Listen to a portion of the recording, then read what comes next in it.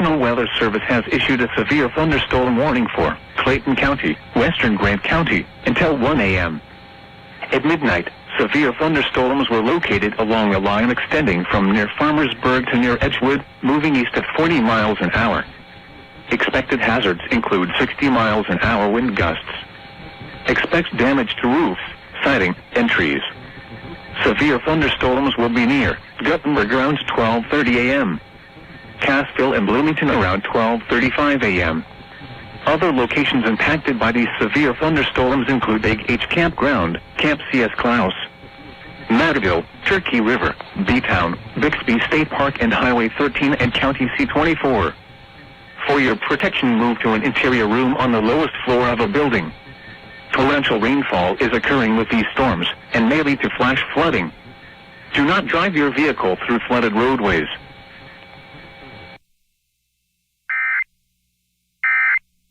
The National Weather Service in the Quad Cities has issued a severe thunderstorm warning for northwestern Jones County, southern Delaware County, northeastern Lynn County, until 12:30 a.m.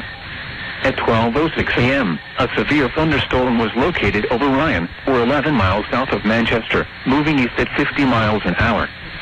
Expected hazards include 60 miles an hour wind gusts.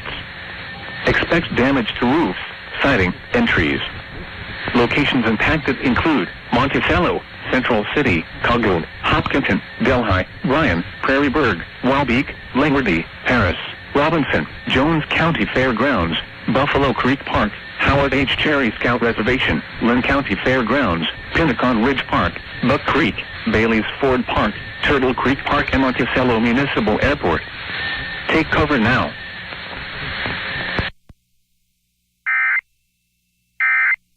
Milwaukee Sullivan has issued a special marine warning for Lake Michigan near shore and open waters to mid-lake Wind Point, Wisconsin to Winthrop Harbor, Illinois, until 1:45 a.m. At 12:10 a.m., strong thunderstorms were located along a line extending from 32 nautical miles southwest of Muskegon Light to near South Milwaukee, moving southeast at 30 knots. Hazard, wind gusts 34 knots or greater. Source, radar. Impact, small craft could be damaged in briefly higher winds and suddenly higher waves. Strong thunderstorms will remain over mainly open waters. Frequent lightning is occurring with these storms. If caught on the open water, stay below deck if possible. Keep away from ungrounded metal objects.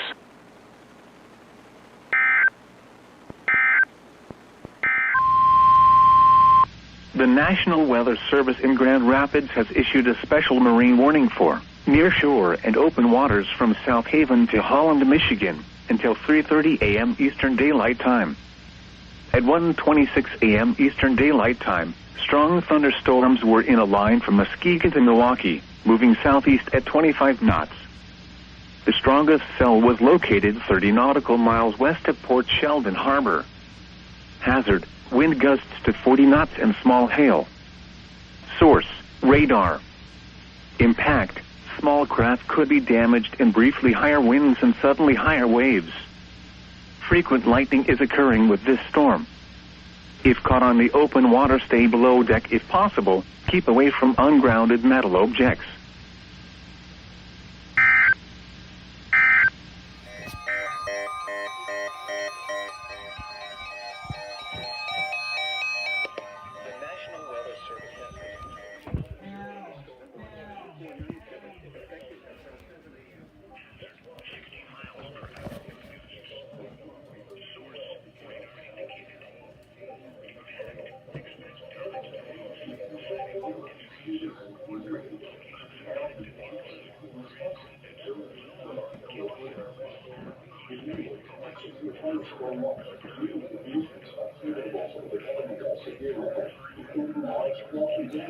Come up when I am, but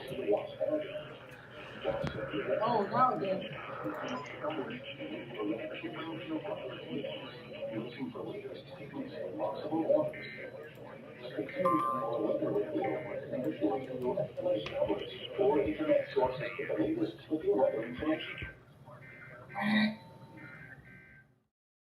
Rapids has issued a severe thunderstorm warning for Central Kent County in southwestern Michigan, northeastern Ottawa County in southwestern Michigan, southeastern Muskegon County in west central Michigan, until 2:30 a.m. Eastern Daylight Time. At 1:38 a.m. Eastern Daylight Time, a severe thunderstorm was located near Ravenna, or 17 miles northeast of Grand Haven, moving southeast at 40 miles per hour. Hazard, 60 miles per hour wind gusts. Source, radar indicated. Impact, expect damage to roofs, siding, and trees. Locations impacted include Grand Rapids, Lowell, Kentwood, Walker, East Grand Rapids, Rockford, Coopersville, Sparta, Ravenna, Ada, Grattan, Conklin, Wright, Kent City, Casnovia, Crockery Lake, Belmont, Alto, Cannonsburg, Cascade. For your protection, move to an interior room on the lowest floor of a building.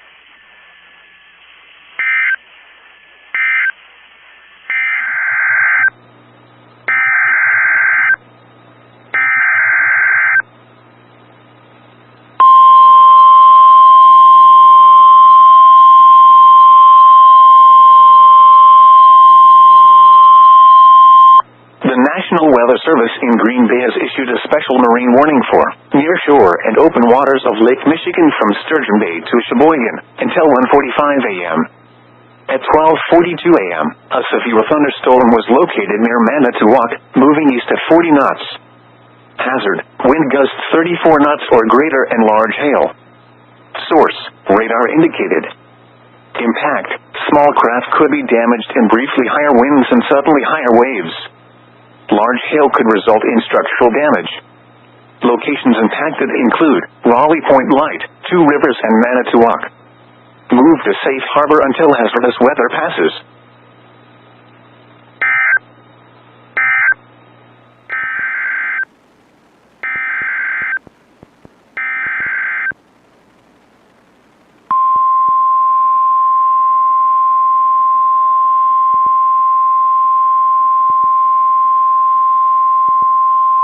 The National Weather Service in Milwaukee-Sullivan has issued a special marine warning for Lake Michigan from North Point Light, Wisconsin to Wind Point, Wisconsin, 5 nautical miles offshore to mid-lake, until 1:15 a.m.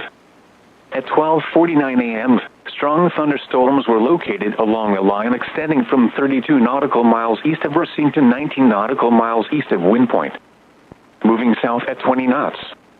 Hazard, wind gusts 34 knots or greater and small hail. Source, radar. Impact, small craft could be damaged and briefly higher winds and suddenly higher waves. Strong thunderstorms will remain over mainly open waters. Move to safe harbor until hazardous weather passes.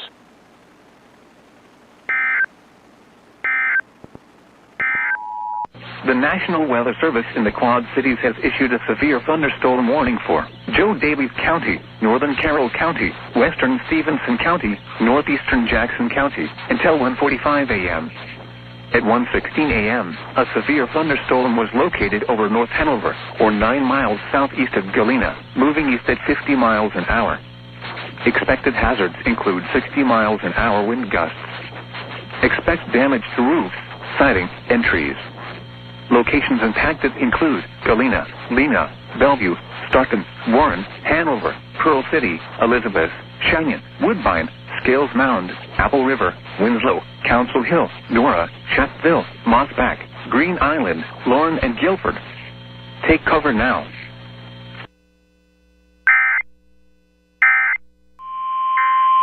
The National Weather Service in Grand Rapids has issued a special marine warning for nearshore and open waters from Whitehall to Manistee, Michigan, until 4:30 a.m. Eastern Daylight Time.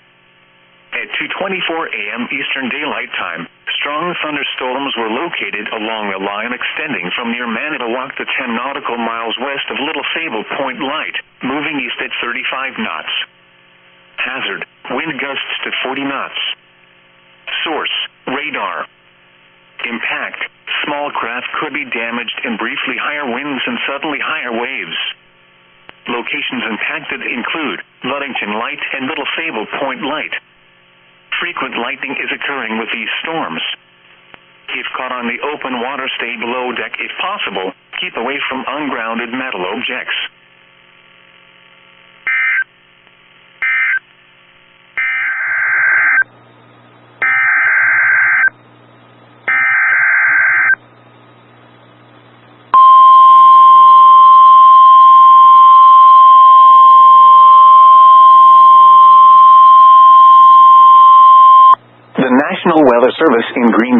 issued a special marine warning for near-shore and open waters of Lake Michigan from Sturgeon Bay to Sheboygan until 3 a.m.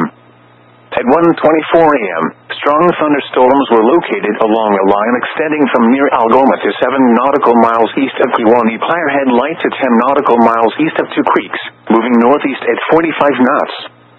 Periods of storms will continue for the next hour or two. Hazard, wind gusts to 40 knots and small hail. Source, radar indicated. Impact, small craft could be damaged and briefly higher winds and suddenly higher waves. Locations impacted include Kewanee Plirehead Light, Raleigh Point Light, Sturgeon Bay Ship Canal Light, Manitowoc and Two Rivers. Move to safe harbor until hazardous weather passes. Frequent lightning is occurring with these storms. If caught on the open water, stay below deck if possible. Keep away from ungrounded metal objects.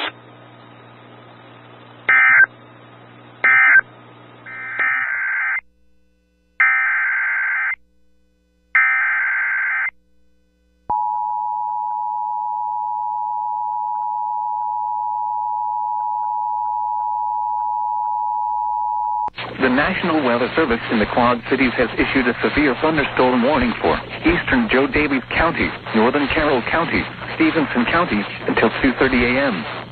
At 1:38 a.m., a severe thunderstorm was located over Kent, or 15 miles west of Freeport, moving east at 50 miles an hour.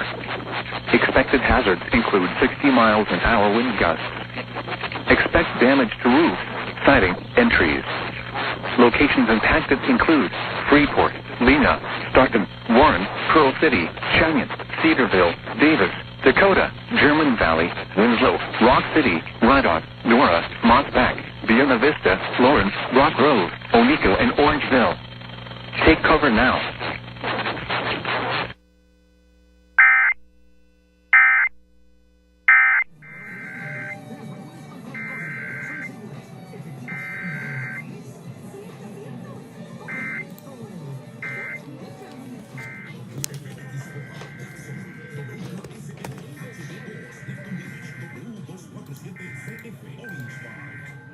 ¿Has escrito un libro y deseas publicarlo, pero no sabes por dónde empezar? Page Publishing elimina la confusión. Autores se enfrentan como derechos de autor, códigos de barras, impresión y carga digital. Llevaremos tu libro a las librerías. Te guiamos a través del laberinto de publicación.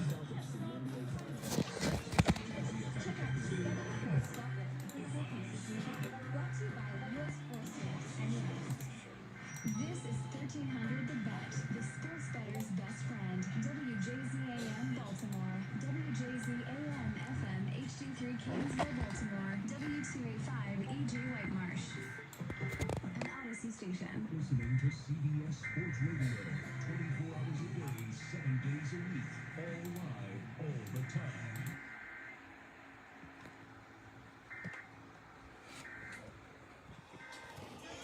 Northern Washington County in southeastern Wisconsin, northeastern Dodge County in southeastern Wisconsin until 2:45 a.m.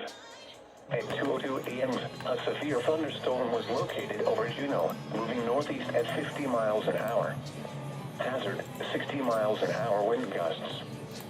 Source, radar indicated. Impact, expect damage to roofs, siding, and trees. Locations impacted include West Bend, Beaver Dam, Waupun, Mayville, Kewaskum, Horicon, Juneau, Lomira, Campbellsport, Theresa, Hustisford, Oakfield, Iron Ridge, Burnett, Addison, Ashford, Lamartine, Byron, Eden, and Woodland. This includes the following location: Horicon Marsh. For your protection, move to an interior room on the lowest floor of a building.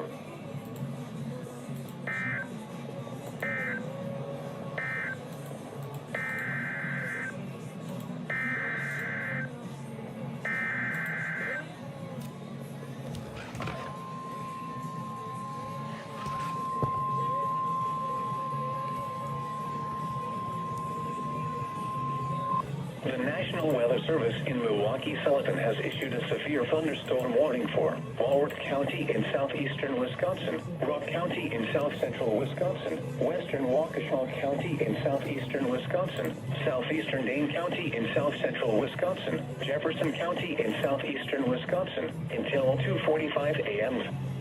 At 2:03 a.m., severe thunderstorms were located along a line extending from near Cottage Grove to near Durand, moving northeast at 55 miles an hour. Hazard, 60 miles an hour wind gusts. Source, radar indicated. Impact, expects damage to roofs, siding, and trees. Locations impacted include Janesville, Lloyd, Watertown, Whitewater, Stoughton, Fort Atkinson, Elkhorn, Parkland, Delavan, Jefferson, Lake Geneva, Mukwonago, Delafield, Lake Mills, Milton, Edgerton, East Troy, Williams Bay, Wales, and Okauchee Lake. This includes the following locations: Ottawa Lake Recreation Area and Pinewoods Campground. For your protection, move to an interior room on the lowest floor of a building.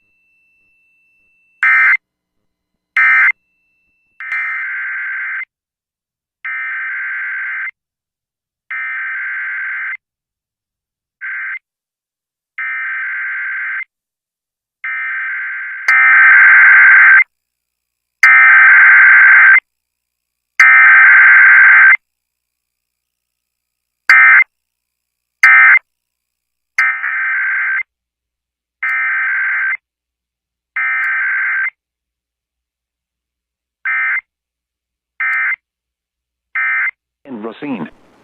Remember, a severe thunderstorm watch means the conditions are favorable for the development of severe weather, including large hail and damaging winds, in and close to the watch area.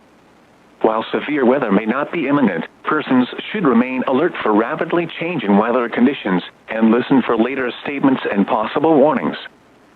Stay tuned to NOAA weather radio, commercial radio and television outlets, or internet sources for the latest severe weather information.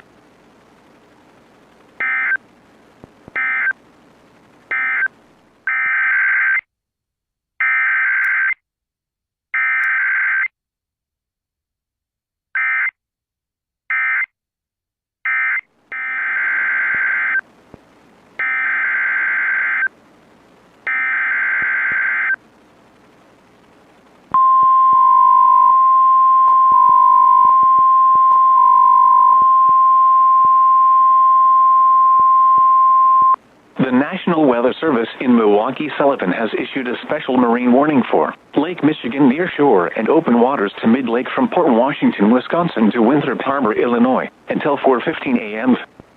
At 2:19 a.m., strong thunderstorms were located along a line extending from 40 nautical miles south of Oshkosh to 27 nautical miles west of McHenry, moving east at 50 knots.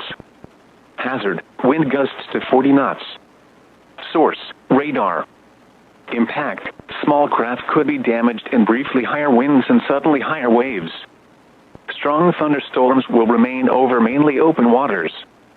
Move to safe harbor immediately as gusty winds and high waves are expected.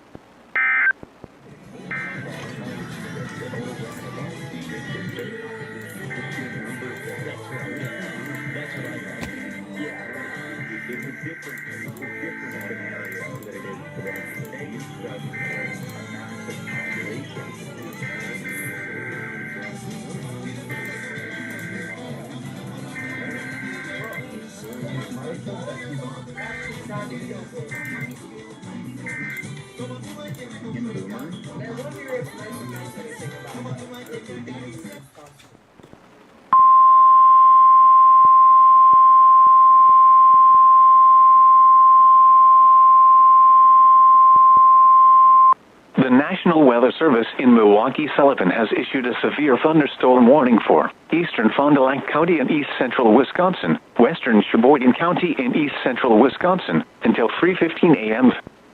At 2:26 a.m., a severe thunderstorm was located near Campbellsport, or 9 miles southeast of Fond du Lac, moving northeast at 40 miles an hour.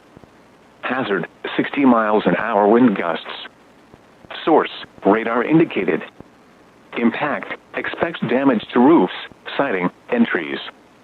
Locations impacted include Fond du Lac, Plymouth, North Fond du Lac, Campbellsport, Elkhart Lake, Southern Lake Winnebago, Taycheedah, Byron, Greenbush, Eden, Mount Calvary, Cascade, Waldo, St. Cloud, Glenboyle, Beechwood, Johnsonville, Waukesha, Calvary, and Marytown. People attending the Fond du Lac County Fair should seek safe shelter immediately. For your protection, move to an interior room on the lowest floor of a building. Storms were located along a line extending from near Campbellsport to Belgium, moving northeast at 30 miles an hour. Hazard, 60 miles an hour wind gusts. Source, radar indicated. Impact, expects damage to roofs, siding, and trees. Locations impacted include Sheboygan, West Bend, Grafton, Port Washington, Plymouth, Sheboygan Falls, Soakville, Kewaskum, Howards Grove, Pittsburgh, Belgium, Fredonia, Kohler, Cedar Grove, Randon Lake, Newburgh, Cascade, Adel, Waldo, and Haven. For your protection, move to an interior room on the lowest floor of a building.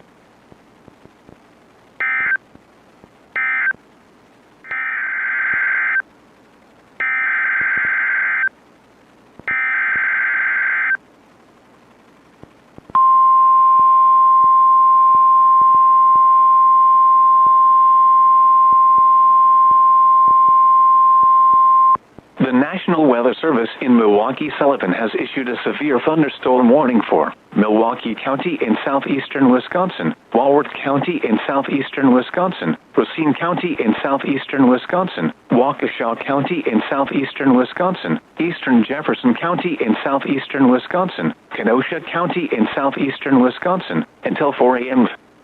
At 2:41 a.m., severe thunderstorms were located along a line extending from near Lac La Belle to near Elkhorn to near Clinton, moving east at 45 miles an hour.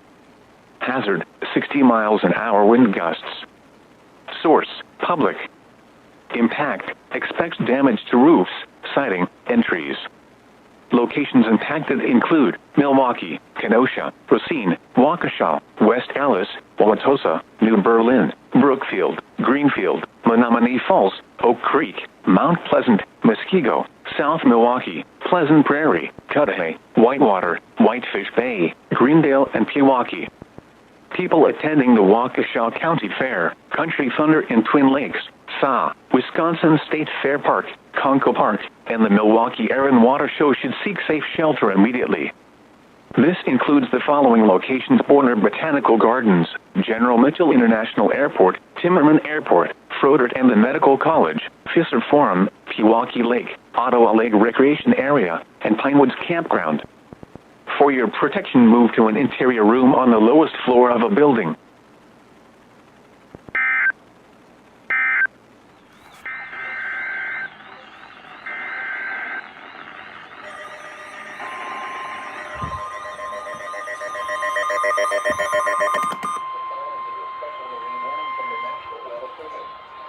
The National Weather Service in Chicago has issued a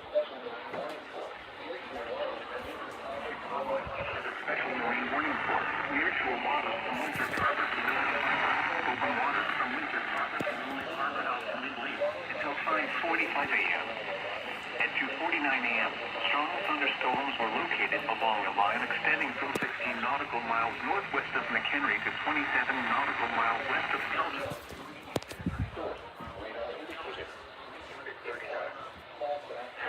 Wind gusts to 40 knots.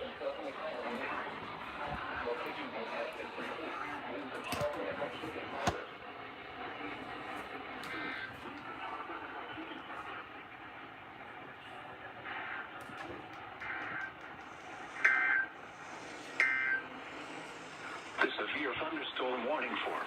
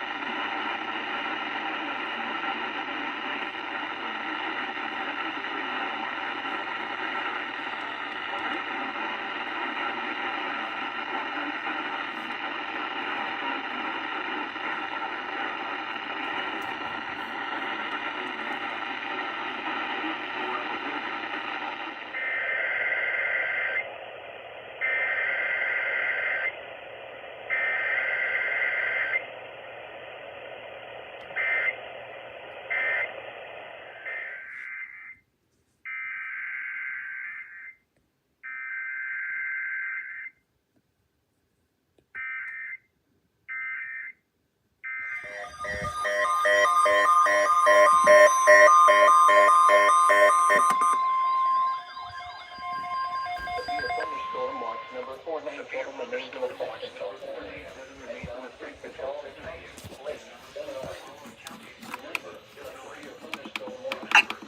Take it.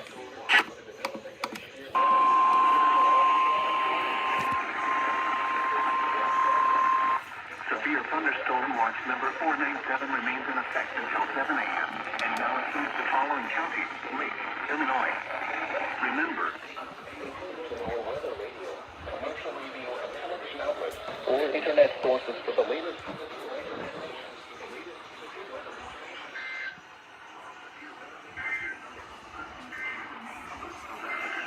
weather conditions and listen to later statements and possible warnings. Stay tuned to more weather. Severe weather information.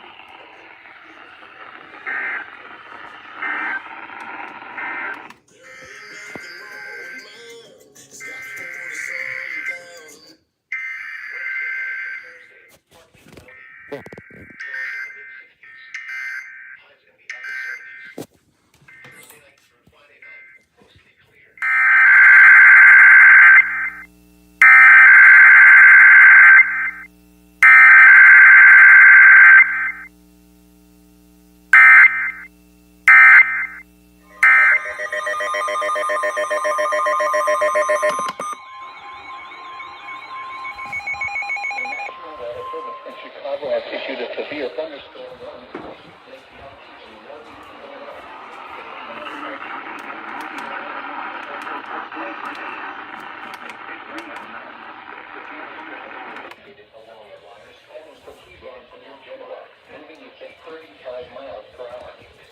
Hazard, 60 miles per hour wind gust.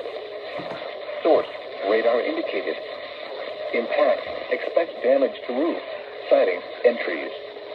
Locations impacted include Waukegan, Arlington Heights, Palatine, Buffalo Grove, Crystal Lake, Wheeling, Northbrook, North Chicago, Gurnee, Mundelein, Algonquin, Highland Park, Lake, Indiana The Hills, Round Lake Beach, McHenry, Furnace Hills, Woodstock, Zion, Huntley, and Grays Lake. This includes Jean O. Lake State Park, College of Lake County, Great Lakes Naval Training Center, Illinois Beach State Park, Lake County, Illinois Fairgrounds, Lake Forest College, McHenry County College, McHenry County Fairgrounds, Moraine Hills State Park, Lavinia Music Festival, and Six Flags Great America. For your protection, move to an interior room on the lowest floor of a building.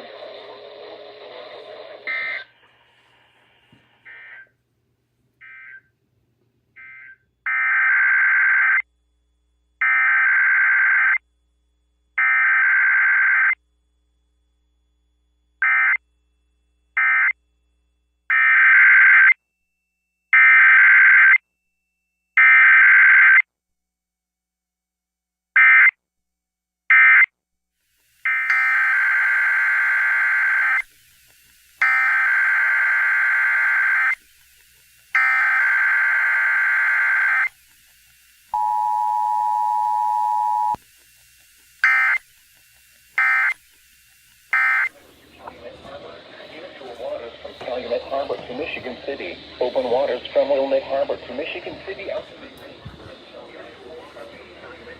Michigan City. Open waters from Wilmette Harbor to Michigan City out to midweek until 9:45 a.m. It's 7:40 a.m. Multiple buoy and marine platforms indicated winds gusting up to 35 knots. Hazard wind gusts 34 knots or greater. Source, buoy. Impact, small craft could be damaged and briefly higher winds or slightly higher waves. Locations impacted include Harrison Beaver, Cribb, Wilmette Harbor, 31st Street Harbor, Monroe Harbor, Burns Harbor, Calumet Harbor, Indiana Harbor, Montrose Harbor, Burnham Harbor, Harrisville, Jackson Harbor, and Belmont Harbor.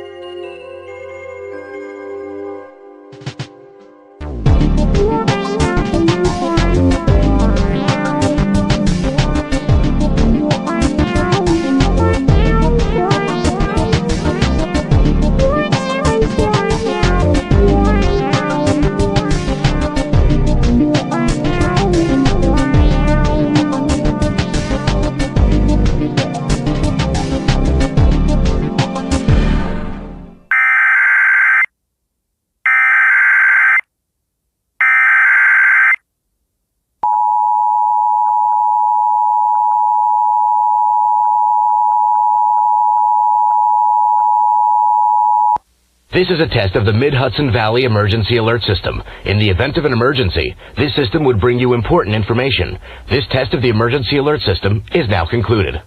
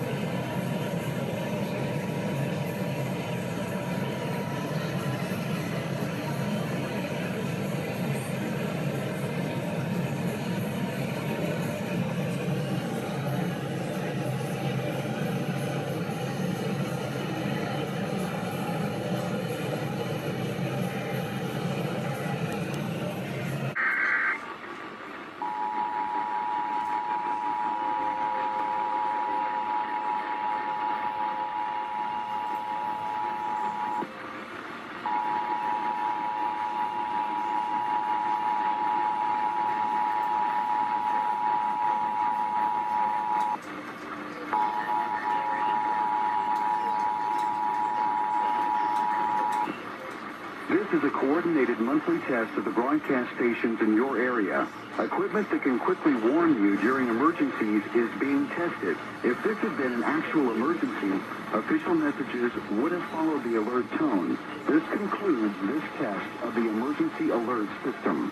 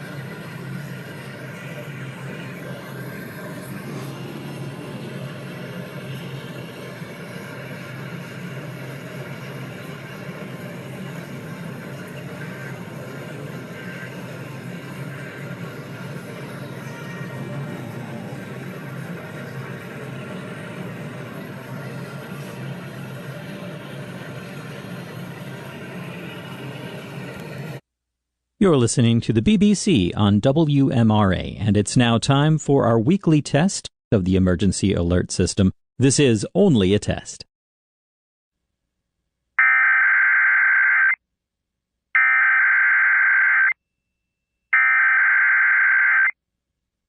This is a test of the emergency alert system. This is only a test.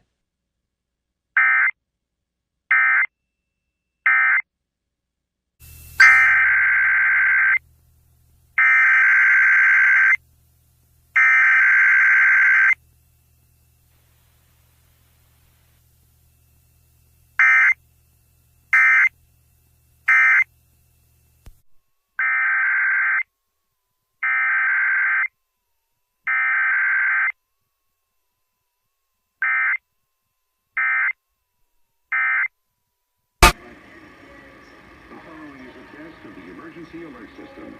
This is only a test.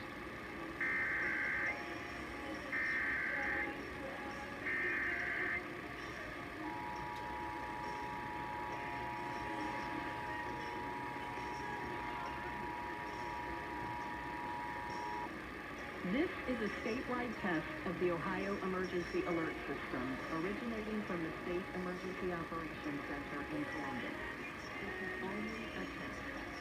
The Ohio Emergency Alert System is designed to provide the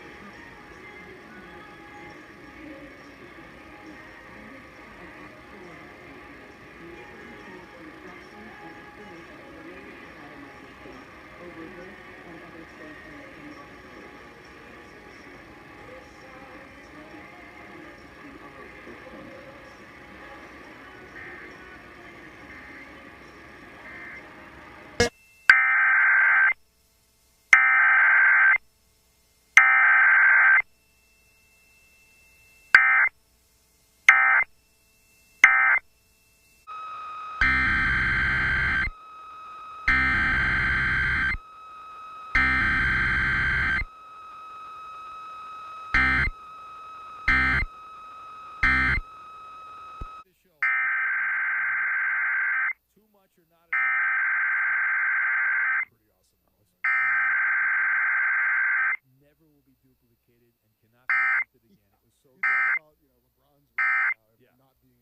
This is WSPC Albemarle. The following is a test of the emergency alert system. This is only a test.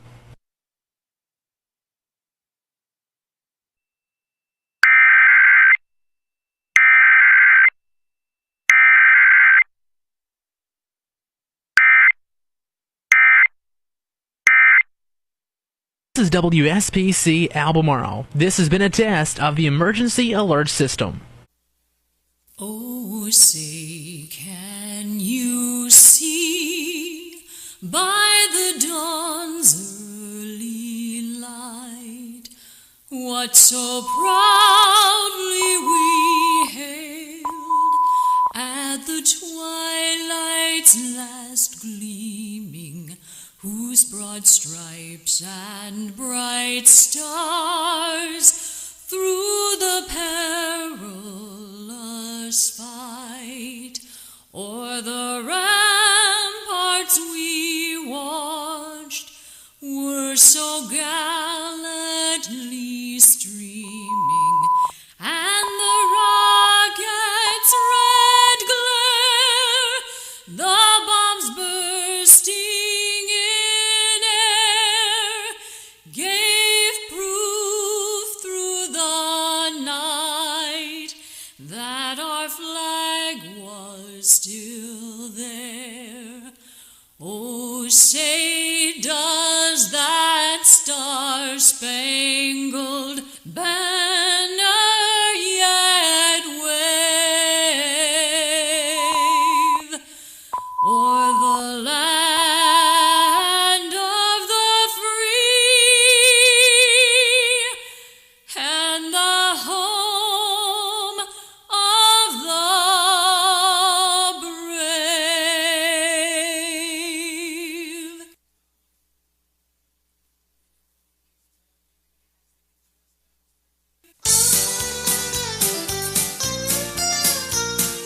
K236CK Warrenton. KWRE Warrenton,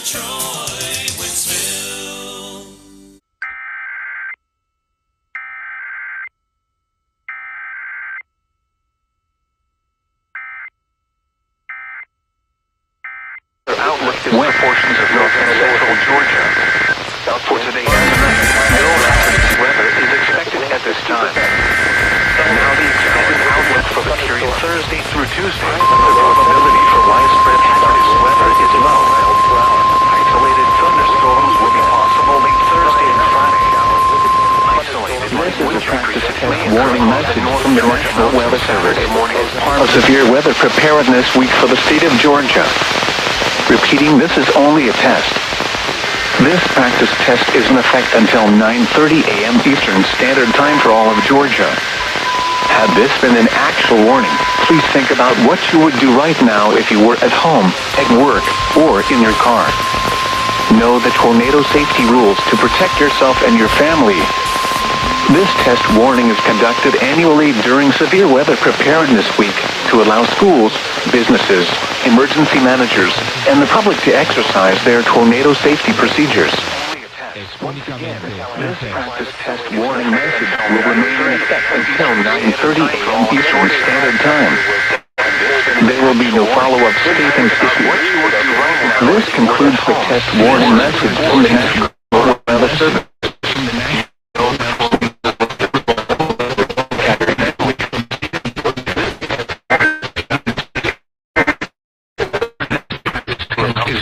Until 9:30, emergency managers and the public to exercise their tornado safety procedures.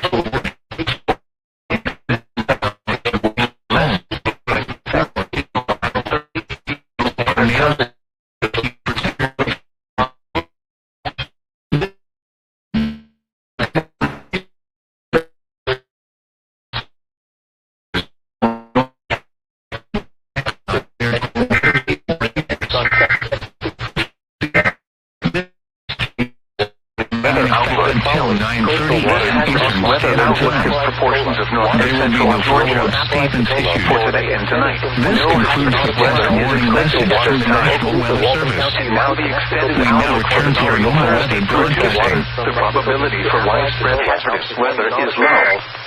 Isolated thunderstorms will be possible late Thursday and Friday. Waters from Mexico Beach to Apalachicola 20 to 50 nautical miles. Today, southeast winds 10 to 15, diminishing to 10 to 15 knots in the afternoon. Seas 3 to 5 feet with a dominant period of 7 seconds. Protected waters choppy. Sunday night, north winds 10 to 15 knots. Seas 2 to 4 feet with a dominant period of 7 seconds. Protected waters a moderate chop. Winds and waves higher and near thunderstorms. This has been a test of the emergency alert system on the Talk of Pittsburgh, 1320 WJAS. This was only a test. The National Weather Service in Little Rock has issued a flash flood warning for western Yell County in central Arkansas, Logan County in western Arkansas, northwestern Montgomery County in western Arkansas, northern Polk, P.O.L.K. County in western Arkansas, Scott County in western Arkansas, until 2:05 p.m. at 8:06 a.m. Doppler radar and automated rain gauges indicated thunderstorms producing heavy rain across the warned area. Between 2 and 4 inches of rain has fallen. Additional rainfall amounts of 1 to 3 inches are possible in the warned area. Flash flooding is already occurring and several area creeks and rivers are flooded. Hazard, flash flooding caused by thunderstorms. Source, radar and automated gauges. Impact, flash flooding of small creeks and streams, urban areas, highways, streets, and underpasses, as well as other poor drainage and low-lying areas. Some locations that will experience flash flooding include Mena, Boonville, Waldron, Paris, Mansfield, Magazine, Subiaco, Odin, Radcliffe, Blue Mountain, Beauchamp, Cardiff, Gravelly, Stonehouse Recreation Area, Echo, Muddy Creek Wildlife Management Area, Oliver, Opal, Fouche Valley, and Mount Magazine. Turn around. Don't drown when encountering flooded roads. Most flood deaths occur in vehicles. In hilly terrain, there are hundreds of low-water crossings which are potentially dangerous in heavy rain. Do not attempt to cross flooded roads. Find an alternate route. Getting your day started right. Mornings with Tom Stryker on today's Variety I-94. This is a test of the emergency alert system. Have recognized that we don't have election day anymore. We have election month. We have mail-in voting that goes on for months. People have the opportunity to select candidates and perhaps propositions that are on the ballot. So why? This is a test of the emergency alert system. This is only a test.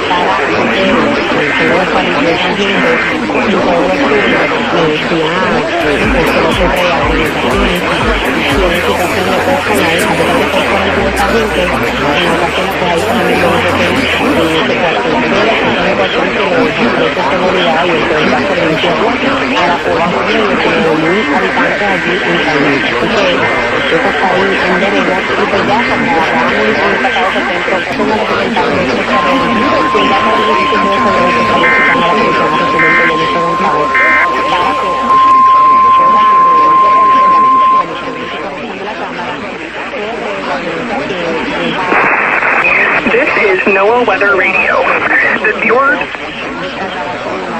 24-hour voice of the National Weather Service. The preceding signal serves not only as a test of public warning and alarm for transmitters in West Central and Southwest Florida listening area, but also as a tornado drill done.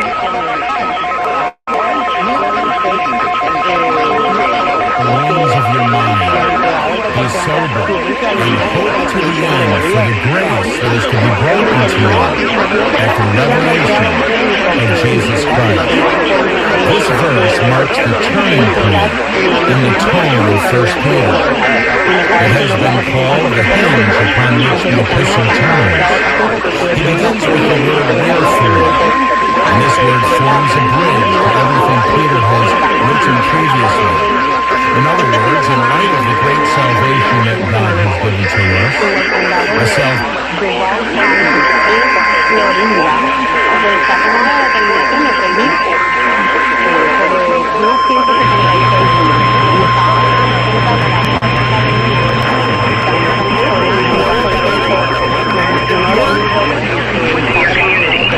This drill was also conducted to test the same system, which will alert only the county or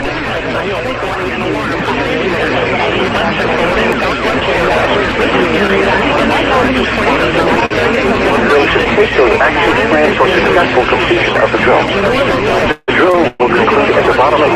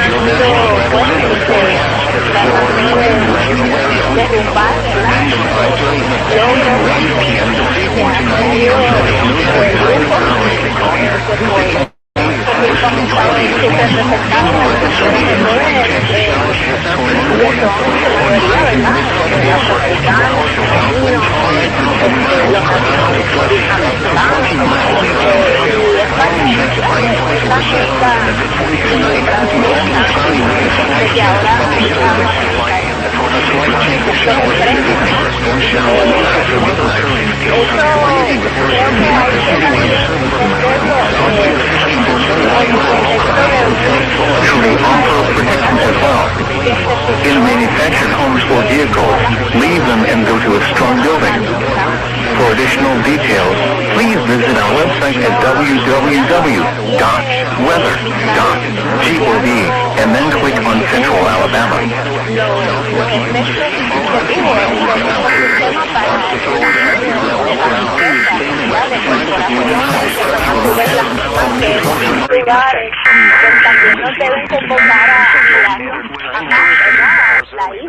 This is a required weekly test of the Southwestern Michigan Emergency Alert System originating from the Cerri County Emergency Operations Center.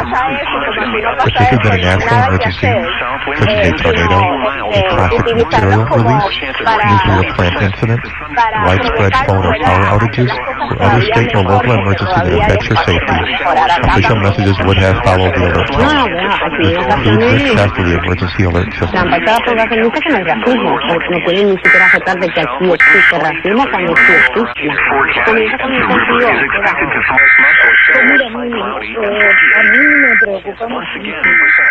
Esto que está ocurriendo en Cerri. Lo primero que me preocupa es que ocurrió en el estado de ¿verdad? Mucha gente que migra de Puerto Rico y está saliendo de Puerto Rico por las condiciones tan complejas que hay aquí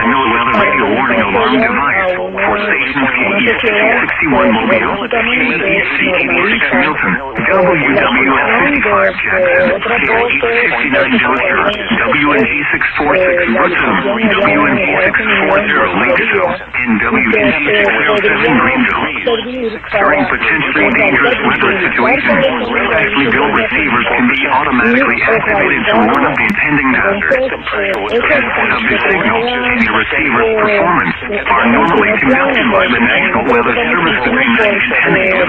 and between 6 and 8 p.m. each Wednesday. If there is a threat or existing severe weather within the area, Wednesday, the test will be postponed until the next available good weather day. Reception of this broadcast, and especially the warning alarm, will vary at any given location. This variability, which is normally more noticeable at greater distances from the transmitter, can occur even if you are using a good quality receiver, which is in good working order. The warning alarm will be activated for hazardous watches and warnings, which affect the following counties in Alabama: Baldwin, Butler, Kershaw, Clark, Coffee, Conecuh, Covington, Crenshaw, Escambia, Geneva, Lowndes, Mobile, Monroe, Heights, Washington, and Wilcox.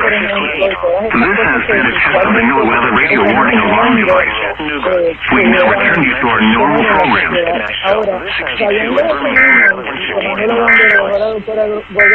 Now here is the local forecast. Wind advisory in effect from 9 p.m. this evening to 9 a.m. Central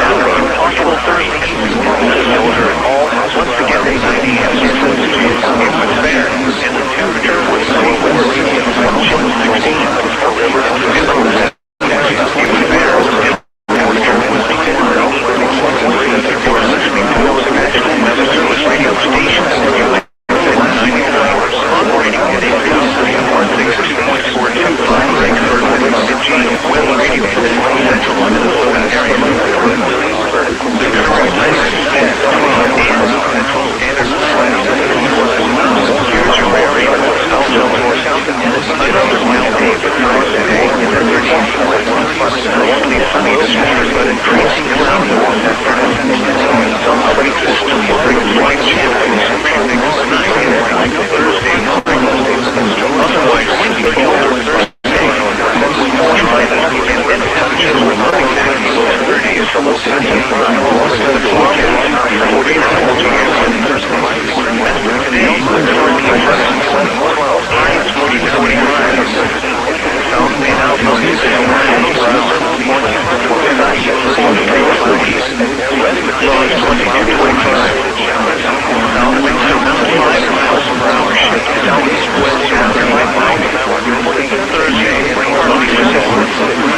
light chances light in the morning, 7 light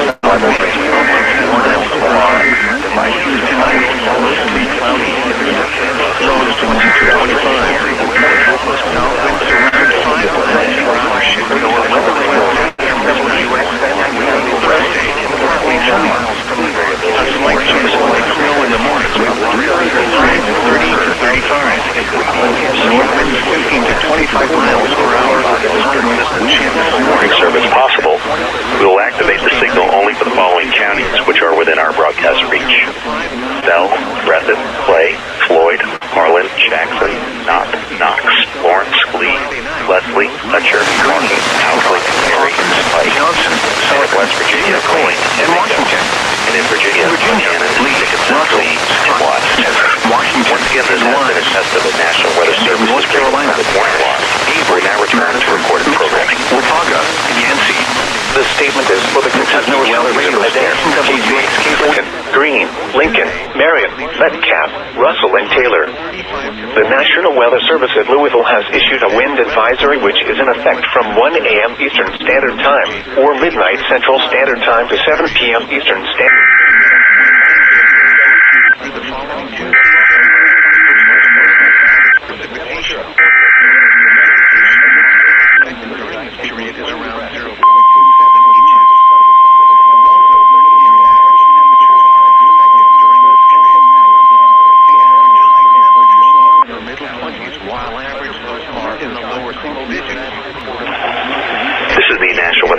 office in Jackson, Kentucky.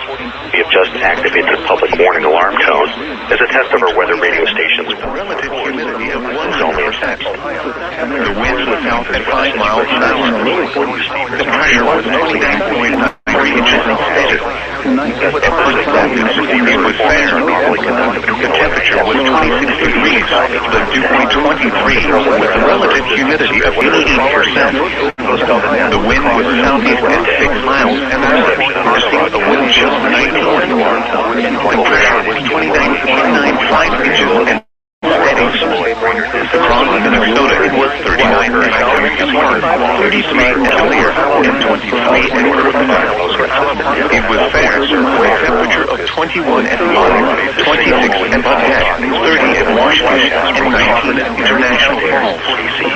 Under fair skies, Stowe reported 28, Detroit Lakes reported 27, and Minneapolis reported 32. Across southern Canada, skies ranged from partly sunny to cloudy. It was 27 at Kenora and 21 at Toledo. In North Dakota. This is a test of NOAA Weather Radio's warning alarm systems. The attention signals you just heard will automatically activate special receivers to warn of the impending hazard. Reception of this broadcast and the warning alarm feature will vary with distance from the transmitter. This test is conducted each Wednesday between 11 a.m. and noon, but may be postponed if there is hazardous weather in the region.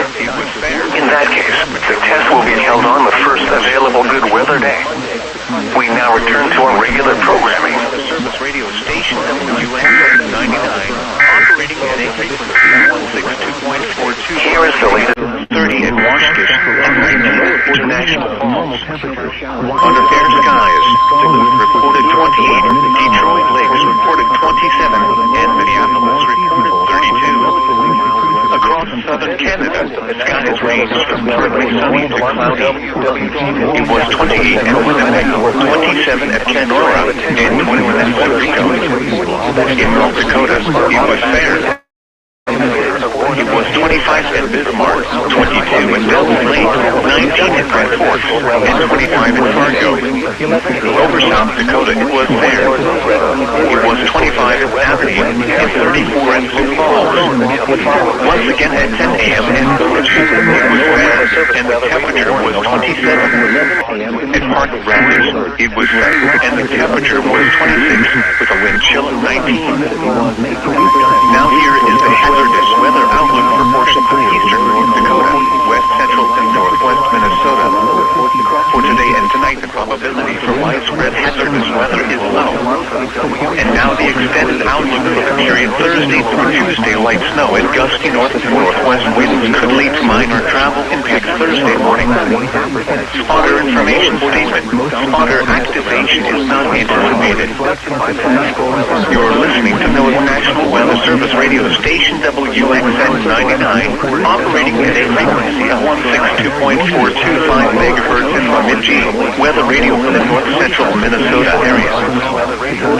The current time is 10:25 a.m. Central Standard Time.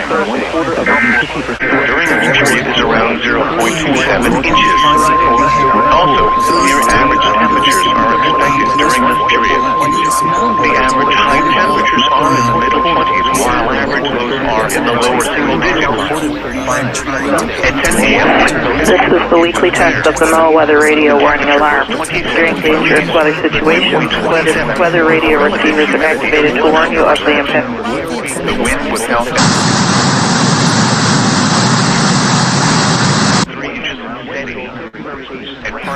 On Wednesday, the test will be canceled. The warning alarm is activated for short-fused weather watches and warnings affecting Michigan's northern lower peninsula, the eastern upper peninsula, and the adjacent coastal waters of the Great Lakes, including Whitefish Bay, Saginaw Bay, and the St. Mary's River system. This concludes the weekly test of the NOAA Weather Radio Warning Alarm. Minnesota was 39 and 33 and 23. It was 25. In Aberdeen, in 34 in Sioux Falls.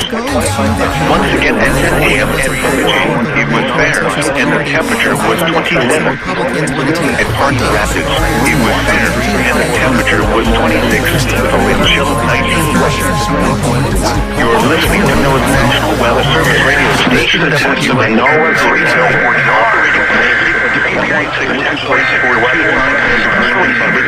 Weather Radio Warning are normally conducted by the National Weather Service every Wednesday between 11 a.m. Here's your weather outlook weather on Wednesday. Another Wednesday postponed until the first available good weather day. Mostly sunny this morning with increases cloudiness and the warning alarm. A weak system will bring a slight chance of variability. Normally more noticeable at greater otherwise winds from the transmitter will occur even during and then quadering the urban vicinity. The total will be activated for telemetry watches and more details in the following counties. Pine County and Porter, Fort Perry, and lows 23 and 25.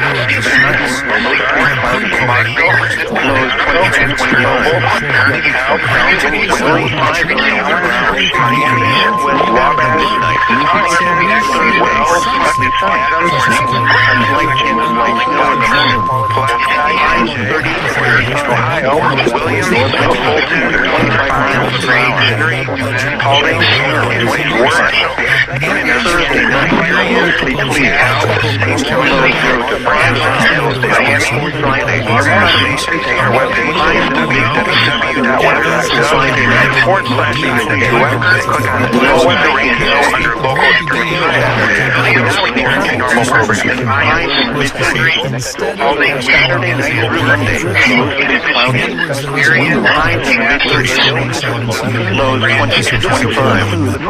Monday night, partly cloudy. Lows in the mid-40s. Tuesday, partly sunny. Weather radio 35 to 40. The extended weather outlook for northwest Minnesota, including the Bemidji, Thief, River Falls, and Bud areas. For next Wednesday, February 15th through the following Tuesday, February 21st is for above average precipitation. Precipitation normally expected during this period is around 0.27 inches. Also, near average temperatures are expected during this period. The average high temperatures are in the mid-20s, while average lows are in the lower single digits. At 10 a.m. in Bemidji, it was fair. The temperature was 27 degrees, the dew point 27, with a relative humidity of 100%. The wind was down to 5 miles an hour. The pressure was 29.93 inches and steady. It was fair. The temperature was 21 degrees, the dew point 23, with a relative humidity of 88%. The wind was southeast at 6 miles an hour. The wind chill of 19.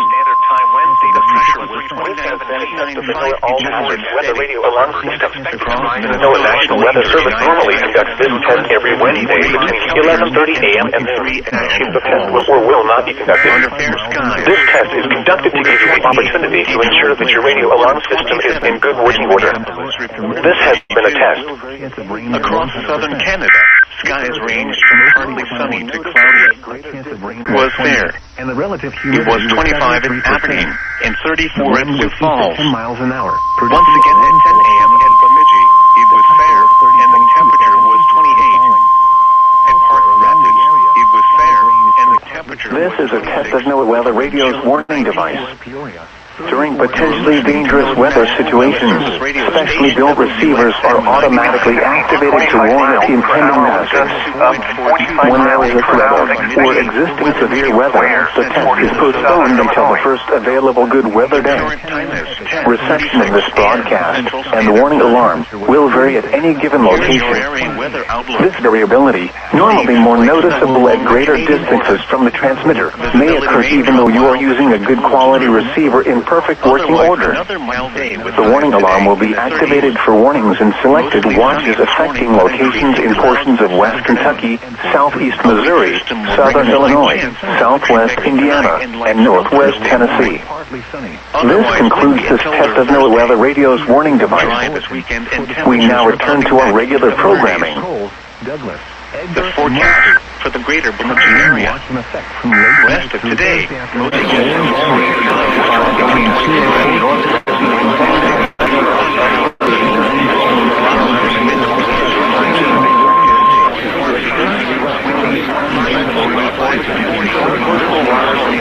This is a test of NOAA Weather Radio's warning.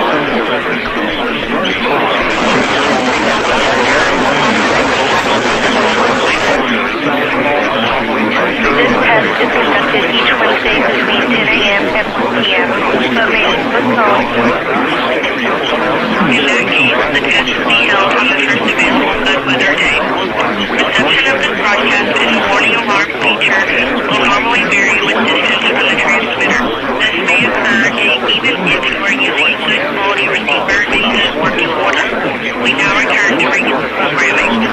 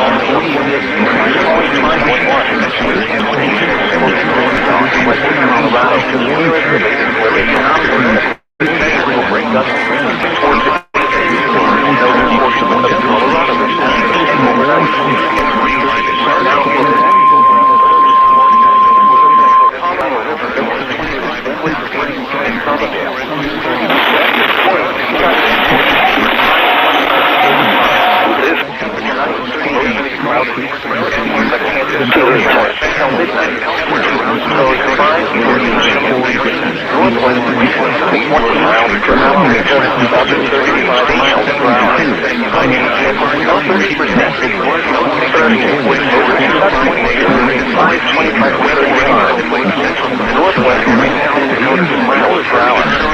Thursday night, clear. Lows 13 miles. Eastern Montana extended forecast with 5 to 5 nights. Lake Street 44, highs in the 30s. Lows every 20. Saturday and Saturday night, most big clouds. Highs in the 40s. Lows 25. Monday night, highs in the 30s. Highs of 35 to 45. Lows at 425. Otherwise, most big clouds 24 hours. 30% chance of snow showers. Highs 35 to 45. Lows at 20. Rest of the forecast for the central mountains, including isolated snow at 45. As for today, clouds late in the morning, then part sunny, occasionally snow showers in the afternoon. Highs 25 to 35. Southwest winds 50 miles per hour with gusts up to 20 miles per hour in the afternoon. Precipitation of 2% miles per hour tonight. Mostly cloudy. Highs blowing snow until midnight. Rain with snow showers until midnight. Then a slight chance of snow showers after midnight. North winds 20 miles per hour with gusts up to 20 miles per hour. Pittsburgh tonight is clear. Lows 30% cloudy. Now extended forecast 5 to 5 nights. Mostly cloudy. Southwest 35. Lows 10. Saturday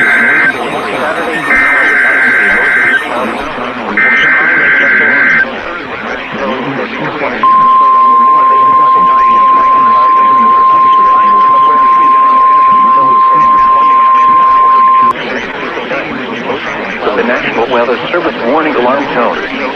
During potentially dangerous weather, to warn of the impending hazard. Tests of these receivers by this system are normally conducted by the National.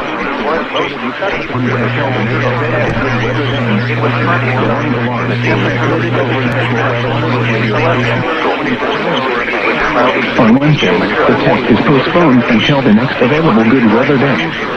The warning alarm transmitted over.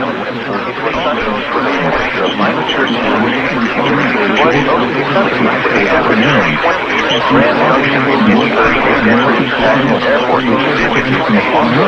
With partly sunny, temperatures of 22.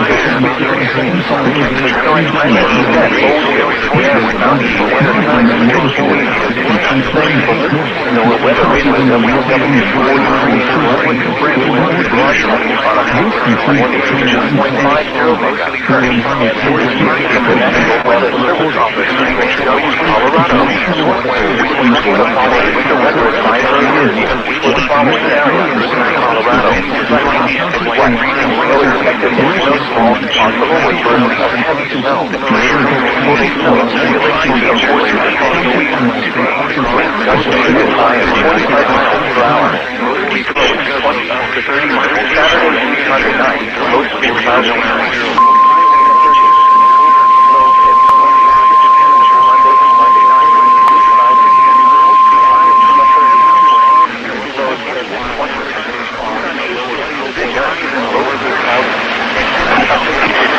This is a test. The National Weather Service in Sioux Falls, South Dakota has just activated the public warning alarm tone. This tone will normally precede the broadcast of emergency messages. During potentially dangerous weather situations, specially built receivers are automatically activated to advise or warn of impending hazards. Tests of the warning alarm tone are normally conducted by the National Weather Service in Sioux Falls each Wednesday morning between 11 a.m. and noon Central Time. The test will be canceled if severe weather threatens the area during the usual test time. Reception of this broadcast, especially the alarm tone, will vary at any given location. Variability is caused by such factors as terrain and distance from the transmitters and will occur even though you may be using a good quality receiver. To provide the most consistent and dependable service possible, the warning alarm tone will be activated only for selected watches and warnings affecting the counties within each transmitter's listening area. This concludes our test. We now return to regular programming.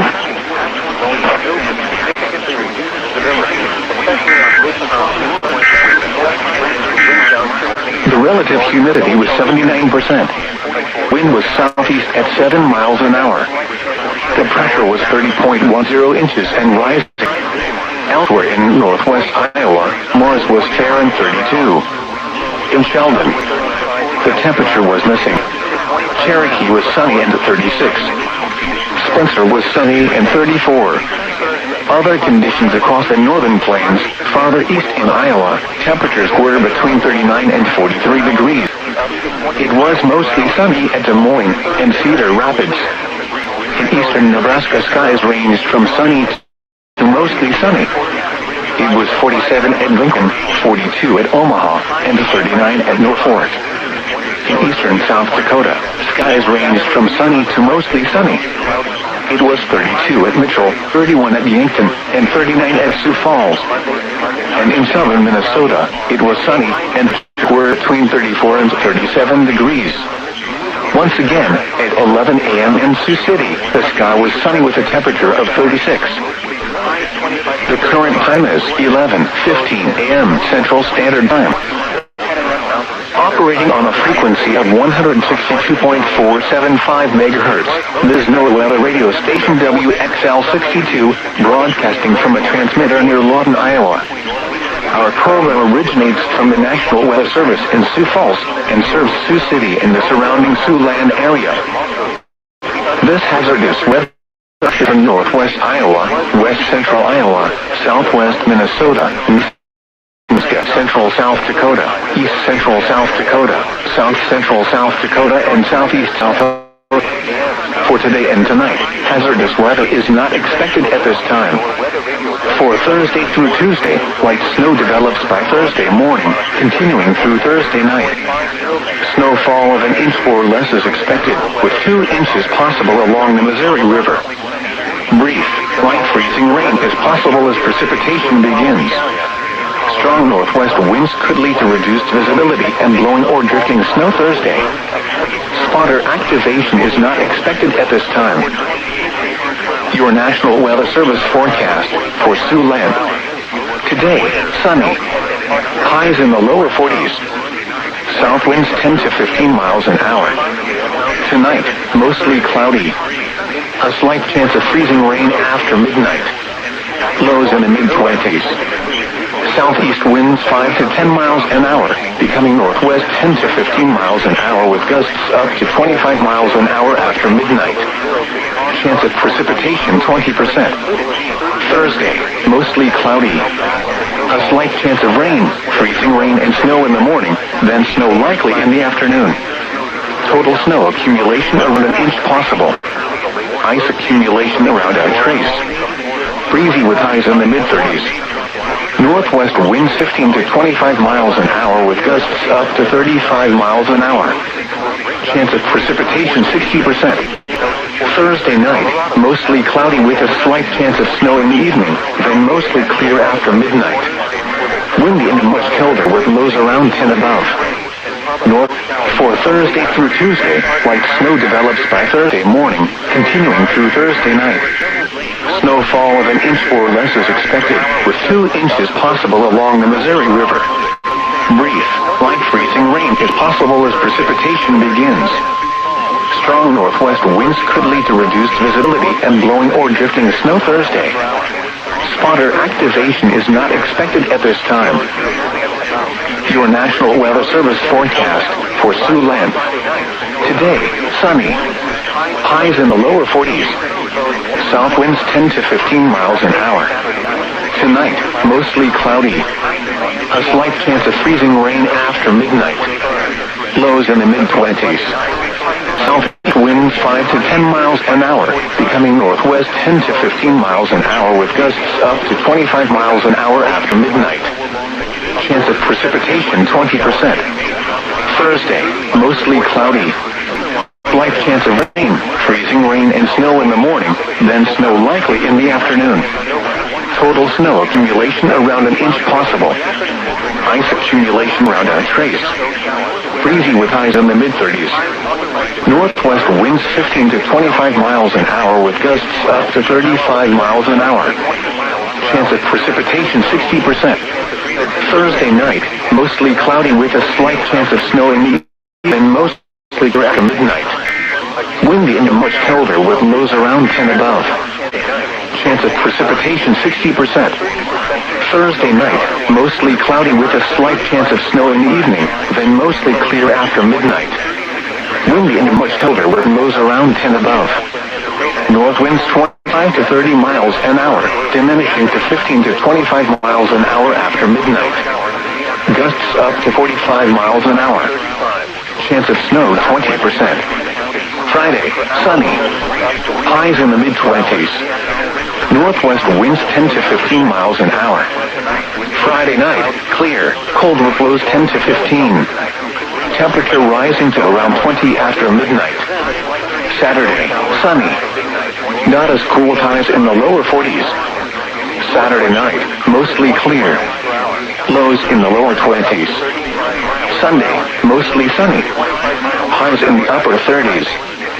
Sunday night, mostly cloudy. Lows in the lower 20s. Monday, mostly sunny. Highs around 40. Monday night, mostly clear in the evening, then becoming partly cloudy. Lows in the mid-20s. Tuesday, mostly sunny. Highs in the lower 40s. At 11 a.m., Sioux City had a sunny sky. The temperature was 36 and the dew point 30. The relative humidity was 79%. The temperature was missing. Cherokee was sunny and 36. Spencer was sunny and 34. Other conditions across the northern plains, farther east in Iowa, temperatures were between 39 and 43 degrees. It was mostly sunny at Des Moines and Cedar Rapids. In eastern Nebraska, skies ranged from sunny to mostly sunny. It was 47 at Lincoln, 42 at Omaha, and 39 at Norfolk. In eastern South Dakota, skies ranged from sunny to mostly sunny. It was 32 at Mitchell, 31 at Yankton, and 39 at Sioux Falls. And in southern Minnesota, it was sunny, and temperatures were between 34 and 37 degrees. Once again, at 11 a.m. in Sioux City, the sky was sunny with a temperature of 36. The current time is 11:34 a.m. Central Standard Time. Operating on a frequency of 162.475 megahertz, this is NOAA Weather Radio Station WXL62, broadcasting from a transmitter near Lawton, Iowa. Our program originates from the National Weather Service in Sioux Falls and serves Sioux City and the surrounding Siouxland area.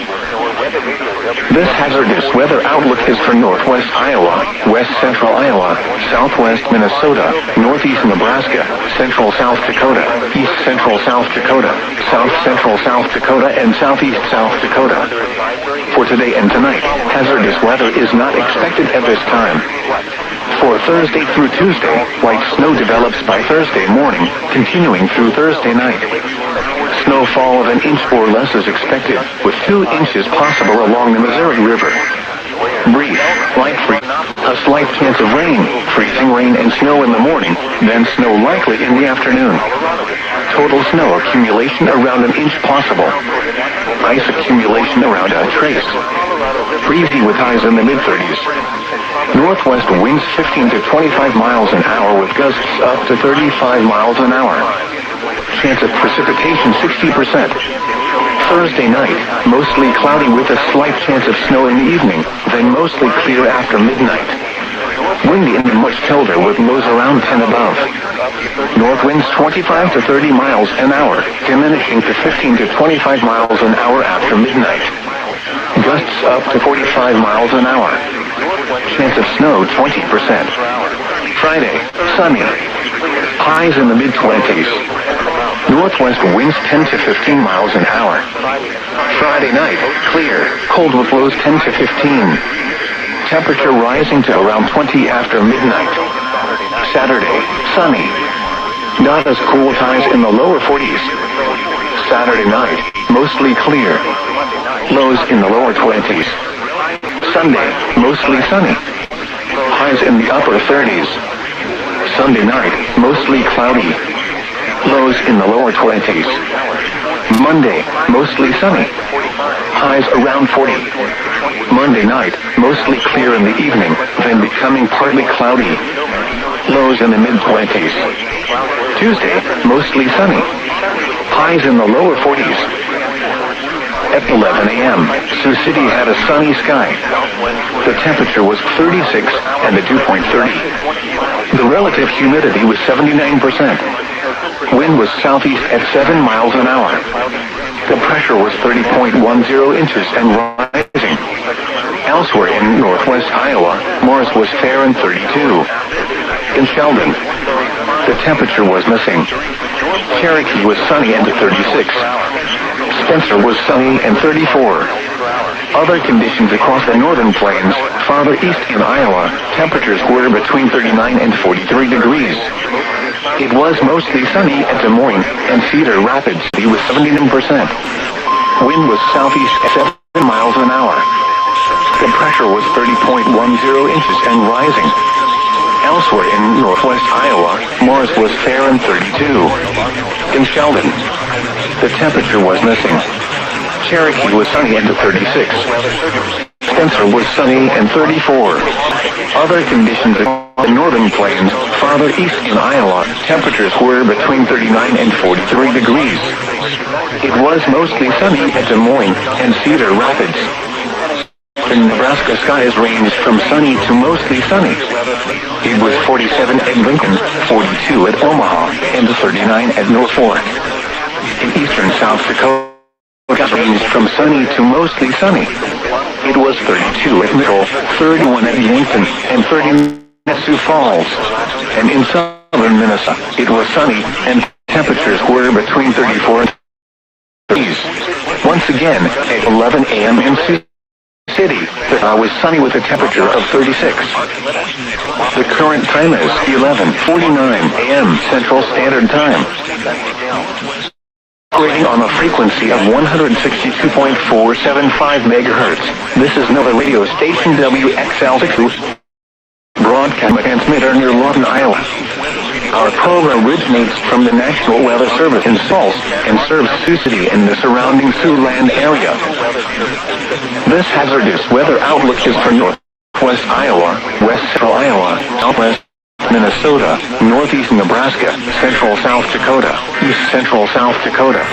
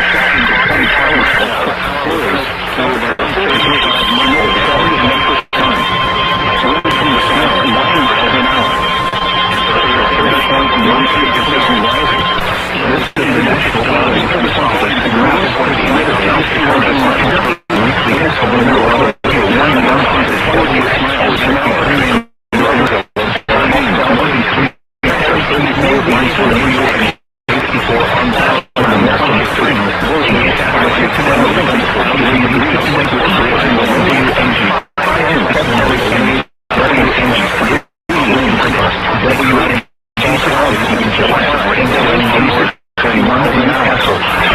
When weather watches and warnings are issued, the signal will trigger an alarm on weather radio equipped to warn you of the hazard. The alarm will be used for weather warnings and emergency messages for Bennett, Butte, Custer, Fall River, Hawkins, Harding, Dexter, Jones, Lawrence, Meade, Millette, Saguaro, Lakota, Pennington, Perkins, Toms, and DuBois counties in South Dakota, Campbell, Cook, Niobrara, and Western counties in Wyoming, and Carter County in Montana.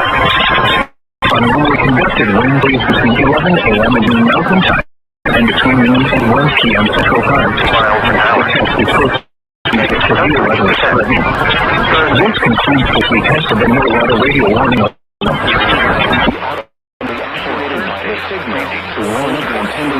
Mostly sunny with a slight signal and receivers performance are normally conducted by the National Weather Service between 11 a.m. and noon each Wednesday. If there is a threat of severe weather, the test will be postponed to the next available good weather day. Reception of this broadcast, and especially the warning alarm, will vary at any given location. This variability, normally more noticeable at greater distances from the transmitter, can occur even though you are using a good quality receiver in good working order. To provide the most consistent and dependable warning service possible, the warning alarm will be activated for hazardous watches and warnings for the following counties: Missoula, Lake and Ruhr Valley. This has been a test of the NOAA weather radio warning device. We now return to normal programming. Snow showers after midnight. Lows 10 to 15. During the day, Monday, providing chances for rain, snow, area wide. This will follow a very next week with a mild probability of well lower average temperatures. Forecast for the Metro Rio Grande Valley, including Colorado area for today. Mostly cloudy, then becoming partly cloudy late in the morning, then becoming mostly sunny. Areas of freezing fall early in the morning. Freezing mid upper 20s. Winds 15 to 20 miles per hour in the afternoon. For tonight, mostly clear. Lows in the lower 20s. North winds 10 to 15 miles per hour. For Thursday, mostly sunny. Highs in the lower 40s.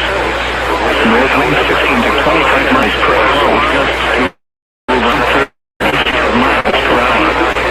And for Thursday, colder. Mostly clear. Lows 10 to 20. North wind 10 miles per hour in the evening. In the forecast for the Sandia and Marjano Mountains for today. Partly cloudy early in the morning, then becoming mostly sunny. Many areas freezing fall early in the morning. Highs around 40. Northwest winds 20 to 30 miles per hour. South to 40 miles per hour in the afternoon. For tonight, windy. Mostly clear.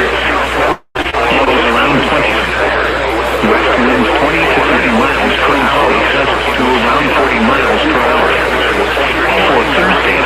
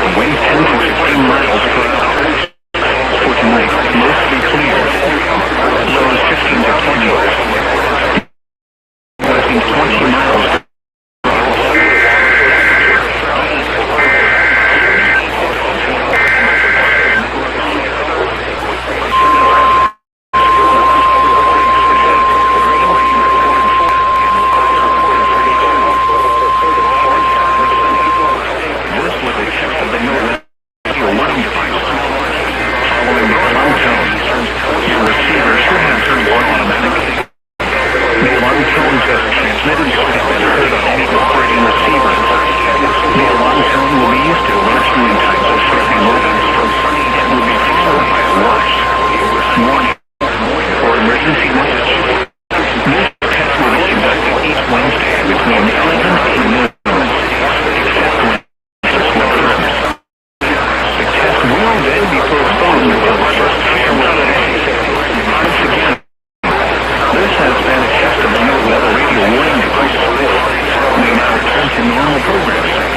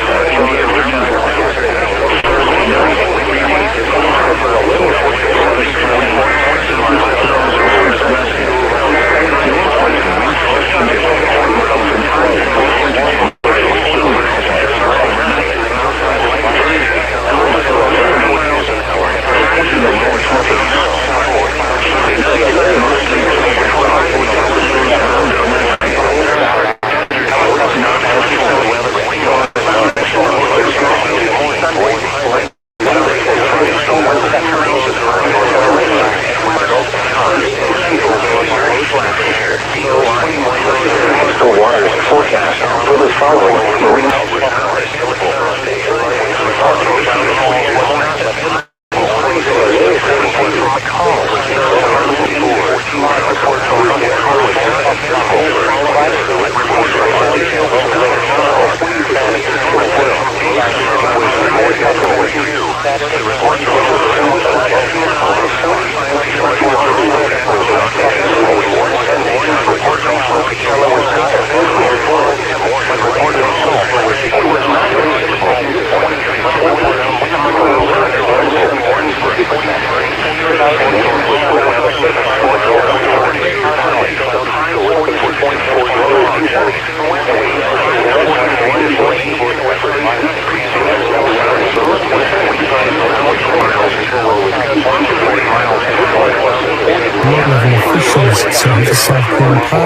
The following is test of the emergency alert system.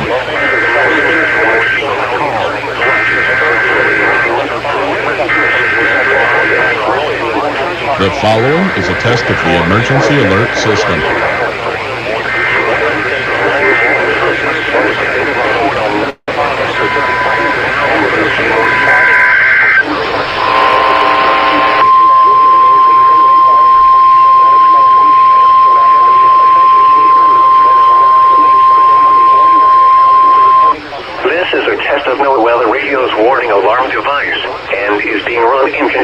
With a routine weekly test of the emergency alert system. To provide the most consistent warning service possible, these alerts will only be activated for selected warnings affecting the following counties: Alpine, Amador, Butte, Calaveras, Colusa, El Dorado, Glenn, Nevada, Placer, Western Plumas, Sacramento, San Joaquin, Sierra, Solano, Stanislaus, Sutter, Tehama, Tuolumne, Yolo, and Yuba.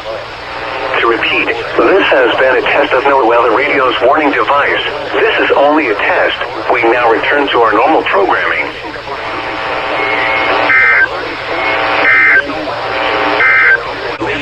The National Weather Service in Little Rock has issued a flash flood warning for Conway County and Central Arkansas, northwestern Faulkner County in Central Arkansas, Garland County in Central Arkansas, Perry County in Central Arkansas, Pope, P.O.P.E.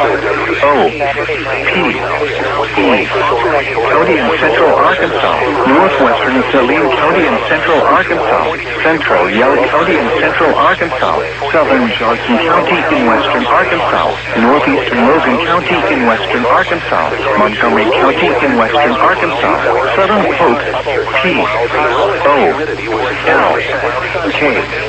County in western Arkansas until 3:40 p.m. At 9:41 a.m. Doppler radar indicated thunderstorms producing heavy rain across the warned area. Between 2 and 4 inches of rain have fallen. Additional rainfall amounts of 1 to 3 inches are possible in the warned area. Flash flooding is ongoing or expected to begin shortly. Hazard: flash flooding caused by thunderstorms. Source: radar. Impact: flash flooding of small creeks and streams, urban areas, highways, streets, and underpasses, as well as other poor drainage and low-lying areas. Some locations that will experience flash flooding include Conway, Hot Springs, Russellville, Hot Springs Village, Clarksville, Morrilton, Danville, Perryville, Mount Ida, Dardanelle, Greenbrier, Atkins, Pottsville, Limerick, Dover, Ola, London, Worcester, Othello, and Mountain Pine. Turn around. Don't drown when encountering flooded roads. Most flood deaths occur in vehicles. The National Weather Service in Little Rock has issued a flash flood warning for northeastern Faulkner County in central Arkansas, northern Polk, P.O.P.E. County in central Arkansas, White County in central Arkansas, This is a test central Arkansas, potentially dangerous weather situation. Tests of these receivers are normally conducted each Wednesday between the hours of 11 a.m. and 12 noon. If any warnings or watches are in effect or threatening weather is possible, the test will be postponed until the first good weather day. Again, this has been a test of the NOAA Weather Radio warning alarm and the AS signal. We now return to the regular broadcast cycle. Possible in the warned area. Flash flooding is ongoing or expected to begin shortly. Hazard. Flash flooding caused by thunderstorms. Source. Radar. Impact. Flash flooding of small creeks and streams, urban areas, highways, streets, and underpasses, as well as other poor drainage and low-lying areas. Some locations that will experience flash flooding include Cabot, Cerri, Batesville, Heber Springs, Mountain View, Clinton, Fairfield Bay, Levy, Valonia, Baldwin, Judsonia, Kansas, Newark, Greers Ferry, Whitman, Higginson, Pittsburgh, Rosebud, Cushman, and Nashville. To the south, around encountering flood roads. Most of the deaths is vehicles. Be aware of your surroundings and do not drive on flooded roads. Here are the latest weather.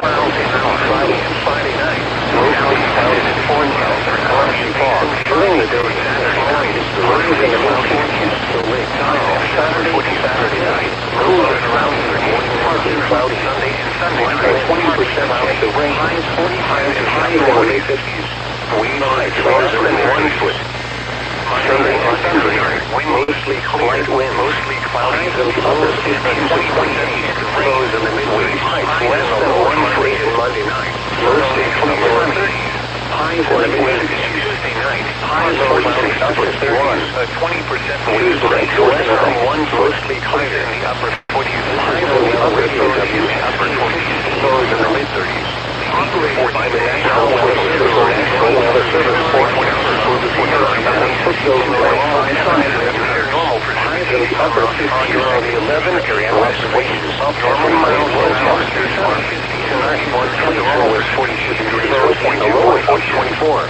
Normal relative humidity was 49%. Normal precipitation pressure was 5.41 inches, and the low is normal high and low temperature was 30 miles an hour. Normal precipitation was 0.44 until National Weather Service forecast for the Greater Lakes on Wednesday today.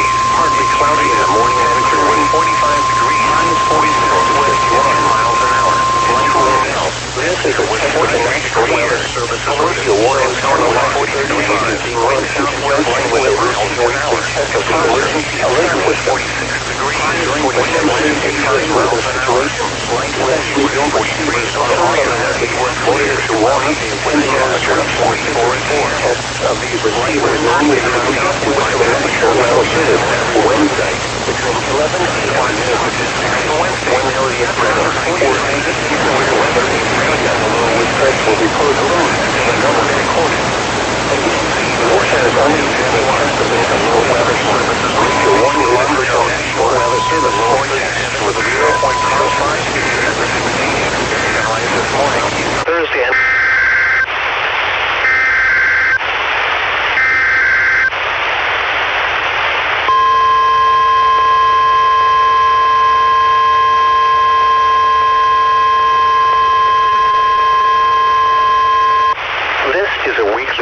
Emergency alert system from the National Weather Service Forecast Office in Las Vegas, Nevada.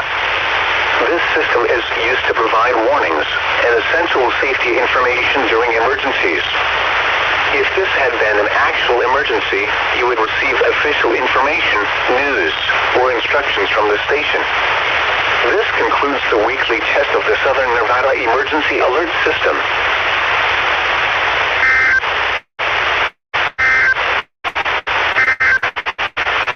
Lows are 42 miles on Monday, April 12th, where access to the distance between 44. Out there, 4 degrees, pressure in Minnesota. 1 rising. Water wind reports in Point Wilson, Point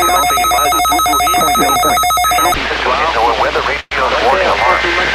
During potentially hazardous weather situations, the National Weather Service transmits a signal that automatically activates radio receivers to warn of the impending hazard.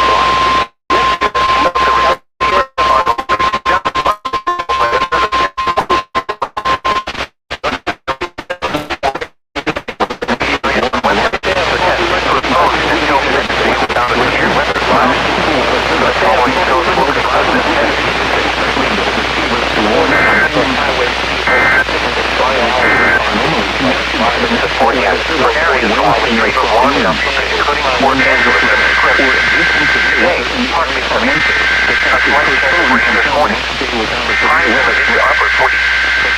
Winds varying from 10 miles an hour, becoming northeast 10 to 15 miles an hour this afternoon. Tonight, cloudy. A slight chance of rain until midnight, then a chance of rain after midnight. 45 degrees. Humidity. Forecast for Highway 3.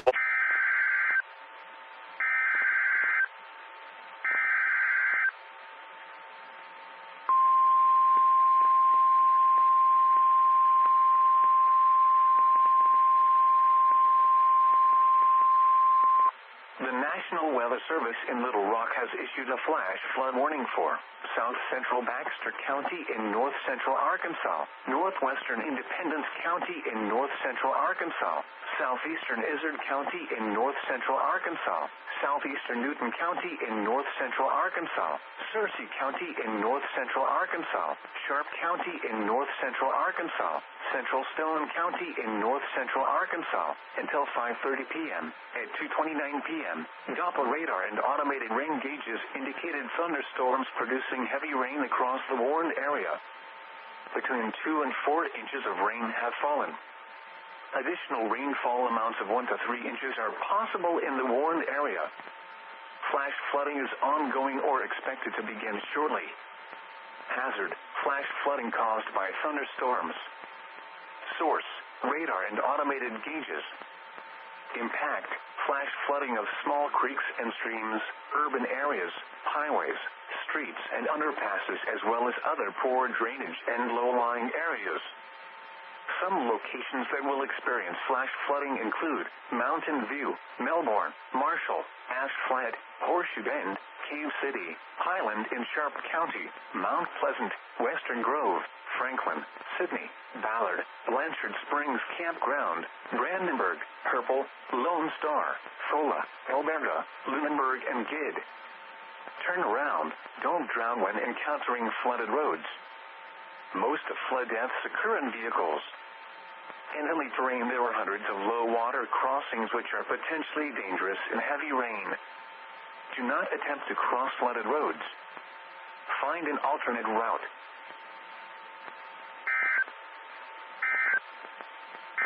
The National Weather Service has issued Tornado Watch number 31, effective until 9 p.m. Central Standard Time. This watch includes the following parishes in Louisiana: Bienville, Claiborne, Red River, and Sabine. Remember, a tornado watch means the conditions are favorable for the development of severe weather, including tornadoes, large hail, and damaging winds, in and close to the watch area. While severe weather may not be imminent, persons should remain alert for rapidly changing weather conditions and listen for later statements and possible warnings. Stay tuned to NOAA Weather Radio, commercial radio and television outlets, or internet sources for the latest severe weather information. Repeating, Tornado Watch number 31 has been issued until 9 p.m. Central Standard Time for the following parishes in Louisiana: Caldwell,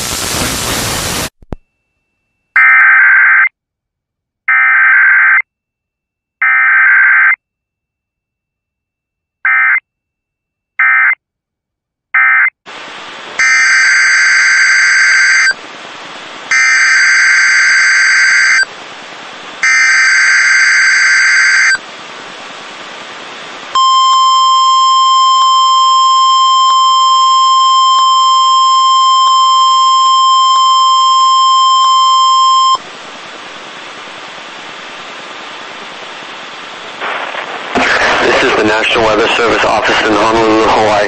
The preceding signal was a test of the NOAA Weather Radio's public warning system. This is only a test. Tests of this signal are normally conducted every Wednesday between 11 a.m. and noon. If there is a threat of severe weather on the day of the test, it will be postponed to the next available fair weather day.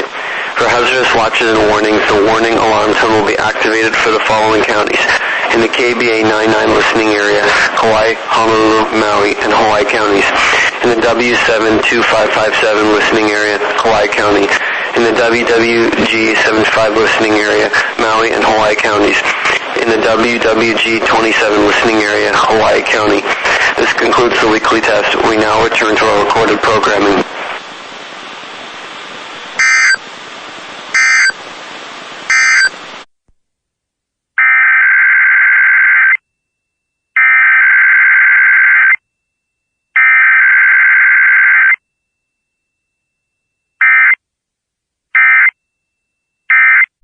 This is a test of the emergency alert system. This is only a test.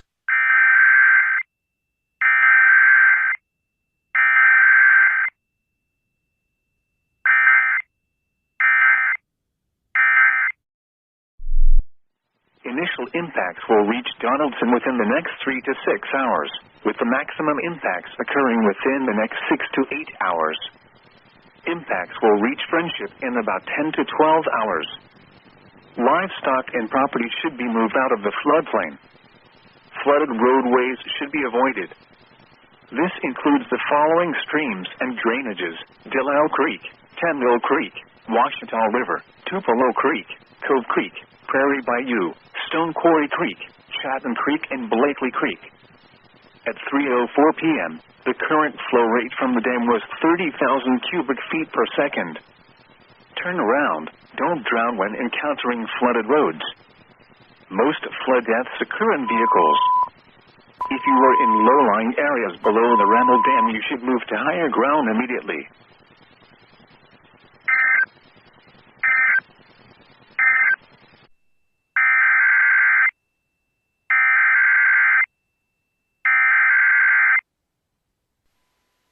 p.m.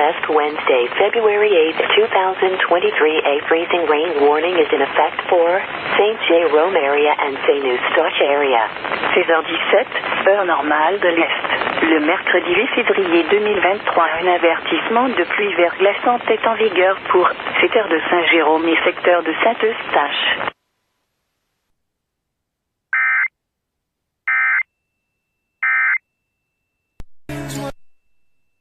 This is a test of the emergency alert system. This is only a test.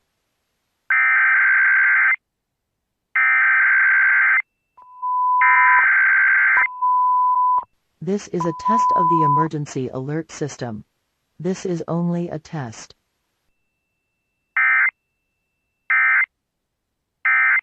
National Weather Service in New Orleans has issued a severe thunderstorm warning for eastern St. Helena Parish and southeastern Louisiana, northwestern Tennessee. Source: radar indicated rotation. Impact: flying debris will be dangerous to those caught without shelter. Mobile homes will be damaged or destroyed. Damage to roofs, windows, and vehicles will occur. Tree damage is likely. This tornadic thunderstorm will remain over mainly rural areas of southwestern Gwinnett and southeastern Natchitoches parishes, including the following locations: Chopin, Kisatchie, Aloha, and Borum. Take cover now. Move to a basement or an interior room on the lowest floor of a sturdy building. Avoid windows. If you are outdoors, in a mobile home, or in a vehicle, move to the closest substantial shelter and protect yourself from flying debris.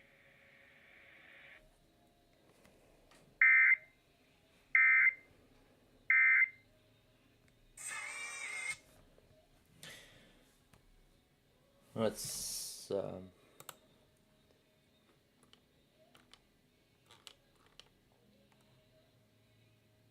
apparently one of them failed. Or did John set that as log only? I don't know. Alright.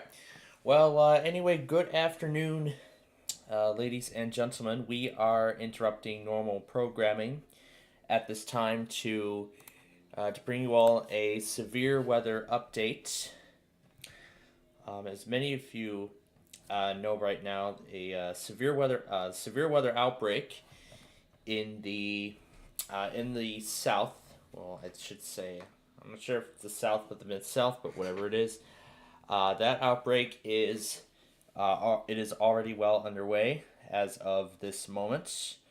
And I heard North Central Ohio went live as well.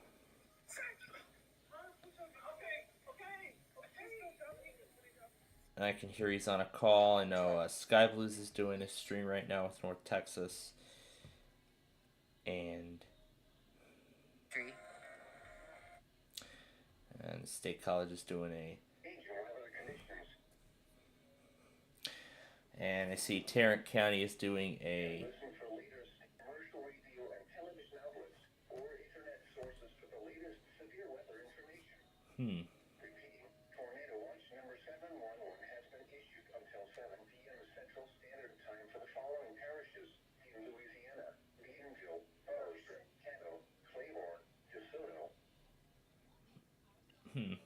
I thought that was...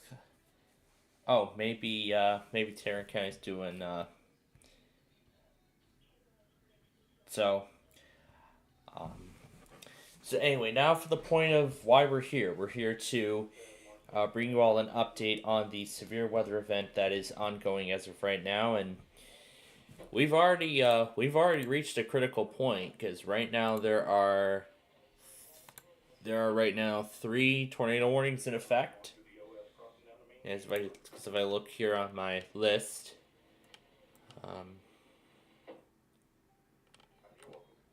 yeah, there we go. I can see them. So there are 3 tornado warnings in effect. So yeah, 3 of them are in effect. 2 of which were issued by Shreveport, and then the other one was for Rapides and Vernon parishes. There's one for Grant and Nacogdoches Parish, and then there's another one for Wynn Parish in Louisiana. All of them right now are radar indicated. And I did get Weather IM Live working again. You can see all the stuff that's in effect right now. So that's the polygon for that first tornado warning. If I put this on now, you can see the full detail. So it's for two separate areas, but I'm glad they got this fixed. So this is the day 1 outlook. You can see all these areas are dead center in the enhanced risk for severe weather. And here's the day 2. The risk shifts east to the Gulf Coast. We're talking Mobile, Pensacola, and I believe we're talking, no, Nashville's outside of it, but so we're talking Montgomery, Mobile, Pensacola, just to name a few. Those areas are actually in the day 2 slight risk, so of course we're going to keep an eye on that as we continue through the day today. And then the marginal risk extends from there all the way east to parts of southeast Virginia and nearly the entire state of North Carolina, including the Piedmont and the Appalachians. But looking at the coast of South Carolina, we're talking Mount Pleasant, Charleston, Isle Palms, we're talking about those areas. They're only in a general risk. That's the day 2. But then if we show the day 3, it's just this big line of,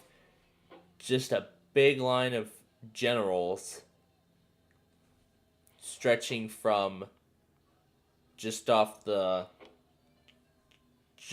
Gulf of Mexico at Pensacola, going all the way up to Norfolk, Virginia, right here. This is the Virginia-North Carolina border at Knott's Island. So that's where that general is. But right now, let's focus on this right here, the day 1 outlook, and all these warnings in effect. So that's one of them. Here's another one. And in fact, one of these, this one in particular, goes right over this severe thunderstorm warning right here. So I believe it would be, considering that it's the exact same polygon, this severe thunderstorm warning is still active. However, the tornado warning was actually an upgrade to the severe thunderstorm warning that is in effect already. But then right here, this tornado warning is a completely separate thing. And even before the tornado watch came out, there was a warning for Jasper and Newton just before 12:30 this afternoon, and And if we take a look at the watch here, you can see, yeah, I can tell what I was having fun with just before all this started. And Norman just put a statement out, but it's less than 30 miles an hour right now. There were actually two warnings from Norman last night. I think I mentioned one of them earlier.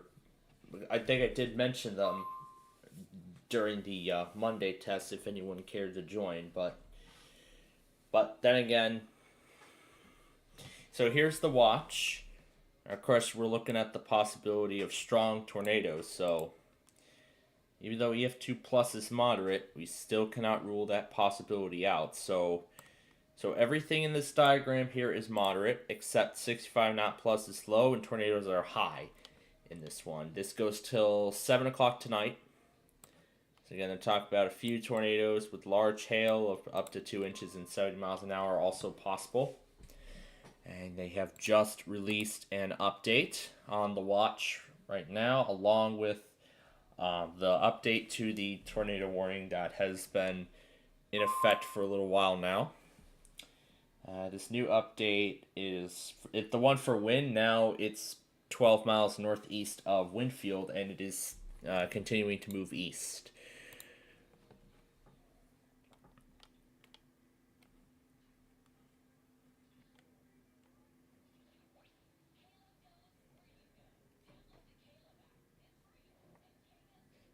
And yet, both EMFs still have not tested. But you know what? Really, EMF is EMF. If they want to test during a severe weather event, I don't care. And they don't care either. They don't care what's going on in Texas. They don't care about what's going on in Louisiana. They can test whenever the heck they want to. But yeah, this is the full details. And I saw... I didn't know Houston was going to be put under one too, but yeah, that's what I was messing around with just before we started. So, that was a quick update on the ongoing severe weather event, and while we are here, let's do today's Wordle while we're here. I could sign up for the daily reminder email, but I'm not going to do that. Yeah. As I mentioned already, I've reset. If you remember earlier in the weekend, I said I'd reset the computer back to the factory default, and I did not want to put an ad blocker on this browser this time. So, well, of course, there's a reason why people. That's why many websites are saying that ads help support their operations. So now I'm going to take part in their effort and not put an ad blocker on it this time.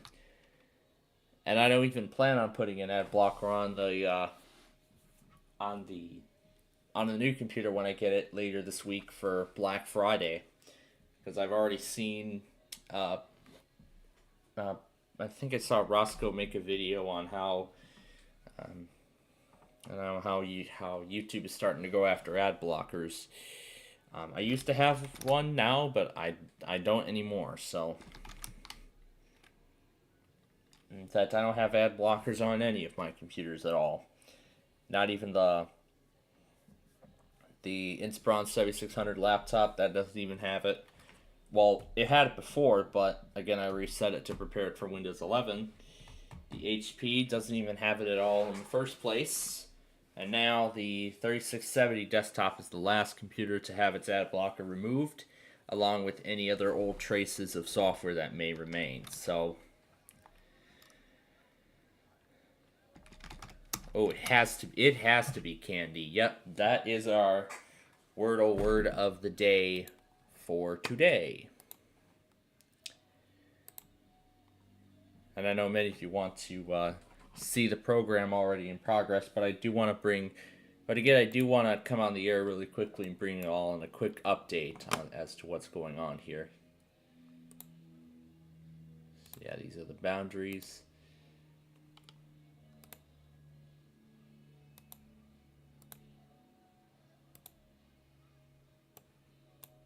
Yeah, this turns the whole thing into satellite.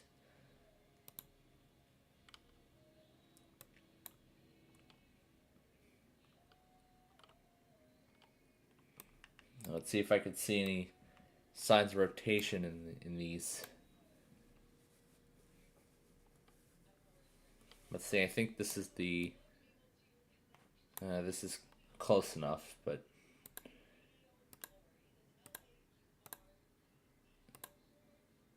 Yeah, here we go. This is the precipitation mode I prefer. So, if we zoom in here, I believe this would be right there in that, all that white. That would be possible signs of rotation in those. So, and I think I see more white over here, so I don't know what they're going to do about that one. Because I'm sure because I heard that they expired the severe thunderstorm warning for Vernon Parish, Louisiana. But again, we're going to keep an eye on this as we continue through the day today. And also, while we're at it, let me go through the exact amount of the exact tests I got last night. I want to go back on that now while we have a chance, like while we're right here. So why not we do that now? So, of course, last night I got those Michigan tests, and then WDNH ran theirs at 10:51, CYK's auto at 10:55, KWAW's auto at 11:01, and ETS at 11:06, all as usual. And then that Norman warning I was talking about last night. In fact, let me see if it's still here. I don't think I have Norman open, don't I? Yeah, here we go. This is the warning from last night. And it only lasted till about 12:30. That was when they canceled it. They did issue another one at 2:30, but none of John's monitors even took it. But now I'm seeing it. So, but let me move on. So ERX ran their test at 12:49. Then there was a Bardo Carroll. There was actually a large amount of Georgia stations. Then the Harrisburg Comcast. Those 3 Georgia stations as usual. Los Animas, Colorado Comcast. Then of course HAS. Johnson County, Kansas Comcast. The Tulsa Cox cluster. Then those Michigan, those home Michigan stations, Buck Country, and then this interesting Kentucky test. In fact, that same station actually did the iPause Eastern Seaboard, as I believe John moved it to the local, which was interesting. Of course, the Tulsa Cumulus cluster, WGY and WJCT, all of which we were on the air for earlier. Then a Los Alamos Comcast right before Houston Odyssey. But I'm going to continue with this in just a moment because we have just received an update on the warning for Grant and Nacogdoches. So now a tornado has been confirmed near Lena, and it is moving northeast at 45 miles an hour. So a tornado is on the ground. And this has been confirmed by National Weather Service Doppler radar. So radar has confirmed a tornado is on the ground. So if you are in Lena, you need to be in your tornado shelters. You need to be taking shelter in a basement. But even though the weather's getting a little colder, that does not mean that severe weather season is like fully over. Well, I mean, we're kind of done with the peak of the severe weather season. However, we're really still, severe weather can still show up. It can still happen in the fall. And Lake Charles just released their update. It's 5 miles northwest of Flatwoods, and it is moving east. So 2 different offices with 2 different warnings. So it's for this cell right here. This is where they're saying the confirmed tornado is. So again, Flatwood. So we're talking. So let's look at both products, and I'll start with Shreveport here. So I will start with Shreveport here. And if we look, so this will remain over, so this storm will just mainly be over rural areas, including Chopin, Kistapchi, Aloha, and Gorham. And then if I go over to Lake Charles here, their update states that it will be near Lena around 250. So any of those areas I've just mentioned, yeah, Lena is about 5 minutes away, so this storm will be in the town in about 5 minutes. So so if you have not taken shelter yet, please do so now, as time is running out if you are in that area.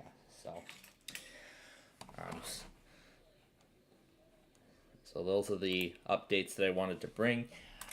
But now a few other things. Where were we at with the test? That's right. PSU apparently ran their test at 3 o'clock in the morning, just like Delaware Public does. So I'm not sure what the case is with PSU. I think they're starting to do it at random now.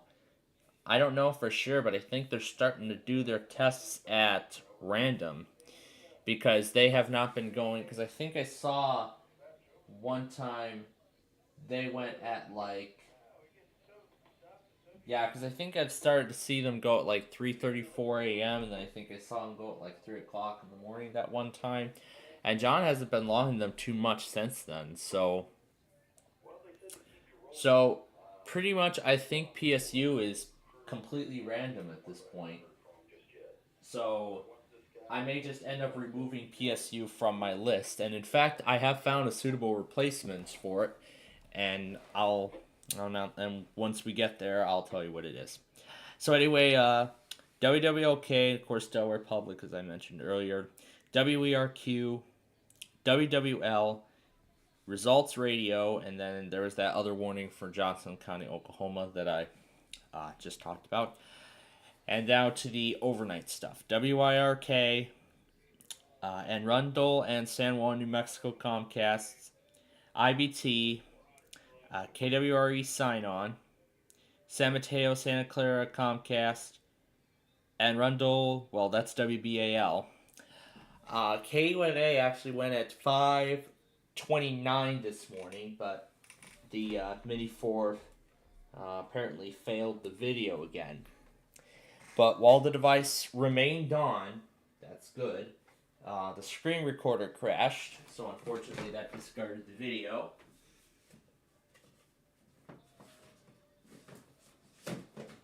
But you know what, I don't think it's,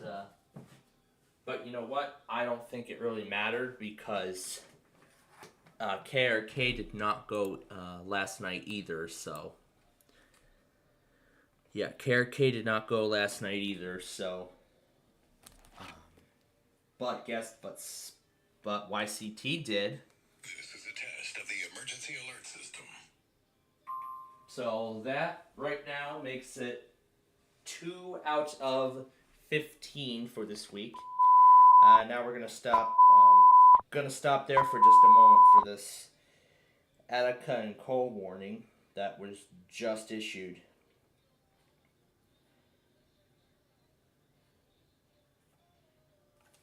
Stuff like, 30 mile per hour less than, and hail of nickel size, dime size, those can get intense very, very quickly. So I'm going to pull Tulsa up, and I'm going to pull Norman up too, because this warning mainly is in Norman. And if we go over here, there it is.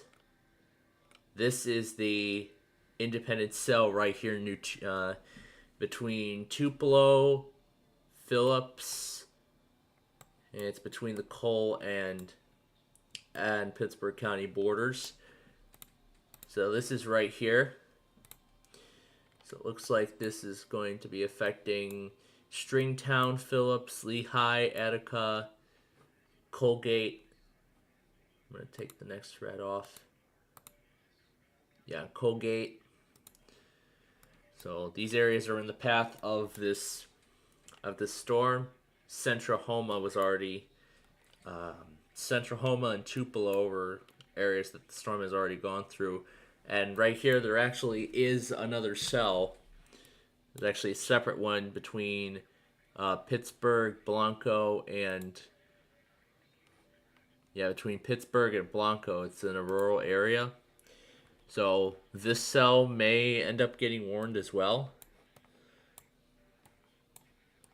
But then here are some additional, I can see a band of heavy rain is already starting to impact Memphis.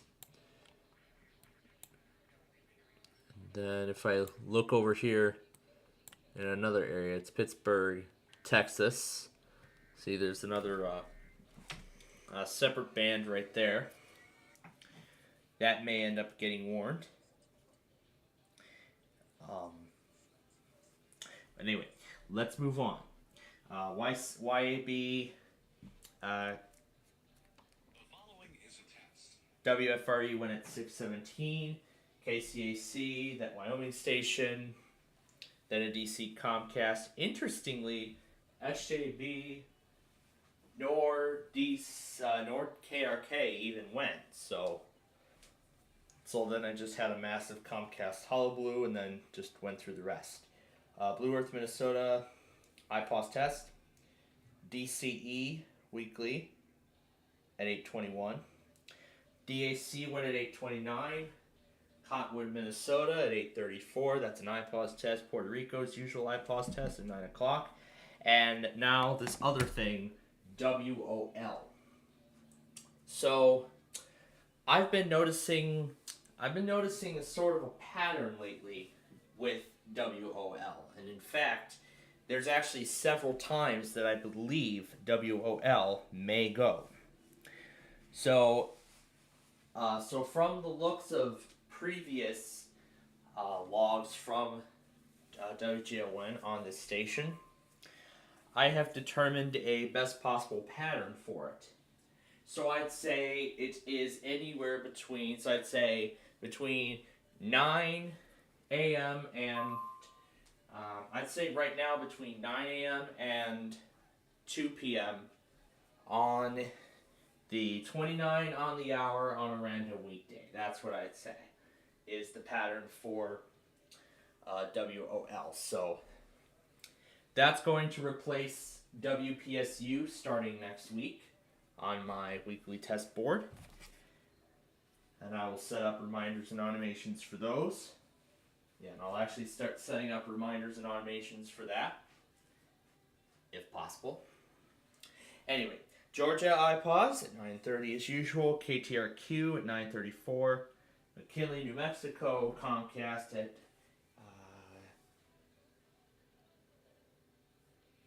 that's 9:40. Well, I don't know if that was in the central time zone or the mountain, but I probably put that in the wrong. Order. Well, you know what? I'm alright with it as it is. So, those 4 New Orleans stations that are Bristol, Norfolk, and Plymouth Comcast. And of course, Idaho, the Eastern Seaboard. And then Meridian, Idaho, IPAWS, WAXM Weekly. Franklin, Hampton, Hampshire, Comcast at 10:11. Then Henry Patrick of Martinsville at 10:31. And then we had a double feature. The following is a test of the emergency alert system. That's WALK. Then there was a Campbell, Halifax, Pennsylvania, and Danville Comcast. And then this. This is a test of the emergency alert system. This is only a test. And then after that, Muhlenberg, Lunenburg Comcast. And then, interestingly, QBB ran a weekly, which John logged, interestingly enough. Then there was, of course, the Central Time Zone IPAWS stuff.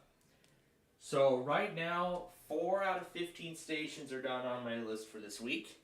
However, that does not include what is due. Hawaii Public Radio, LXE, MAL, just to name a few of them, and I still have to update one section.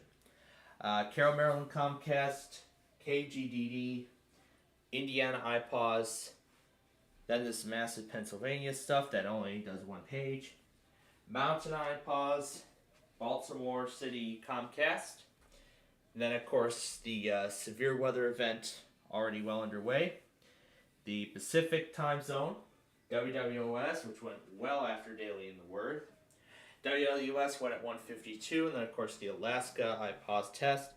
Then there was a Blue Earth County iPaws Weekly, which I got just before we came on, which I just went back on before we got on the air for the update. All right, and then the last thing is actually the changes that are going to be occurring to the primetime schedule for this week. And I was actually scrolling through this this morning. I was scrolling through this morning during Millionaire and Deal or No Deal, respectively. First, Pictionary, which will be starting in a few minutes, is all reruns this week. So I will not be watching reruns of Pictionary. So Pictionary is all reruns this week. There will be new 25 words or less episodes on Monday, Tuesday, and Wednesday this week. Thursday and Friday will be reruns. The greatest at-home videos, of course, will air on Friday on CBS. There will be no Jeopardy or Wheel of Fortune on Friday, and there will be no that's because of college football. And there will be no Wheel of Fortune tonight because of Monday Night Football's pregame show. Switch, it'll be all reruns for Switch this week. There will be new episodes of Split Second up until Friday, because that's when GSN's going to air a huge marathon of Card Sharks. I don't know why. And as I was scrolling through Fox, I saw they're going to start airing a ton of reruns of Who the Bleep Is That? So that leads me to believe that Georgia Public Media, or maybe the creators of TMZ, whoever is the distributor of the show, they finally canceled it, probably because of low ratings. So I think they're going to start airing all the episodes again in order, and then it'll probably be off the air for good. I don't know, but I still got one more new episode from the Friday before, to make up, and then after that, that's it. Then nothing else to see. Tonight will be The Price is Right and Let's Make a Deal. Raid the Cage and Pressure Luck will be all new tomorrow, and everything else on Wednesday will be reruns. That includes Masterminds. So meaning Monday and Tuesday are the last two episodes of the season, and then tonight and tomorrow night will be the last two episodes of the season, and then after that, that's it for that season of Masterminds. So it's gonna be a pretty easy week for shows, but effectively I'll get used to the change. And also, I saw that Southwest Florida got a WSRZ weekly. I think they seem to keep going at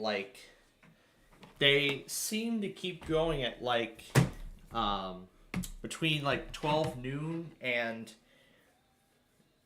between 12 noon and 2 p.m. Eastern time. That's what I believe the pattern could their pattern could potentially be.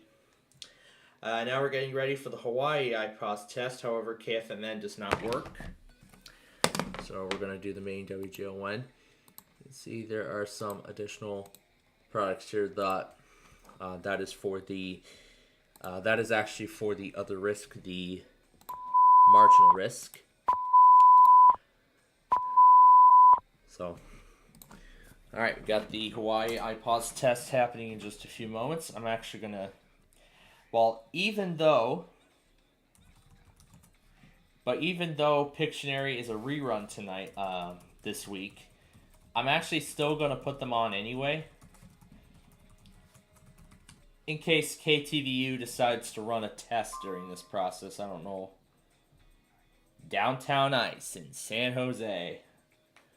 Ooh, it's going to be fun.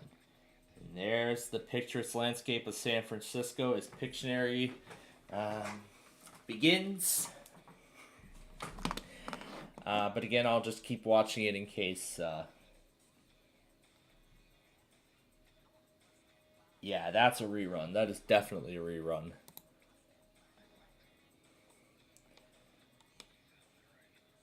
Yeah, Colton Dunn.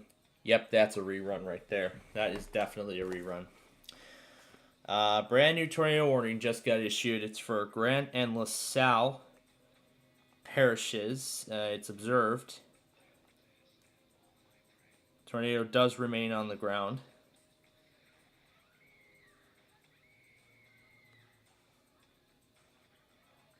That's right, that thing doesn't work.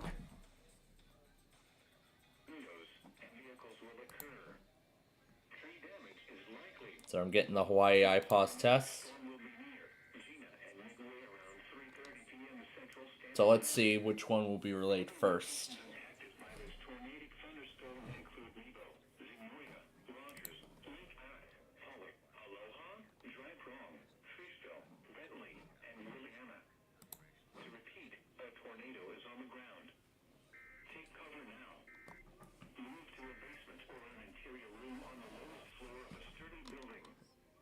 So it looks like they relayed Hawaii first, because that one finished, because the Hawaii IPAWS came and finished first. But the warning got issued before that, though. So, but then the other shows, Jeopardy, of course, will be all new. So it's going to be a little bit of an altered primetime schedule this week, but then again, it'll be completely different, so.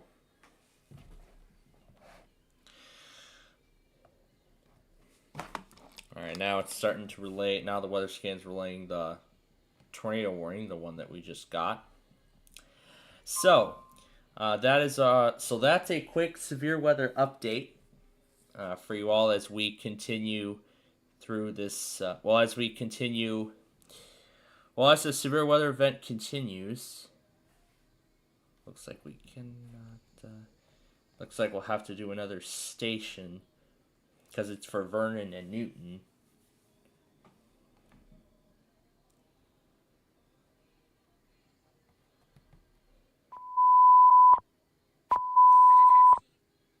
I don't even know if KJE even relays.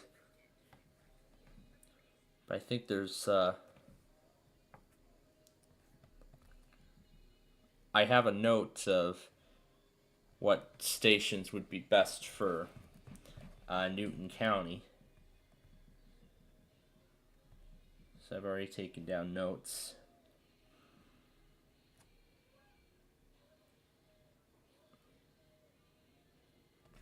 KKMY was actually the best station I've selected.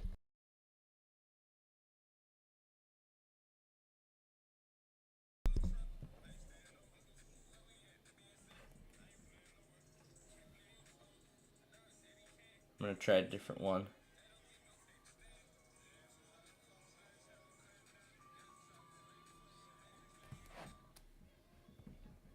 Nope, does not look like I hear anything out of all of them. So yeah, it looks like that's, yeah, that's for the marginal risk.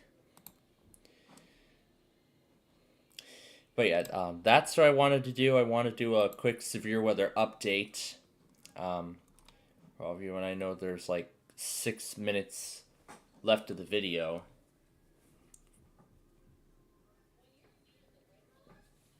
So yeah, so that's a quick severe weather update for you all. So I just wanted to get on the air for a few minutes and talk about the severe and keep you all up to date on the severe weather event that is currently ongoing. And if we have any new information on this event, I will come back and we will bring that all to you as soon as possible. But for right now, please stay safe, and I will join you all again in the next hour for our Minecraft show, which we are still set to do today. But until then, we now return to our regularly scheduled program. Northwestern Jefferson Davis County in south central Mississippi until 9:15 p.m. Central Standard Time.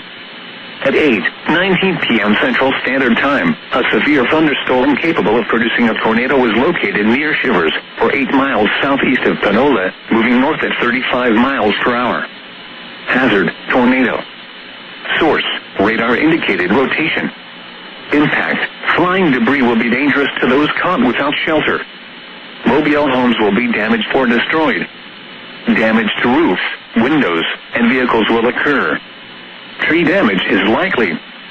This dangerous storm will be near Maggie around 8:30 p.m. Central Standard Time. Sanatorium around 8:35 p.m. Central Standard Time. Mendenhall around 8:40 p.m. Central Standard Time. Martinville around 8:45 p.m. Central Standard Time. Cato around 8:55 p.m. Central Standard Time. White Oak and Johns around 9 p.m. Central Standard Time. Other locations impacted by this tornadic thunderstorm include Elo and Puckett. Take cover now. Move to a basement or an interior room on the lowest floor of a sturdy building. Avoid windows. If you are outdoors, in a mobile home, or in a vehicle, move to the closest substantial shelter and protect yourself from flying debris.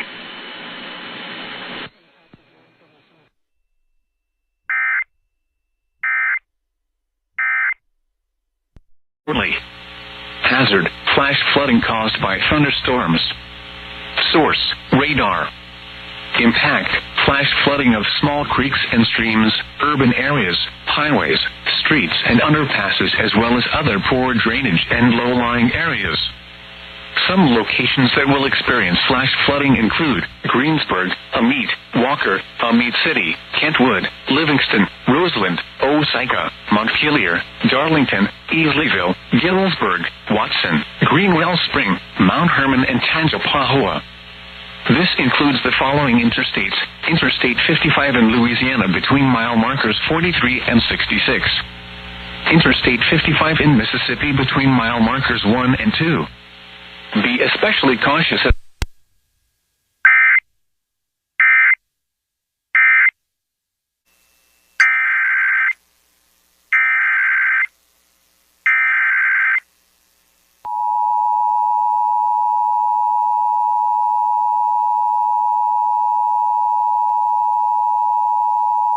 The National Weather Service in New Orleans has issued a severe thunderstorm warning for southeastern St. Tammany Parish in southeastern Louisiana, Hancock County in southern Mississippi, until midnight Central Standard Time.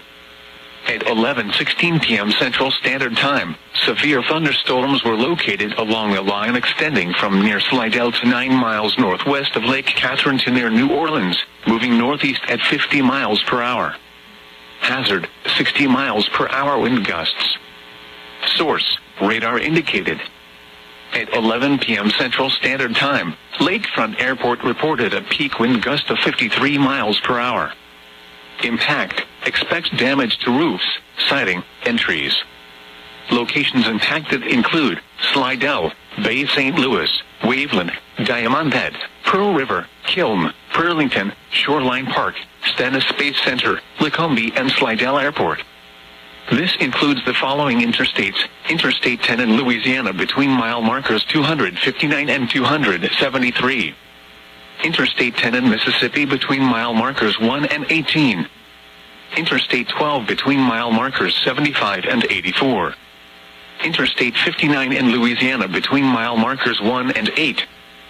For your protection, move to an interior room on the lowest floor of a building. Torrential rainfall is occurring with these storms and may lead to flash flooding. Do not drive your vehicle through flooded roadways.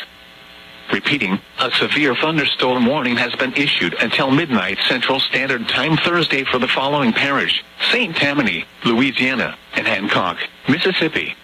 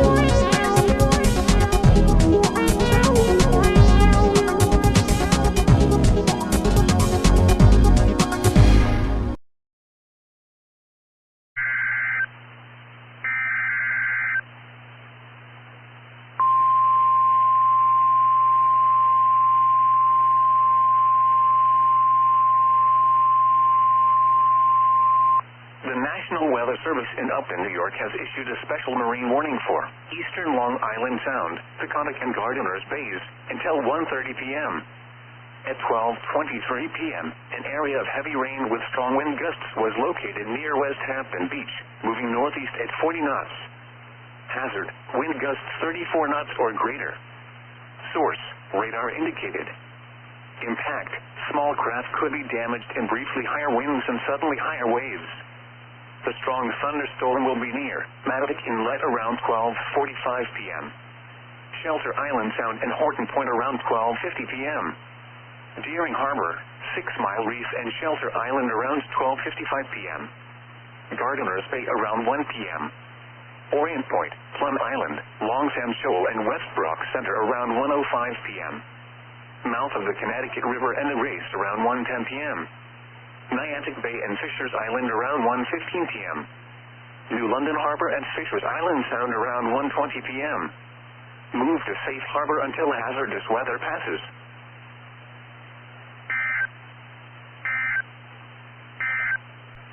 The National Weather Service in Upton, New York has issued a special marine warning for Long Island Sound east of the mouth of the Connecticut River, Peconic and Gardiner's Bays until 2:15 p.m. At 1:09 p.m., a gust front was located near western Block Island Sound, moving northeast at 45 knots. Hazard, wind gusts 34 knots or greater. Source, radar indicated. Impact, small craft could be damaged and briefly higher winds and suddenly higher waves. The gust front will remain over mainly open waters. Move to safe harbor immediately as gusty winds and high waves are expected. Seek safe shelter. Mariners can expect gusty winds and increasing waves. National Weather Service in Upton, New York has issued 5 miles in the warning for Fire Island Inlet to Montauk Point, New York out 40 nautical miles, Long Island South Shore Bays. Area. 126 temperatures where the thunderstorms were located along a line extending from 9 nautical miles southeast of Moriches Inlet to 14 nautical miles east of buoy 44025, moving northeast at 15 knots. Hazard, wind gusts 34 knots or greater. Source, radar indicated. Impact, small craft could be damaged and briefly higher winds and suddenly higher waves. Strong thunderstorms will be near Moriches Inlet around 1:45 p.m. West Hampton Beach around 2:10 p.m. Shinnecock Inlet and Shinnecock Bay around 2:30 p.m. Move to safe harbor until hazardous weather passes.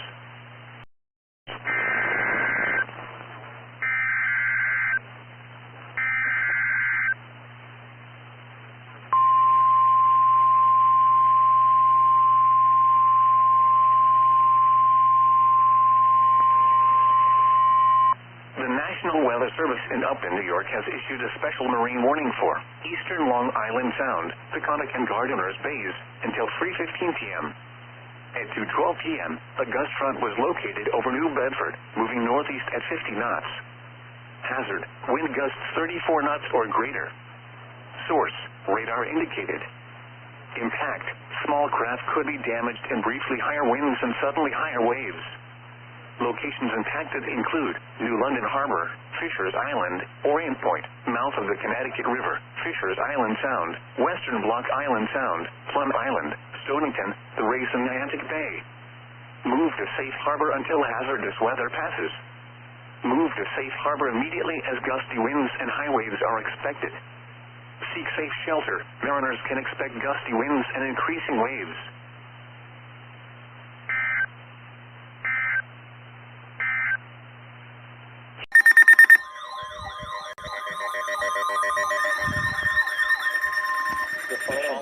Marine warning from the National Weather Service.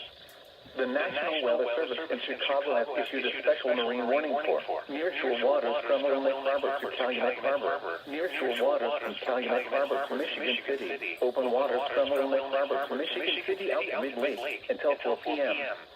At 2:30 p.m., a band of snow with strong winds and low visibility was located near Midway Airport, 414 nautical miles west of 31st Street Harbor, moving east at 30 knots. Hazard, wind gusts to 40 knots and visibility below 1/4 mile. Source, radar indicated. Impact, small craft could be damaged and briefly higher winds and suddenly higher waves. Locations impacted include Harrison Beaver, Cribb, Wilmette Harbor, 31st Street Harbor, Monroe Harbor, Burns Harbor, Calumet Harbor, Indiana Harbor, Montrose Harbor, Burnham Harbor, Hammond Marina, Jackson Harbor, and Belmont Harbor.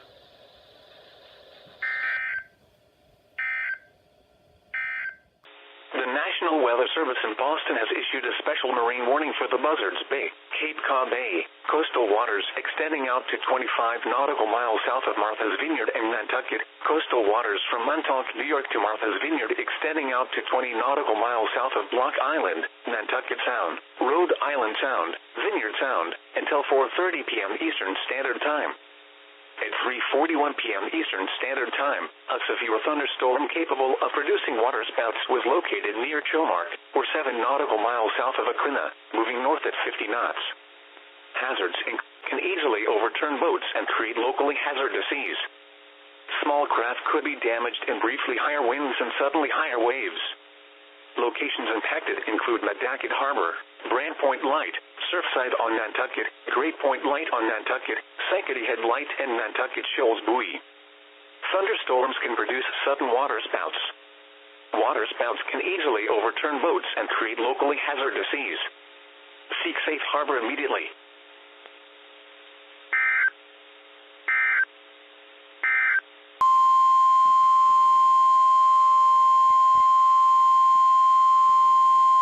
The following message is transmitted at the request of the Tennessee Bureau of Investigation. An Amber Alert has been issued on behalf of the Robertson County Sheriff's Office for Faith Noel 3. Faith is a 17-year-old female, 5 feet, 2 inches, 130 pounds, with brown hair and brown eyes. Faith was last seen wearing dark blue jeans, black mud boots, and a black hooded sweatshirt. Faith has a known medical condition. Faith may be in the company of Kevin Dennis Pitt in the Darville, Kentucky area. Pitt is wanted by the Robertson County Sheriff's Office for a failure to appear on multiple charges. If you have seen Pitt or Faith or have information regarding their whereabouts, please contact the Robertson County Sheriff's Office at 615-382-6600 or the Trace BI-180 Trace find.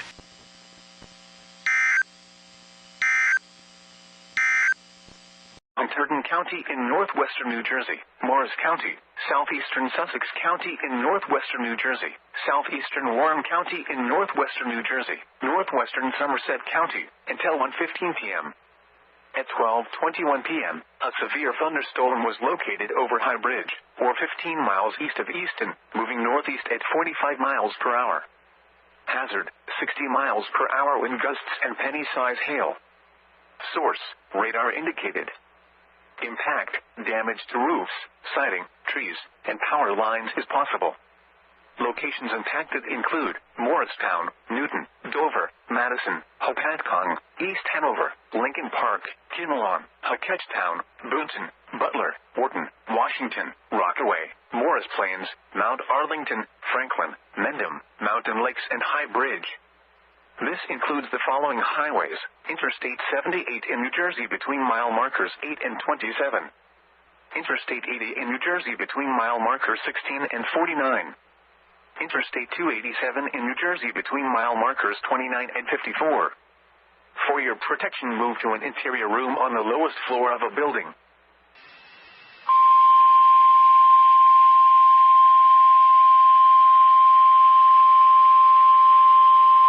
p.m. Eastern Standard Time. This watch includes the following counties: in Connecticut, Fairfield, Hartford, Litchfield, Middlesex, New Haven, New London, Tolland, and Wyndham. Remember, a severe thunderstorm watch means that conditions are favorable for the development of severe weather, including large hail and damaging winds, in and close to the watch area. While severe weather may not be imminent, persons should remain alert for rapidly changing weather conditions and listen for later statements and possible warnings. Stay tuned to NOAA weather radio, commercial radio and television outlets, or internet sources for the latest severe weather information. The National Weather Service has issued severe thunderstorm watch number 549, effective until 7 p.m.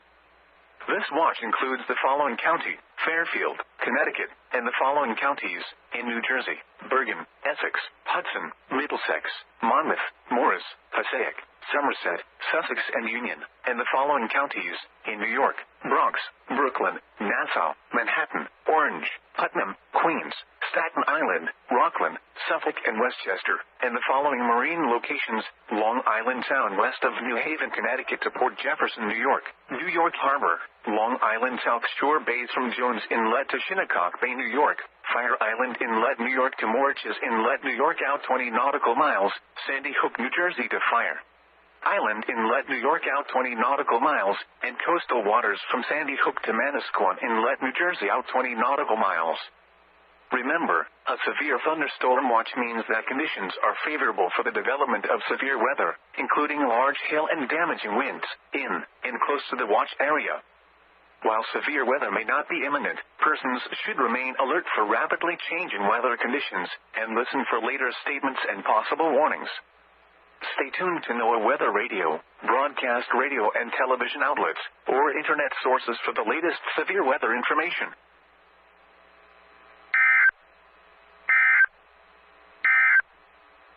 Interstate 80 in New Jersey between mile markers 24.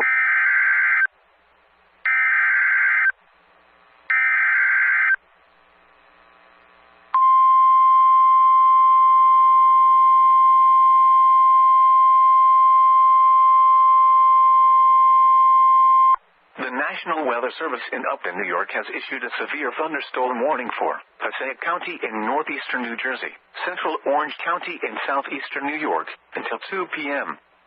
At 1:01 p.m., a severe thunderstorm was located near Lake Telemark, or 11 miles southwest of West Milford, moving northeast at 40 miles per hour.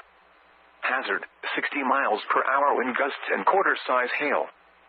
Source, radar indicated. Impact, minor hail damage to vehicles is possible. Expect wind damage to trees and power lines.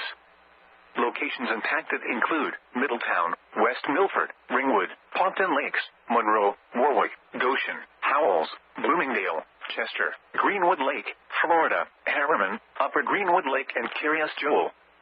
Prepare immediately for large hail and damaging winds. People outside should move immediately to shelter inside a strong building.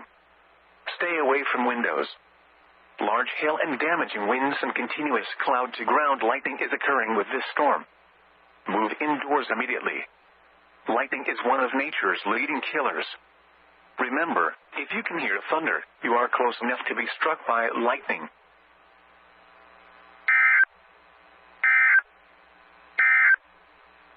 Use extra caution when driving, especially if operating.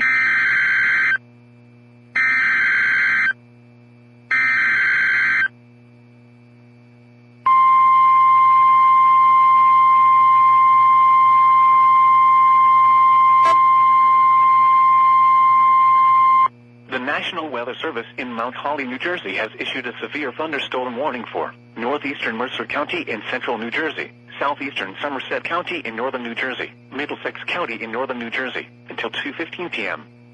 At 1:14 p.m., a severe thunderstorm was located over Kingston, or 11 miles southwest of New Brunswick, moving northeast at 40 miles per hour. Hazard, 60 miles per hour wind gusts and quarter-size hail. Source, radar indicated. Impact, minor damage to vehicles is possible. Wind damage to roofs, siding, trees, and power lines is possible. Locations impacted include New Brunswick, Perth Amboy, Somerset, Edison, Old Bridge, East Brunswick, South Brunswick, Sayreville, North Brunswick, Carteret, Middlesex, Princeton, Rocky Hill, Millstone, Princeton Meadows, Colonia, Kingston, Dayton, Plainsboro Center, and North Brunswick Township.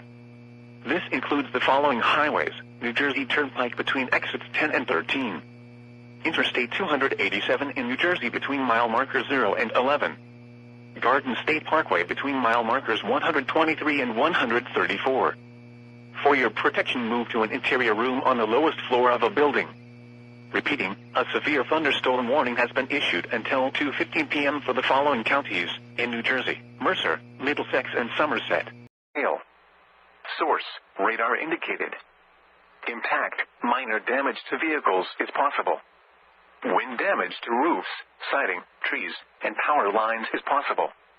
Locations impacted include New Brunswick, Perth Amboy, Somerset, Edison, Old Bridge, East Brunswick, South Brunswick, Sayreville, North Brunswick, Carteret, Middlesex, Princeton, Rocky Hill, Millstone, Princeton Meadows, Colonia, Kingston, Dayton, Plainsboro Center, and North Brunswick Township. This includes the following highways: New Jersey Turnpike between exits 10 and 13. Interstate 287 in New Jersey between mile markers 0 and 11. Garden State Parkway between mile markers 123 and 134. For your protection, move to an interior room on the lowest floor of a building.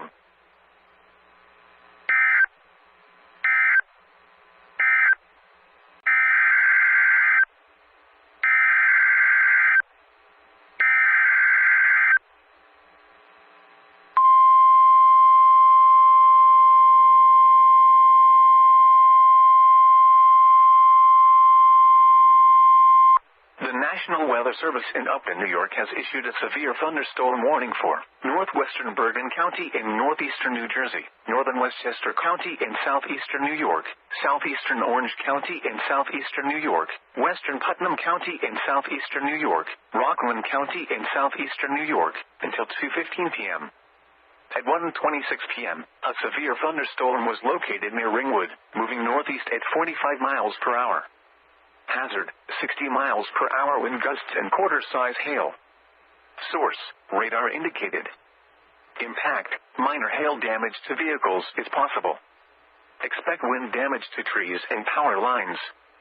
This severe thunderstorm will be near Ramsey and Suffern around 1:35 p.m. Monsey and Nanuet around 1:40 p.m. New City and Pomona around 1:45 p.m. Haverstraw around 1:50 p.m. West Point around 1:55 p.m. Peekskill around 2 p.m. Cold Spring and Yorktown Heights around 2:05 p.m. Mahopac and Fonstock State Park around 2:10 p.m.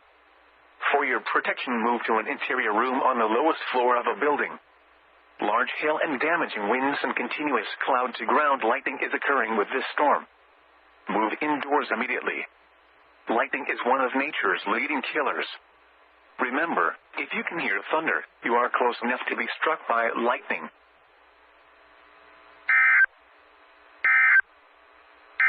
Western.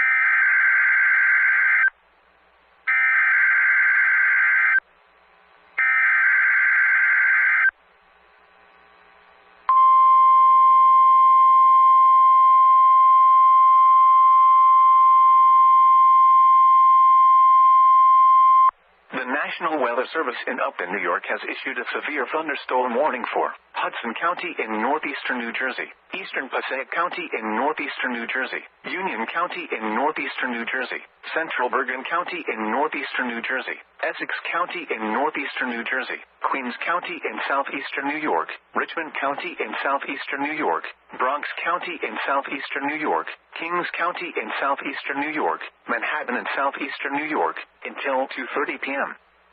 At 1:48 p.m., a severe thunderstorm was located over Sayreville, or near Perth Amboy, moving northeast at 50 miles per hour. Hazard, 60 miles per hour wind gusts and quarter-size hail.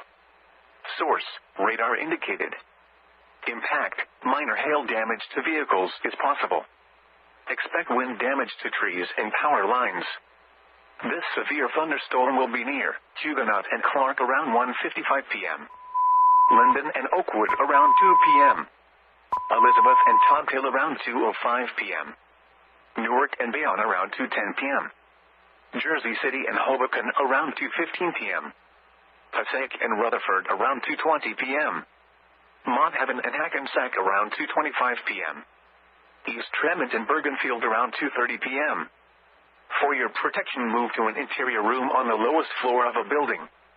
Large hail and damaging winds and continuous cloud-to-ground lightning is occurring with this storm. Move indoors immediately. Lightning is one of nature's leading killers.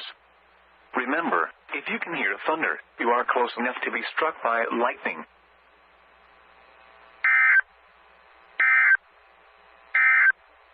Soren, Fort Reading, Fords, and Avenel. This includes the following highways: New Jersey Turnpike between exits 11 and 13. Interstate 287 in New Jersey between mile markers 0 and 2. Garden State Parkway between mile markers 124 and 134. For your protection, move to an interior room on the lowest floor of a building. Repeating, a severe thunderstorm warning has been issued until 2 p.m. for the following county: Middlesex, New Jersey. Located over Perth Amboy, moving northeast at 55 miles per hour. Hazard, 60 miles per hour wind gusts and quarter-size hail. Source, radar indicated. Impact, minor damage to vehicles is possible. Wind damage to roofs, siding, trees, and power lines is possible. Locations impacted include Perth Amboy, Edison, East Brunswick, Sayreville, Carteret, Colonia, Woodbridge, South River, Metuchen, Eastland, Soren, Fort Reading, Fords, and Avenel. This includes the following highways: New Jersey Turnpike between exits 11 and 13. Interstate 287 in New Jersey between mile markers 0 and 2. Garden State Parkway between mile markers 124 and 134. For your protection, move to an interior room on the lowest floor of a building.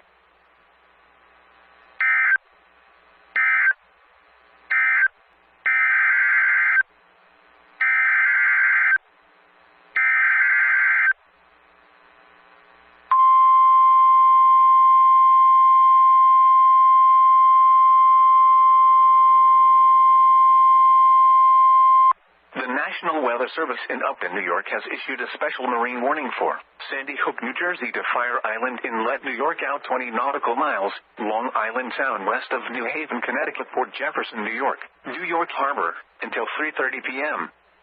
At 1:53 p.m., strong thunderstorms were located along a line extending from 19 nautical miles northwest of Captain Harbor to 8 nautical miles northwest of Upper New York Harbor to Union Beach, moving northeast at 40 knots. Hazard, wind gusts 34 knots or greater and small hail. Source, radar indicated. Impact, small craft could be damaged and briefly higher winds and suddenly higher waves. Strong thunderstorms will be near Jamaica Bay around 2:20 p.m. Eastchester Bay, Little Neck Bay, and Saddle Rock around 2:35 p.m. Manhasset Bay around 2:40 p.m. Mamaroneck Harbor, Execution Rocks, and Hempstead Harbor around 2:45 p.m. Oyster Bay Harbor around 2:50 p.m. Oyster Bay around 2:55 p.m. Stamford Harbor around 3 p.m. Long Neck Point around 3:05 p.m. Move to safe harbor until hazardous weather passes. Boaters should seek safe harbor immediately until these storms pass. Wind gusts 34 knots or greater, small hail, high waves, dangerous lightning, and heavy rain are possible with these storms.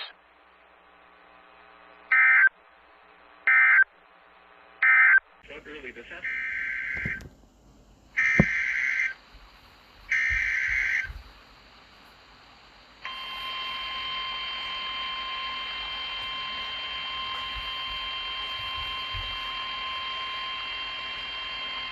The National Weather Service in Mount Holly, New Jersey has issued a severe thunderstorm warning for northeastern Ocean County in southern New Jersey, southeastern Monmouth County in central New Jersey, until 2:45 p.m.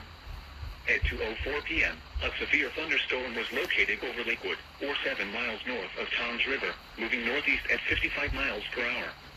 Hazard, 60 miles per hour wind gusts and quarter-size hail.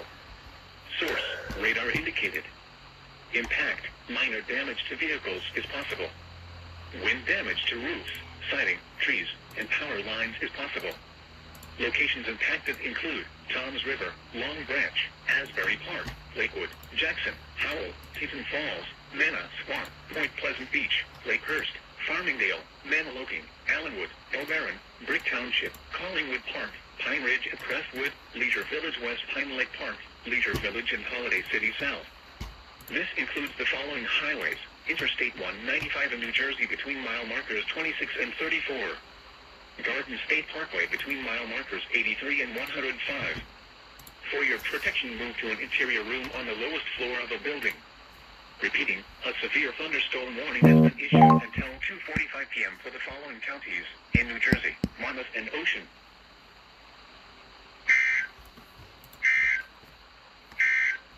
Sandy Hook to Manasquan Inlet, New Jersey, out 20 to 40 nautical miles until 3 p.m. At 2:06 p.m., a severe thunderstorm was located 7 nautical miles west of Point Pleasant Beach, or 7 nautical miles northwest of Silverton, moving northeast at 55 knots. The National Weather Service in Mount Holly, New Jersey has issued a special marine warning for coastal waters from Sandy Hook to Little Egg Inlet, New Jersey, out 20 nautical miles, outer waters from Sandy Hook to Manasquan Inlet, New Jersey, out 20 to 40 nautical miles until 3 p.m. At 2:06 p.m., a severe thunderstorm was located 7 nautical miles west of Point Pleasant Beach, or 7 nautical miles northwest of Silverton, moving northeast at 55 knots. Hazard, wind gusts to nearly 50 knots and large hail. Source, radar. Impact, small craft could be damaged and briefly higher winds and suddenly higher waves. Large hail could result in structural damage. Locations impacted include Seagort Reef, Shark River Reef, Point Pleasant Beach, Belmar, Manasquan Inlet, Monmouth Beach, Seabright, Axel Carlson Reef and Sandy Hook Reef. Move to safe harbor until hazardous weather passes.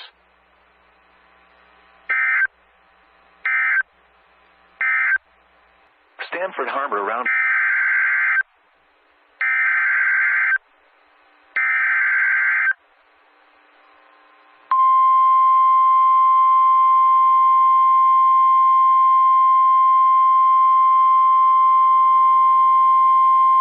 The National Weather Service in Upton, New York has issued a severe thunderstorm warning for Queens County in southeastern New York, Kings County in southeastern New York, Nassau County in southeastern New York, until 3 p.m. At 2:21 p.m., a severe thunderstorm was located over Forest Hills, or over Flushing, moving northeast at 35 miles per hour. Hazard, 60 miles per hour wind gusts and quarter-size hail. Source, radar indicated. Impact, minor hail damage to vehicles is possible. Expect wind damage to trees and power lines. Locations impacted include Jamaica, Flatbush, Flushing, Levittown, Freeport, Valley Stream, Long Beach, Glen Cove, Garden City, Lynbrook, Mineola, Woodmere, Westbury, Rockaway Beach and Great Neck. For your protection, move to an interior room on the lowest floor of a building.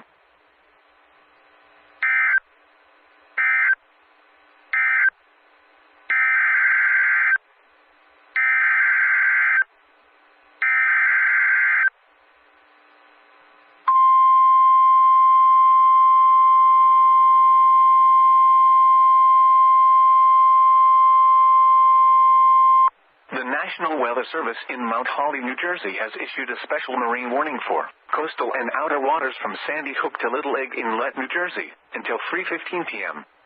At 2:22 p.m., a severe thunderstorm was located over Ocean Gate, moving northeast at 55 knots. Hazard, wind gusts to nearly 50 knots and large hail. Source, radar. Impact, small craft could be damaged and briefly higher winds and suddenly higher waves. Large hail could result in structural damage.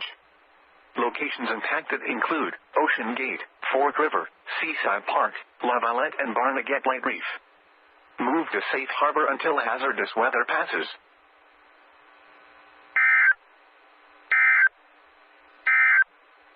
The National Weather Service in Upton, New York has issued a special marine warning for Sandy Hook, New Jersey to Moriches Inlet, New York, out 40 nautical miles, Long Island South Shore Bays, until 3:45 p.m.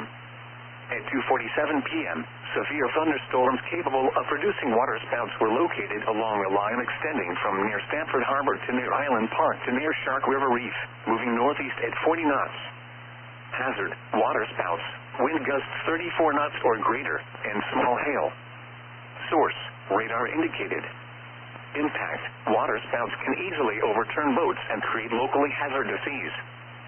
Small craft could be damaged and briefly higher winds and suddenly higher waves.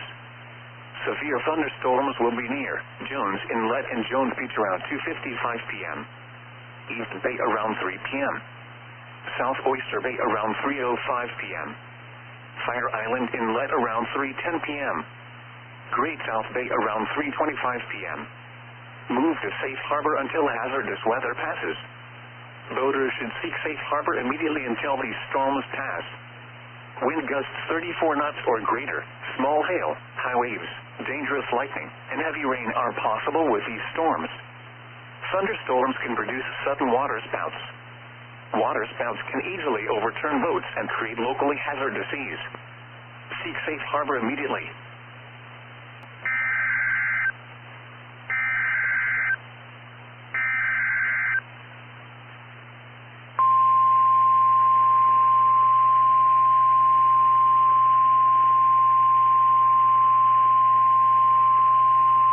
The National Weather Service in Upton, New York has issued a tornado warning for West Central Suffolk County in southeastern New York, East Central Nassau County in southeastern New York until 3:30 p.m.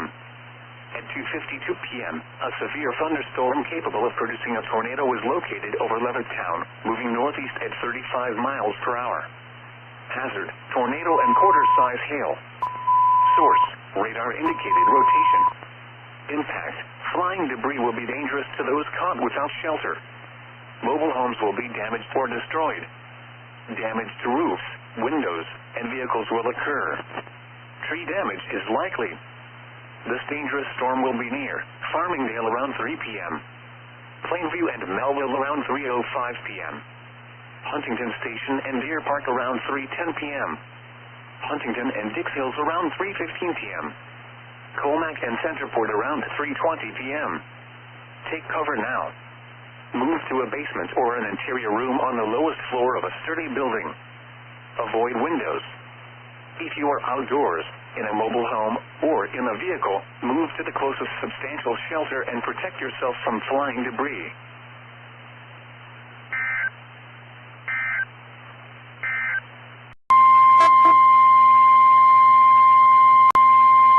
The National Weather Service in Mount Holly, New Jersey has issued a special marine warning for coastal waters from Sandy Hook to Manasquan Inlet, New Jersey out 20 nautical miles, outer waters from Sandy Hook to Little Egg Inlet, New Jersey out 20 to 40 nautical miles until 3:30 p.m.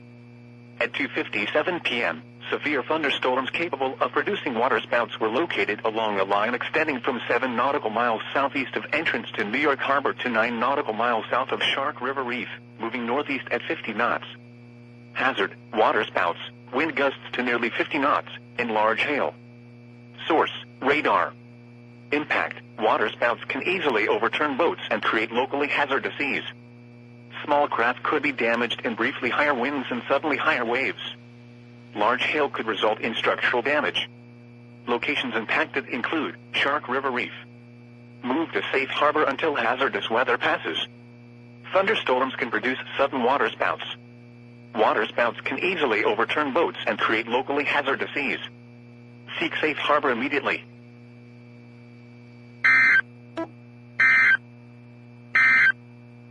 Long Island South Shore Bays.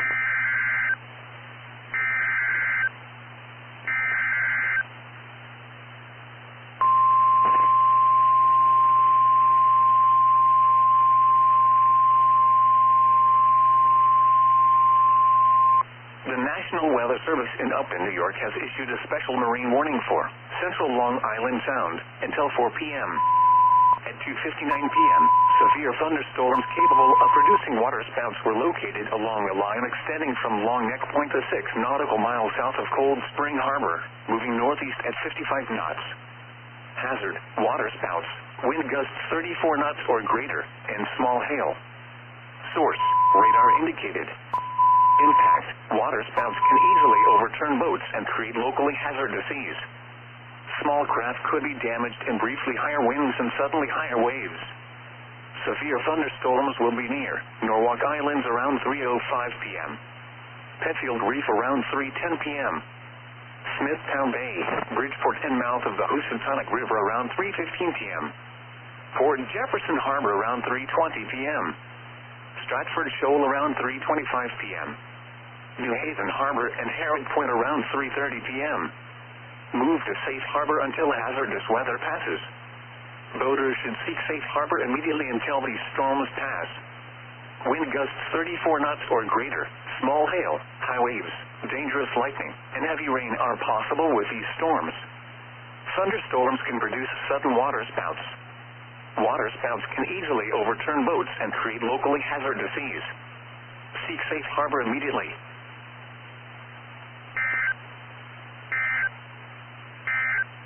seas to...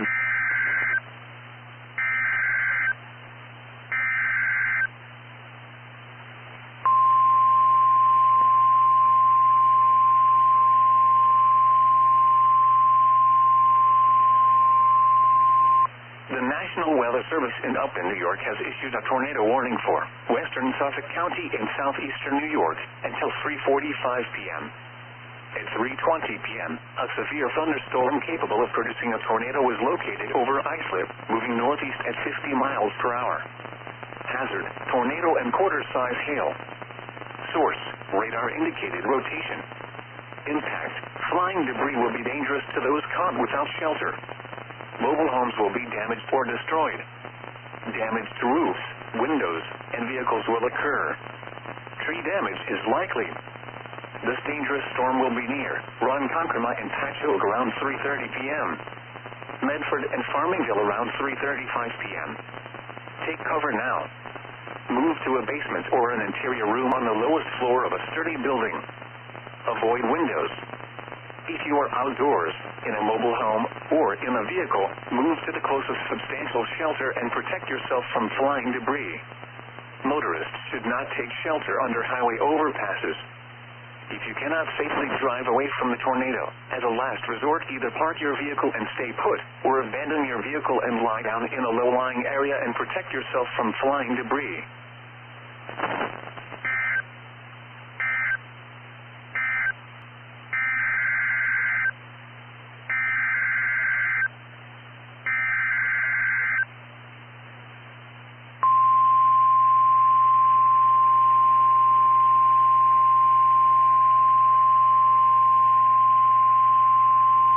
The National Weather Service in Upton, New York has issued a special marine warning for Fire Island Inlet to Montauk Point, New York, out 40 nautical miles, Long Island South Shore Base, until 4:30 p.m.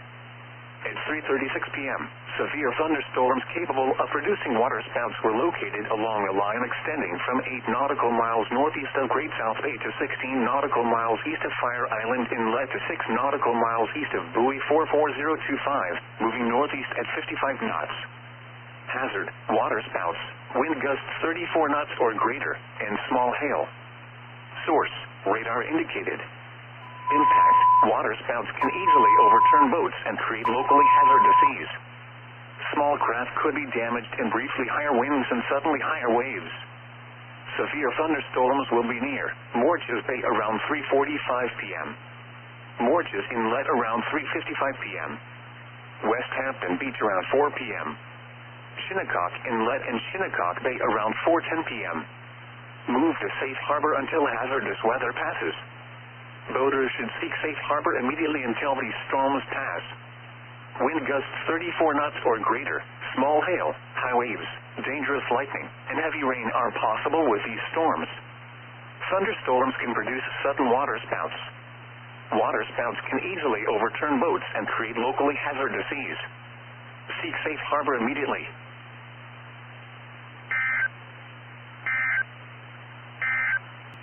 Showers and chance of thunderstorms late this afternoon.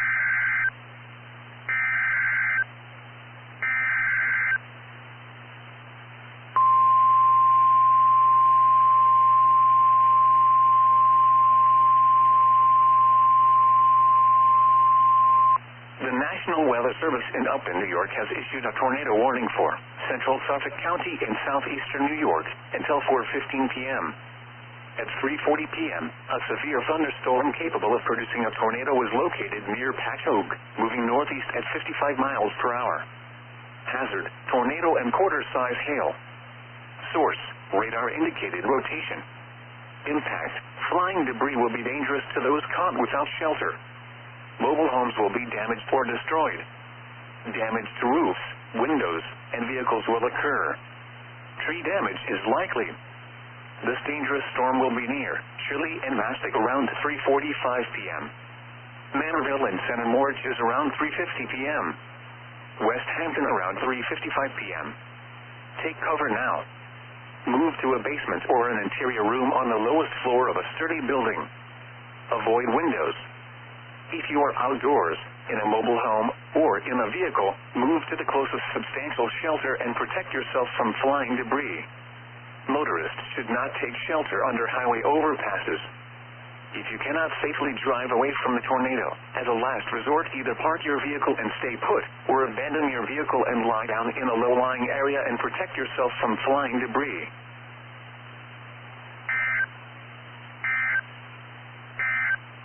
At 3:48 p.m.,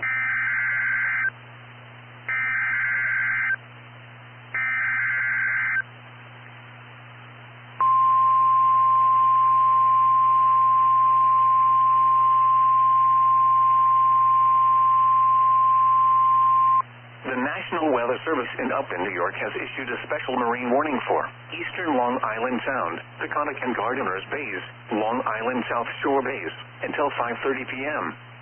At 3:54 p.m., severe thunderstorms capable of producing waterspouts were located along a line extending from 16 nautical miles north of Madison Reef to Moriches Inlet, moving east at 35 knots. Hazard, waterspouts, wind gusts 34 knots or greater, and small hail. Source, radar indicated. Impact, waterspouts can easily overturn boats and create locally hazardous seas. Small craft could be damaged in briefly higher winds and suddenly higher waves. Severe thunderstorms will be near Shinnecock Inlet, Shinnecock Bay and Great Peconic Bay around 4:20 p.m. Little Peconic Bay around 4:25 p.m. Shelter Island Sound around 4:35 p.m. Gardeners Island around 4:55 p.m. Napeague Bay around 5 p.m. Montauk Point around 5:15 p.m. Move to safe harbor until hazardous weather passes.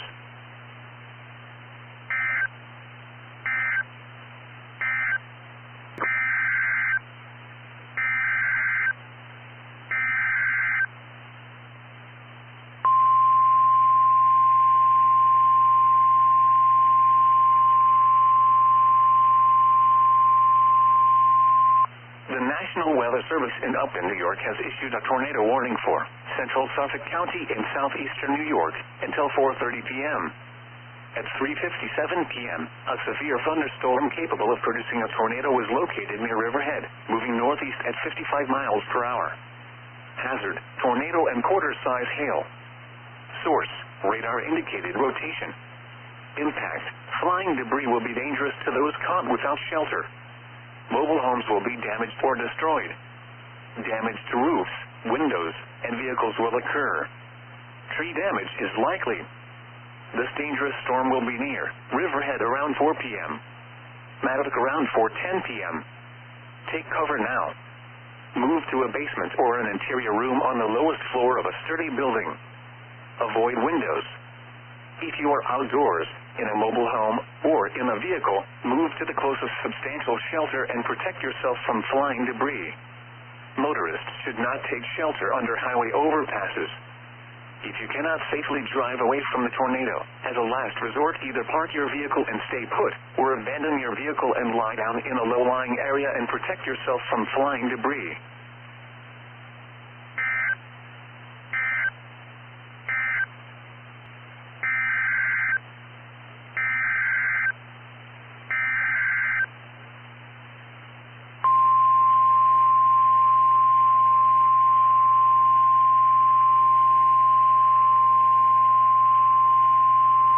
The National Weather Service in Upton, New York has issued a tornado warning for east central Suffolk County in southeastern New York until 4:30 p.m. At 4:07 p.m., a severe thunderstorm capable of producing a tornado was located near Shinnecock Hills or near Southampton, moving east at 50 miles per hour. Hazard, tornado and quarter-size hail. Source, radar indicated rotation. Impact, flying debris will be dangerous to those caught without shelter. Mobile homes will be damaged or destroyed. Damage to roofs, windows, and vehicles will occur. Tree damage is likely. This dangerous storm will be near Shinnecock Hills around 4:10 p.m. Southampton around 4:15 p.m. Newark around 4:20 p.m. Sag Harbor and Bridgehampton around 4:25 p.m. East Hampton around 4:30 p.m. Take cover now. Move to a basement or an interior room on the lowest floor of a sturdy building. Avoid windows. If you are outdoors, in a mobile home, or in a vehicle, move to the closest substantial shelter and protect yourself from flying debris.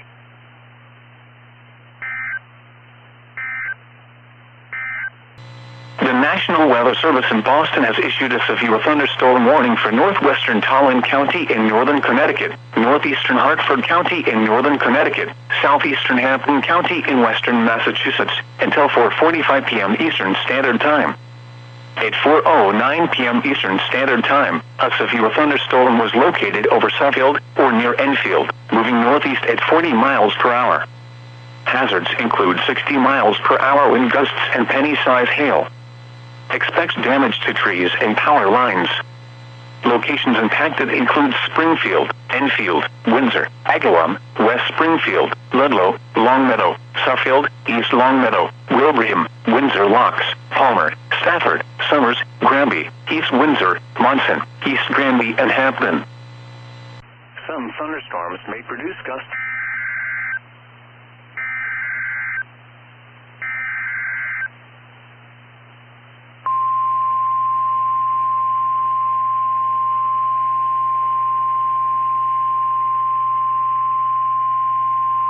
The National Weather Service in Upton, New York has issued a special marine warning for Morges Inlet to Montauk Point, New York, out 40 nautical miles until 5:15 p.m. At 4:11 p.m., severe thunderstorms capable of producing waterspouts were located along a line extending from near Great Taconic Bay to 36 nautical miles east of buoy 44025, moving east at 40 knots. Hazard, waterspouts and wind gusts 34 knots or greater. Source, radar indicated. Impact, waterspouts can easily overturn boats and create locally hazardous seas. Small craft could be damaged in briefly higher winds and suddenly higher waves. Severe thunderstorms will be near Montauk Point around 4:50 p.m. Montauk Shoal around 4:55 p.m. Move to safe harbor until hazardous weather passes.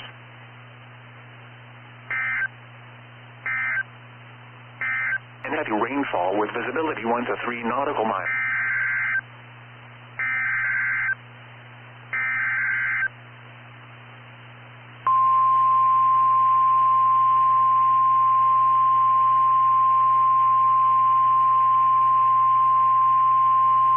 The National Weather Service in Upton, New York has issued a severe thunderstorm warning for eastern Suffolk County and southeastern New York until 4:45 p.m.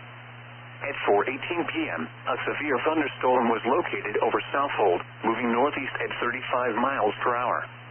Hazard, 60 miles per hour wind gusts and quarter-size hail. Source, radar indicated. Impact, minor hail damage to vehicles is possible. Expect wind damage to trees and power lines. This severe thunderstorm will be near Plum Island around 4:40 p.m. Gardeners Island around 4:45 p.m. For your protection, move to an interior room on the lowest floor of a building.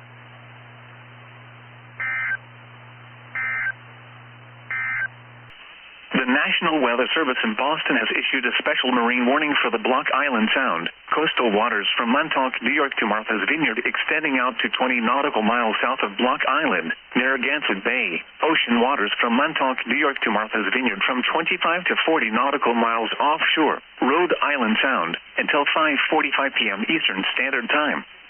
At 4:44 p.m. Eastern Standard Time, severe thunderstorms capable of producing waterspouts were located along a line extending from 8 nautical miles west of Stonington to 15 nautical miles southwest of the coastal waters west of Block Island to 25 nautical miles southeast of Bering Harbor to 32 nautical miles east of Westhampton Beach, moving east at 35 knots.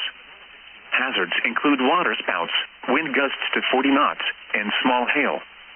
Waterspouts can easily overturn boats and create locally hazardous seas. Small craft could be damaged in briefly higher winds and suddenly higher waves. Locations impacted include Watch Hill, Charlestown Breachway, the coastal waters southeast of Block Island, buoy 44,097 southeast of Block Island, Dutch Harbor Light, the coastal waters west of Block Island Sound, Sackinac Point Light, Mount Hope Bay, Point Judith Light, Castle Hill Light, Narragansett Bay, Quonset Point, Greenwich Bay, Melville, Popasquash Point, Warwick Light, Bristol Harbor, Rhode Island Sound, and Plum Beach Light. Move to safe harbor immediately as gusty winds and high waves are expected. The National Weather Service in Boston has issued a tornado warning for eastern Windham County in northern Connecticut, central Providence County in Rhode Island, until 5:30 p.m. Eastern Standard Time. At 5:02 p.m. Eastern Standard Time, a severe thunderstorm capable of producing a tornado was located over Foster, or 7 miles northwest of Coventry, moving northeast at 50 miles per hour. Hazards include tornado. Flying debris will be dangerous to those caught without shelter. Mobile homes will be damaged or destroyed. Damage to roofs, windows, and vehicles will occur. Tree damage is likely. This dangerous storm will be near Situate around 5:05 p.m. Eastern Standard Time. Smithfield, Burteville, and Gloucester around 5:15 p.m. Eastern Standard Time. Providence and Johnston around 5:20 p.m. Eastern Standard Time. North Providence, Lincoln, and North Smithfield around 5:25 p.m. Eastern Standard Time. Pawtucket around 5:30 p.m. Eastern Standard Time. The National Weather Service in Boston has issued a severe thunderstorm warning for northeastern Windham County in northern Connecticut, southeastern Worcester County in central Massachusetts, northwestern Kent County in Rhode Island, Providence County in Rhode Island, until 6 p.m. Eastern Standard Time. At 5:01 p.m. Eastern Standard Time, severe thunderstorms were located along a line extending from Charlton to Townsend to near Killingly, moving northeast at 40 miles per hour. Hazards include 60 miles per hour wind gusts and penny-size hail. Expect damage to trees and power lines. Locations impacted include Worcester, Providence, Cranston, Shrewsbury, Coventry, North Providence, Johnson, Plainfield, Smithfield, Grafton, Killingly, Webster, Southbridge, Auburn, Burteville, Northbridge, Oxford, Osbridge, Millbury, and Charlton. The National Weather Service in Boston has issued a tornado warning for west central Bristol County in southeastern Massachusetts, northeastern Washington County in Rhode Island, eastern Kent County in Rhode Island, southeastern Providence County in Rhode Island, northern Bristol County in Rhode Island, until 5:45 p.m. Eastern Standard Time. At 5:08 p.m. Eastern Standard Time, a severe thunderstorm capable of producing a tornado was located over West Warwick, moving northeast at 45 miles per hour. Hazards include tornado. Flying debris will be dangerous to those caught without shelter. Mobile homes will be damaged or destroyed. Damage to roofs, windows, and vehicles will occur. Tree damage is likely. This dangerous storm will be near Cranston around 5:20 p.m. Eastern Standard Time. Providence, Johnston, Barrington, and Warren around 5:25 p.m. Eastern Standard Time. East Providence around 5:30 p.m. Eastern Standard Time. Pawtucket and Seekonk around 5:35 p.m. Eastern Standard Time. The National Weather Service in Boston has issued a severe thunderstorm warning for southwestern Plymouth County in southeastern Massachusetts, Bristol County in southeastern Massachusetts, northeastern Washington County in Rhode Island, Newport County in Rhode Island, Kent County in Rhode Island, southeastern Providence County in Rhode Island, Bristol County in Rhode Island, until 6:15 p.m. Eastern Standard Time. At 5:12 p.m. Eastern Standard Time, severe thunderstorms were located along a line extending from near Coventry to near Exeter to near South Kingstown, moving northeast at 50 miles per hour. Hazards include 60 miles per hour wind gusts and penny-size hail. Expect damage to trees and power lines. Locations impacted include Providence, New Bedford, Fall River, Warwick, Cranston, Pawtucket, Taunton, East Providence, Coventry, Dartmouth, South Kingstown, West Warwick, Johnston, North Kingstown, Newport.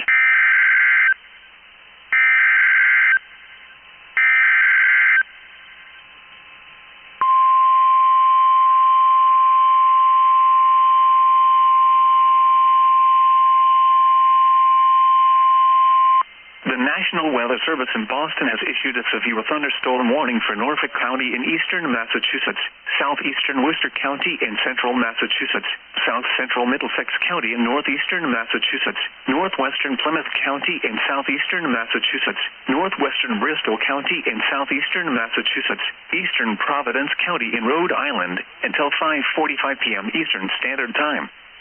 At 5:17 p.m. Eastern Standard Time, severe thunderstorms were located along a line extending from Sutton to North Smithfield to near Providence, moving northeast at 50 miles per hour. Hazards include 60 miles per hour wind gusts and penny-size hail. Expect damage to trees and power lines. Locations impacted include Providence, Brockton, Cranston, Pawtucket, Framingham, Taunton, East Providence, Woonsocket, Marlboro, Shrewsbury, Cumberland, Natick, North Providence, Franklin, Needham, Johnston, North Attleboro, Norwood, Milford, and Wellesley.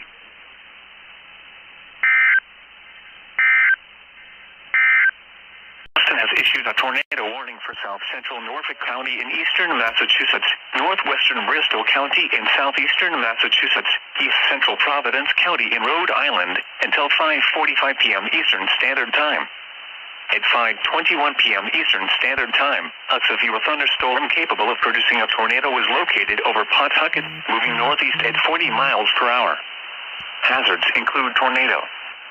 Flying debris will be dangerous to those caught without shelter. Mobile homes will be damaged or destroyed. Damage to roofs, windows, and vehicles will occur. Tree damage is likely. This dangerous storm will be near Cumberland, North Attleboro, Seekonk, and Plainville around 5:30 p.m. Eastern Standard Time. Attleboro and Rehoboth around 5:35 p.m. Eastern Standard Time. Guyton around 5:40 p.m. Eastern Standard Time. Mansfield, Norton, and Foxborough around 5:45 p.m. Eastern Standard Time.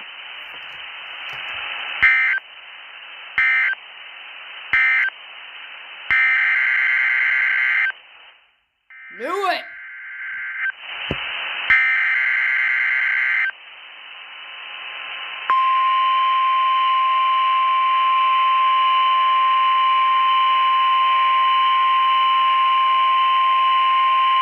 The National Weather Service in Boston has issued a special marine warning for the Buzzards Bay, Cape Cod Bay, coastal waters extending out to 25 nautical miles south of Martha's Vineyard and Nantucket, coastal waters from Montauk, New York to Martha's Vineyard extending out to 20 nautical miles south of Block Island, coastal waters east of Ipswich Bay and the Stellwagen Bank National Marine Sanctuary, coastal waters from Provincetown, Massachusetts to Chatham, Massachusetts to Nantucket, Massachusetts out 20 nautical miles, Nantucket Sound, Narragansett Bay, ocean waters from Montauk, New York to Martha's Vineyard from 25 to 40 nautical miles offshore, ocean waters from Provincetown to Nantucket from 20 to 35 nautical miles offshore, Rhode Island Sound, Vineyard Sound, until 6:15 p.m. Eastern Standard Time.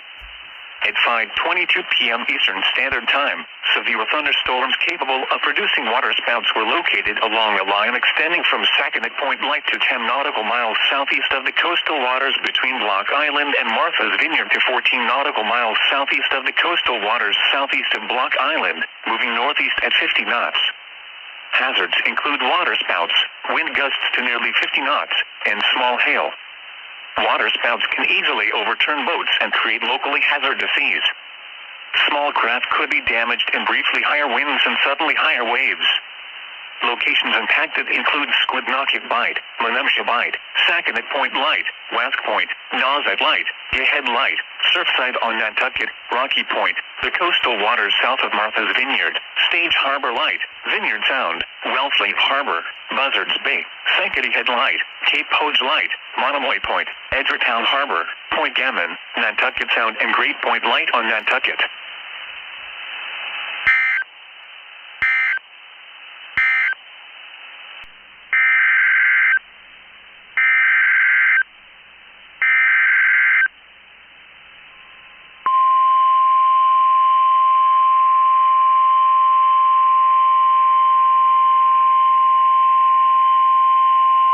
The National Weather Service in Boston has issued a severe thunderstorm warning for southwestern Suffolk County in eastern Massachusetts, Norfolk County in eastern Massachusetts, southeastern Worcester County in central Massachusetts, southeastern Middlesex County in northeastern Massachusetts, west central Plymouth County in southeastern Massachusetts, northwestern Bristol County in southeastern Massachusetts, northeastern Providence County in Rhode Island, until 6:30 p.m. Eastern Standard Time. At 5:26 p.m. Eastern Standard Time, severe thunderstorms were located along a line extending from Westboro to Seekonk, moving northeast at 50 miles per hour. Hazards include 60 miles per hour wind gusts and penny-size hail. Expect damage to trees and power lines. Locations impacted include Boston, Providence, Cambridge, Brockton, Quincy, Newton, Pawtucket, Framingham, Waltham, Brookline, Taunton, Weymouth, East Providence, Arlington, Woonsocket, Braintree, Cumberland, Natick, Randolph, and North Providence.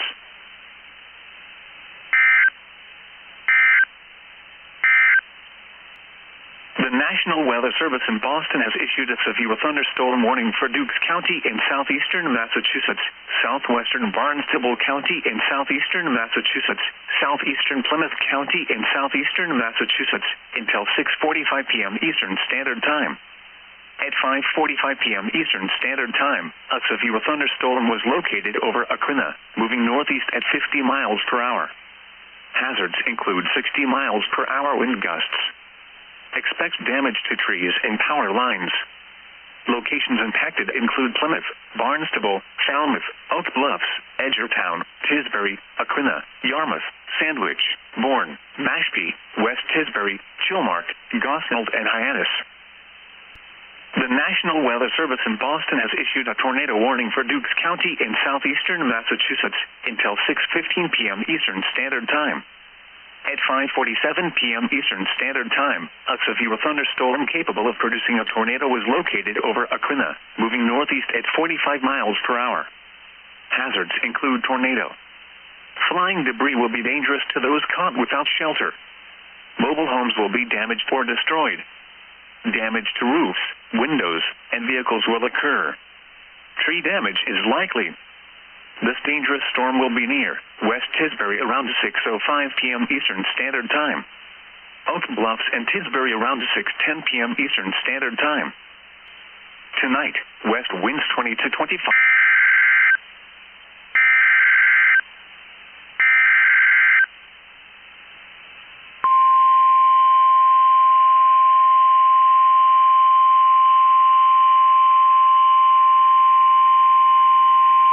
The National Weather Service in Boston has issued a severe thunderstorm warning for Suffolk County in eastern Massachusetts, northeastern Norfolk County in eastern Massachusetts, southern Essex County in northeastern Massachusetts, southeastern Middlesex County in northeastern Massachusetts, Plymouth County in southeastern Massachusetts, east central Bristol County in southeastern Massachusetts, until 7 p.m. Eastern Standard Time. At 5:55 p.m. Eastern Standard Time, severe thunderstorms were located along a line extending from Boston to Duxbury to Rochester, moving east at 50 miles per hour. Hazards include 60 miles per hour wind gusts. Expect damage to trees and power lines. Locations impacted include Boston, Cambridge, New Bedford, Brockton, Quincy, Lynn, Fall River, Newton, Somerville, Malden, Brookline, Plymouth, Medford, Taunton, Weymouth, Revere, Everett, Braintree, Chelsea, and Randolph.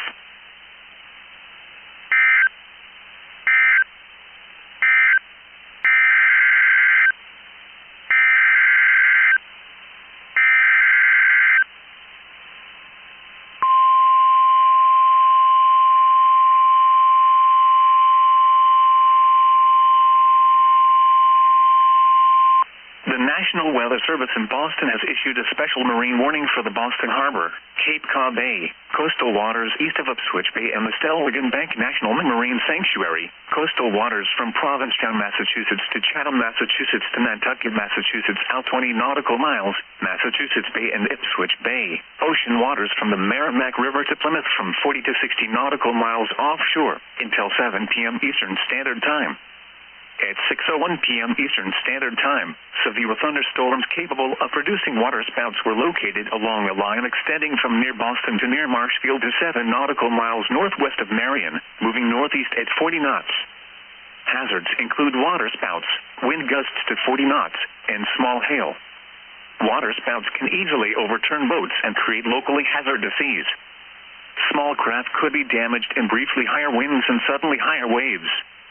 Locations impacted include Eastern Point, Massachusetts, Mass Bay Buoy 44,029, Boston Light, the coastal waters east of Cape Hen, Stellwagen Bank, Marblehead Neck, Broad Sound, the coastal waters east of Boston Harbor, Minute Light, Green Harbor, Ocean Bluff, Red Rock, Manamet Point, Garnet Point, Boston Harbor, Boston Buoy 44,013, Race Point, Plymouth Light, Duxbury Pier Light, Quincy Harbor, and Scituate Harbor.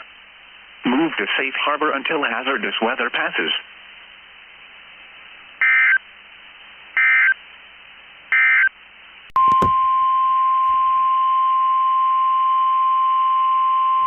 The National Weather Service in Boston has issued a tornado warning for northeastern Dukes County in southeastern Massachusetts, south central Barnstable County in southeastern Massachusetts, until 6:30 p.m. Eastern Standard Time. At 6:07 p.m. Eastern Standard Time, a severe thunderstorm capable of producing a tornado was located over Oak Bluffs, moving northeast at 65 miles per hour. Hazards include tornado. Flying debris will be dangerous to those caught without shelter. Mobile homes will be damaged or destroyed. Damage to roofs, windows, and vehicles will occur. Tree damage is likely. This dangerous storm will be near Mashpee around 6:20 p.m. Eastern Standard Time. Barnstable and Yarmouth around 6:25 p.m. Eastern Standard Time. Dennis around 6:30 p.m. Eastern Standard Time. Other locations impacted by this tornadic thunderstorm include Hyannis,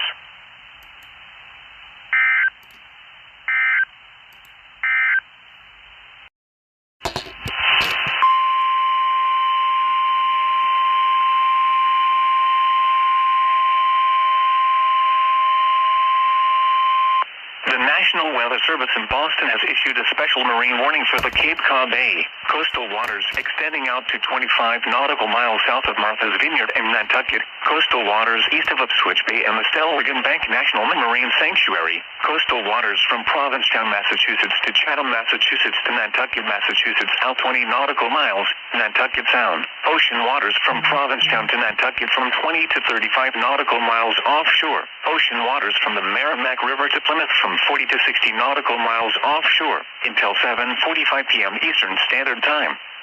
At 6:12 p.m. Eastern Standard Time, severe thunderstorms capable of producing waterspouts were located along a line extending from near the east end of Cape Cod Canal to near Nantucket Sound to 24 nautical miles south of the coastal waters south of Nantucket, moving northeast at 50 knots. Hazards include waterspouts, wind gusts to 40 knots, and small hail. Waterspouts can easily overturn boats and create locally hazardous seas. Small craft could be damaged in briefly higher winds and suddenly higher waves.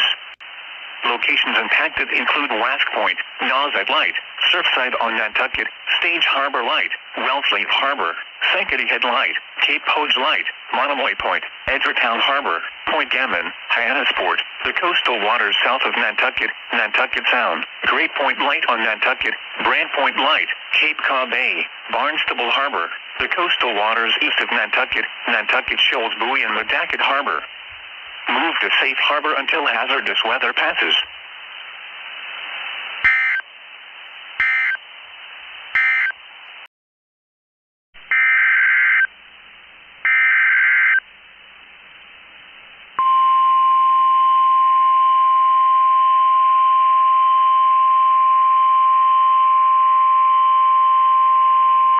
The National Weather Service in Boston has issued a tornado warning for south central Barnstable County in southeastern Massachusetts until 7 p.m. Eastern Standard Time. At 6:26 p.m. Eastern Standard Time, a severe thunderstorm capable of producing a tornado was located near Barnstable, moving northeast at 55 miles per hour. Hazards include tornado. Flying debris will be dangerous to those caught without shelter. Mobile homes will be damaged or destroyed. Damage to roofs, windows, and vehicles will occur. Tree damage is likely. This dangerous storm will be near Yarmouth and Dennis around 6:30 p.m. Eastern Standard Time. Brewster around 6:40 p.m. Eastern Standard Time. Other locations impacted by this tornadic thunderstorm include Hyannis,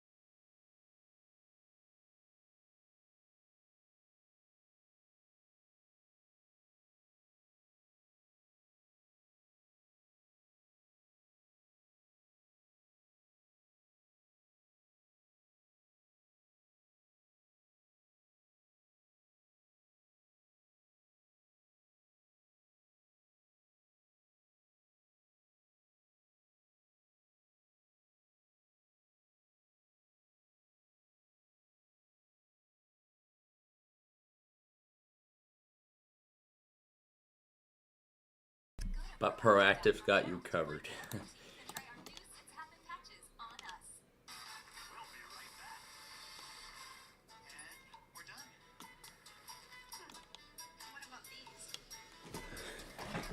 Yeah, I still got a few other things to go back on here. Alright, well, good afternoon. And we are just about ready to start our Minecraft show. What I'm doing right now is I'm putting in any remaining things that may still remain. And I'm putting them in the right order. So I'm doing rearrangements of alerts and stuff and moving them into the right places and in the correct order.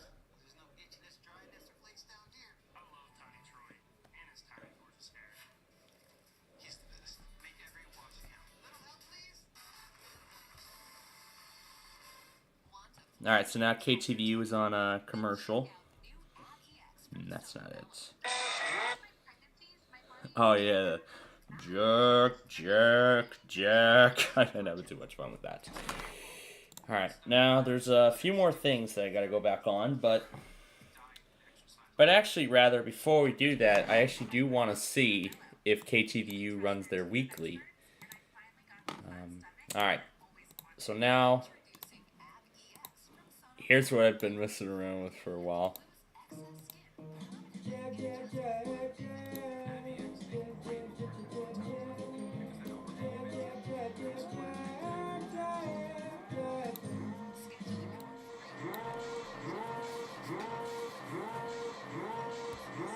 Jack.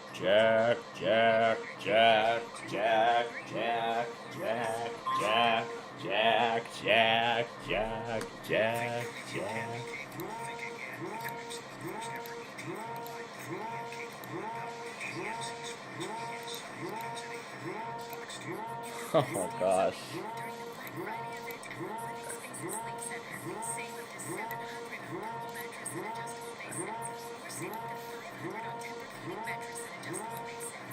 And here's the latest tornado watch that got issued earlier.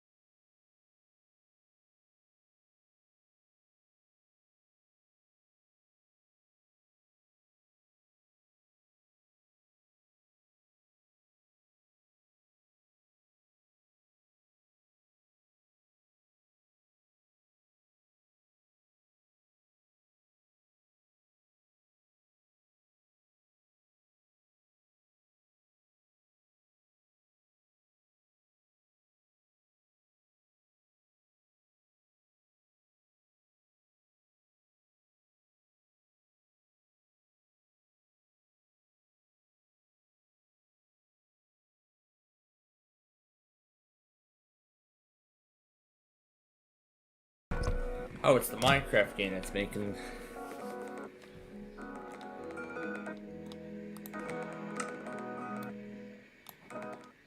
Turn the music all the way off. Okay. I'm going to close the game for just a moment, because there are a couple more pieces of business we have to do before we get started.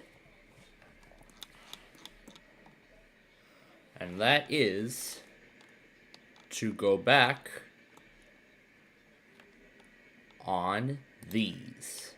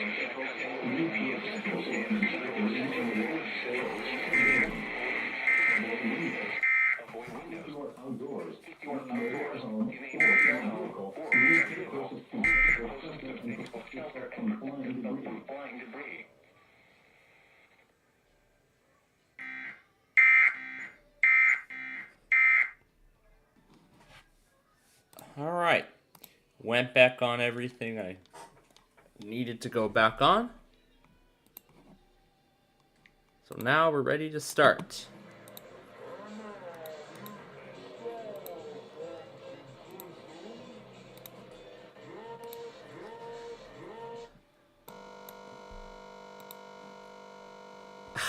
Crashed as you can.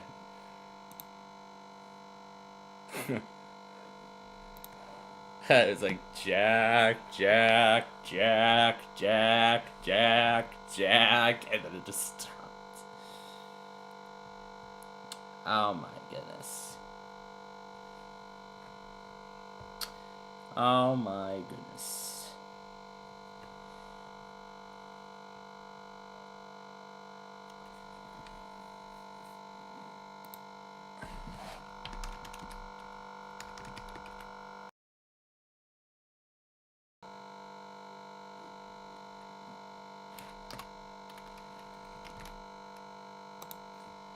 But of course, there's an easy way I can fix this thing, and that's if I go into, I'll just force kill Audacity, and then I will find the audio DG and force end that process.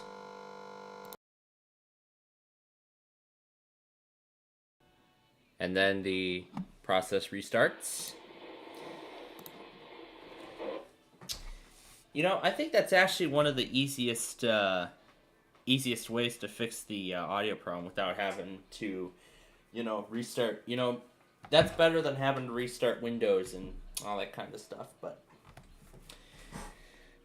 I gotta make sure everything was correctly. Yep, everything looks to have been correctly reprogrammed into OBS after the system restore. going into the marketplace. We're going to go to... Hey, it's Ryan Reynolds, as owner of Mint Mobile. Yeah. I know about Mint Mobile. I don't want to hear about that.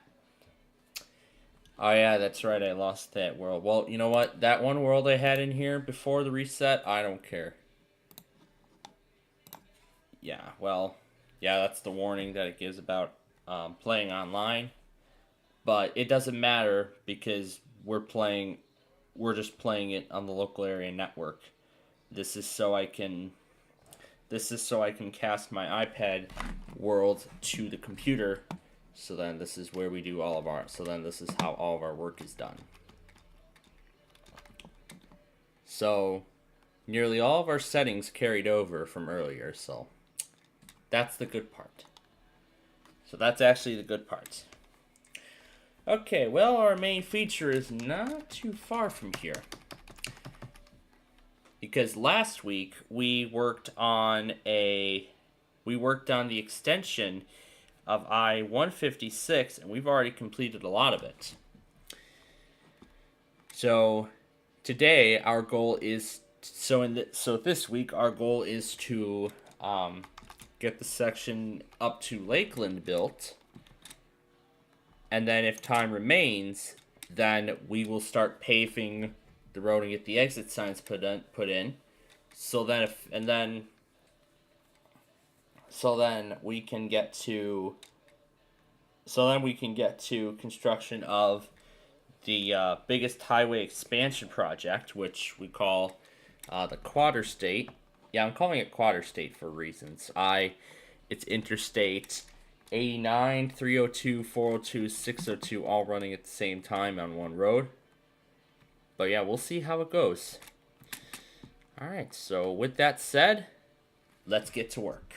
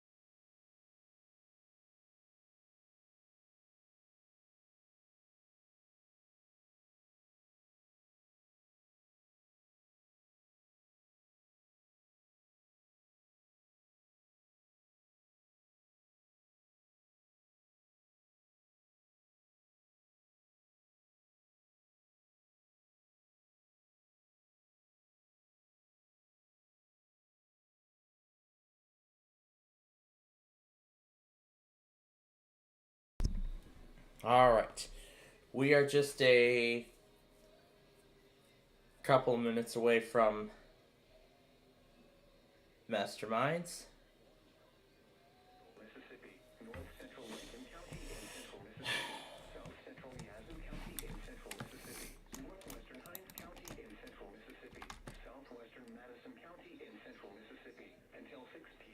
So, we just had a new tornado warning for Rapides Parish in Louisiana, which includes the city of Alexandria. Alright, so now I'm putting on the median for the first section.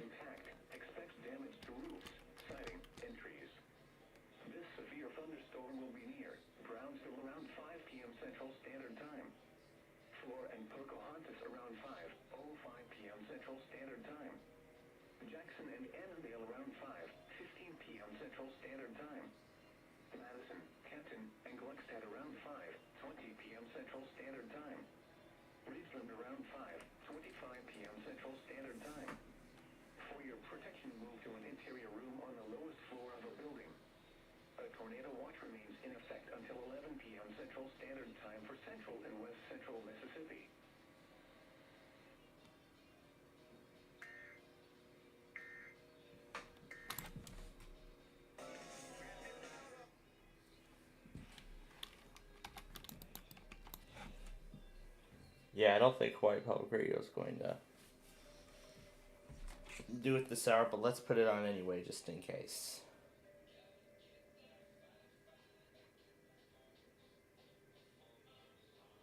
Oh, there's that railroad crossing, the abandoned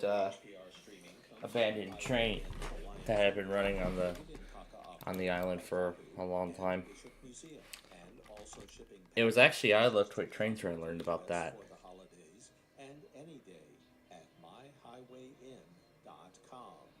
Ourselves a high surf warning. North and west faces on Ni'ihau. North faces for Kauai, Oahu, Molokai, high surf advisory. West faces Kauai, Oahu, Molokai, north faces of Maui. Big waves near 25 feet on north faces of Kauai, Oahu, Molokai. 12 to 15 west faces Kauai, Oahu, and Molokai. It's good through 6 a.m. tomorrow, but you know how these things pan out. Sometimes that could get extended.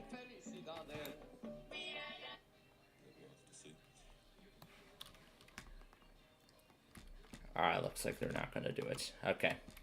Alright, so we'll check in with them next hour.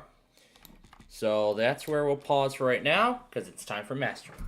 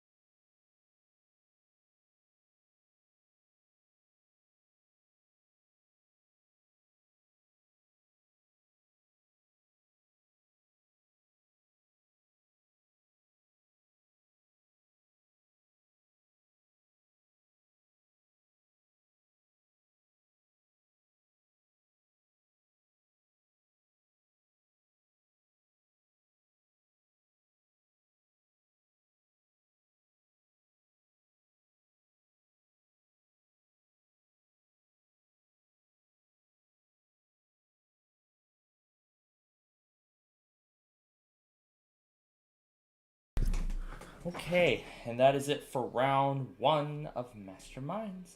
I am getting WMAL ready. They didn't go at 9:30 this time.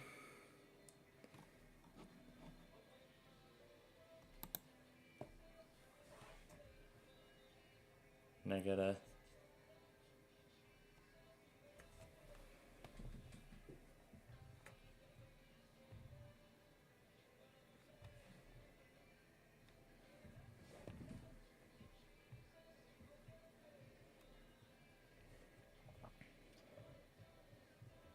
I'm going to put all of them on so I can see what is going on. Alright, didn't miss anything too much.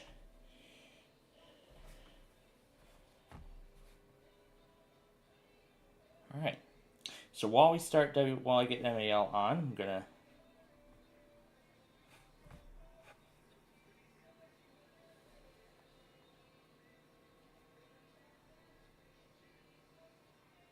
I'm going to send over the videos to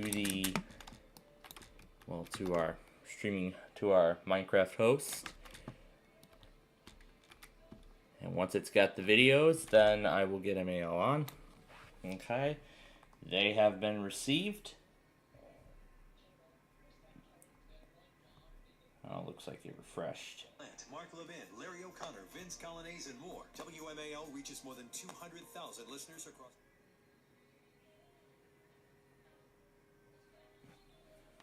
That sounds familiar. You know what we do now.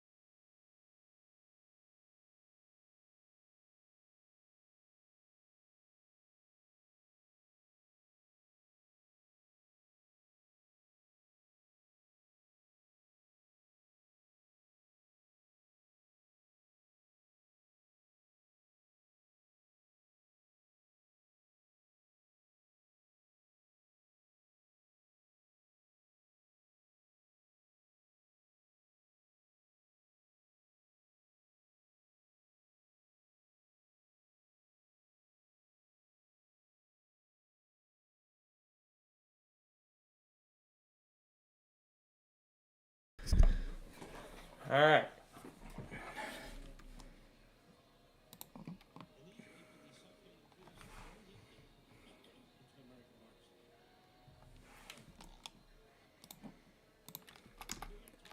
So I have to go back on that tornado warning for Rapides Parish separately later. So we got MAL going.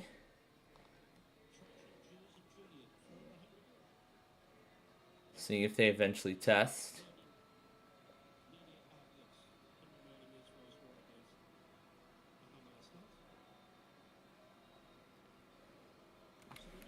And we got both EMFs on. We've had them both on for a while.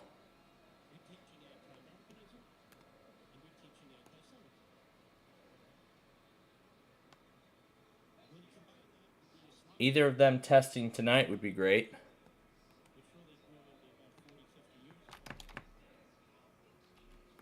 So either of the two testing tonight would be great.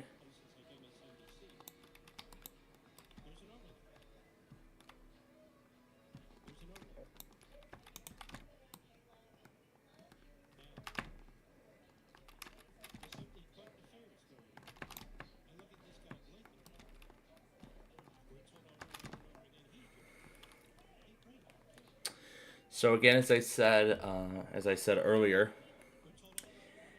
this is the second to last episode of season 4 of Masterminds. So the season finale is tomorrow night, and then after that it'll be on reruns for a while until they announce a date for season 5. If there will be a season 5, but in the meantime, Hey Yahoo is also coming back, so maybe I could have that take the place of Masterminds, or I could do it at some other time. But again, that's completely up to me. So then I'm not sure what they're going to do with Hey Yahoo. If they're going to do the exact same thing that they've done. Yeah, if they're going to do the same format they've done before. Well, the way they air the episodes, actually, that's what I'm questioning about. If they're going to air 2 brand new episodes back to back, or if they're going to just air 1 episode each weekday and that's it, with of course Friday being reruns. So alright, so this is the last section I'm going to dig up, and then I will rather.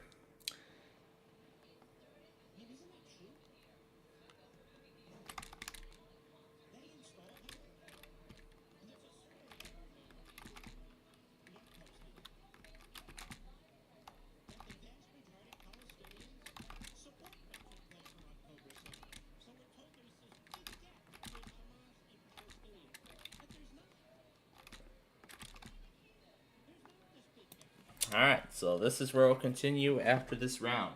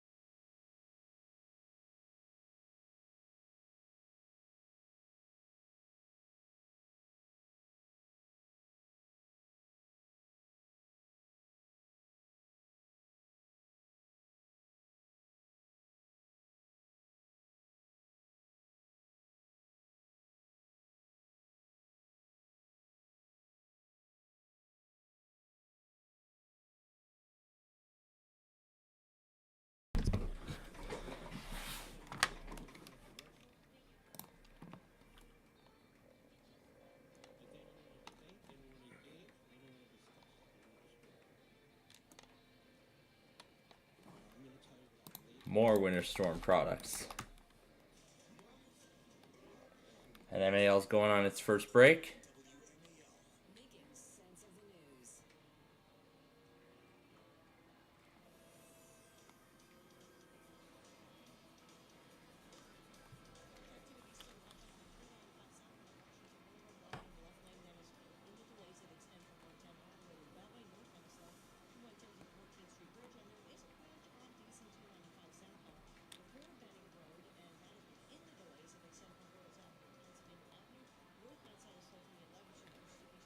MAL going tonight would be even better.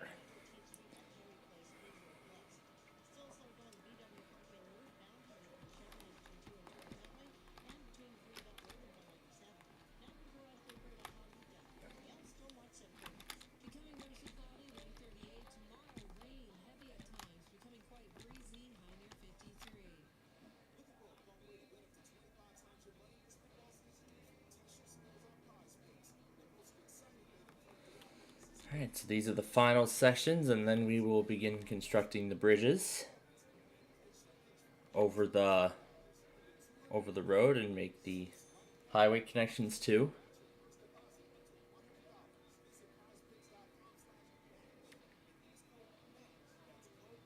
Boy, we're really making this fast, aren't we?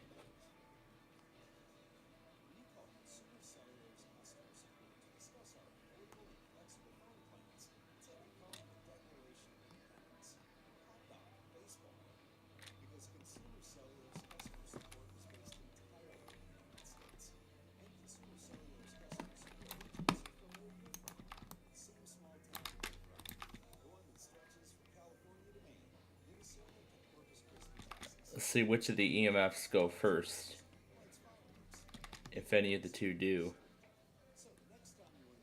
Because both are on day 4 right now.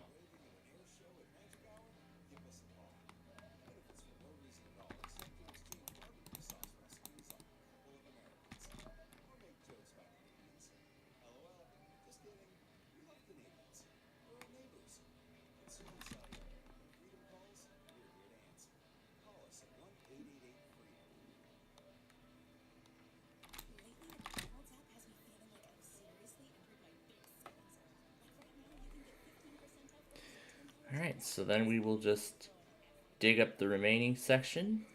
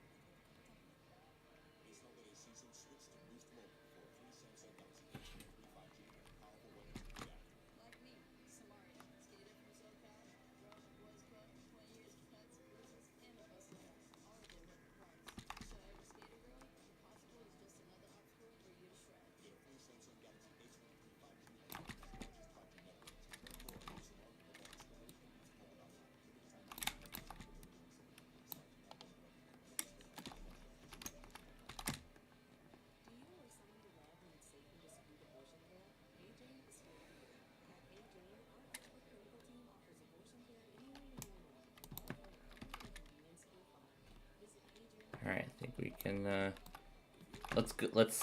let's take the median about right here. Then we're gonna stop right there. And now to the final round of Mastermind.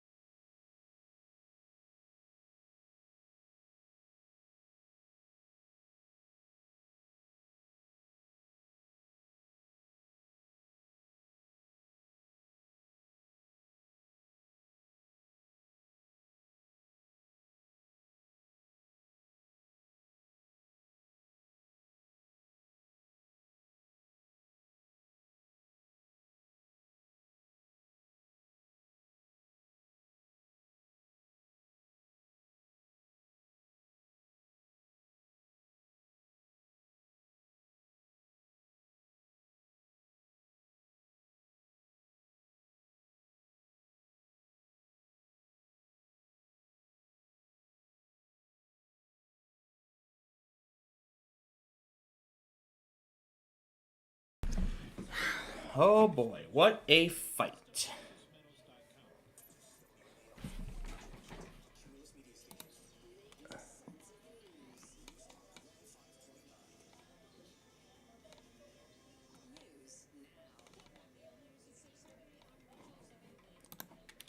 What a fight in the final round of Masterminds. So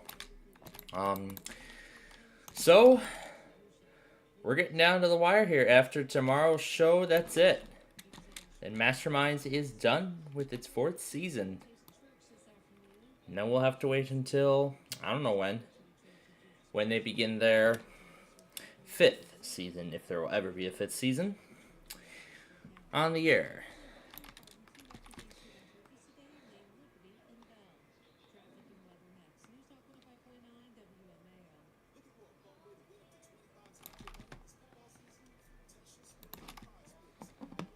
Alright, so this is the last section to remove, and then we're going to put the median down.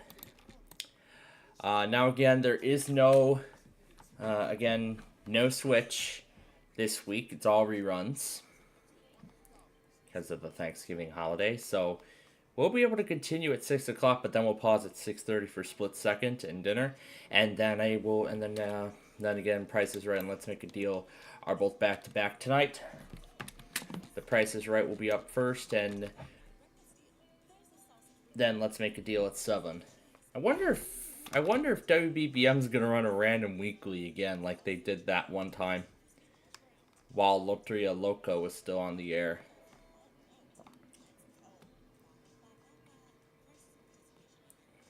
But we'll find out we'll find out for sure.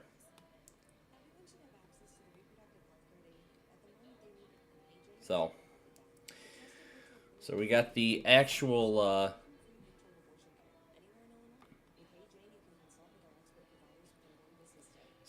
So I still have both EMFs on. And I'm keeping them both on in case one of them tests.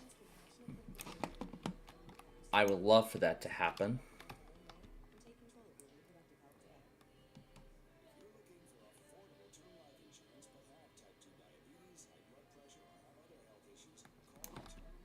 Ooh, it's Big Lou. Alright, well. So now.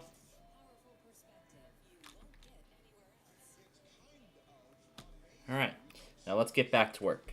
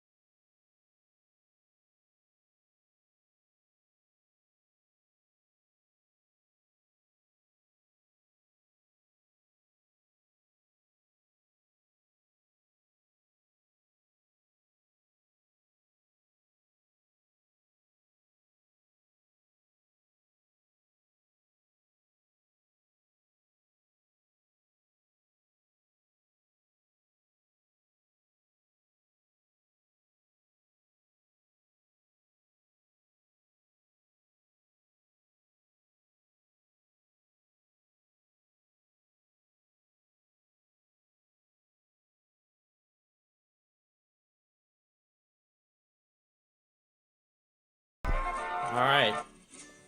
Here we go. It's time for check number 2 of Hawaii Public Radio. They didn't go at 3:59. They didn't go at 4:59 either. What about 5:59? Let's see.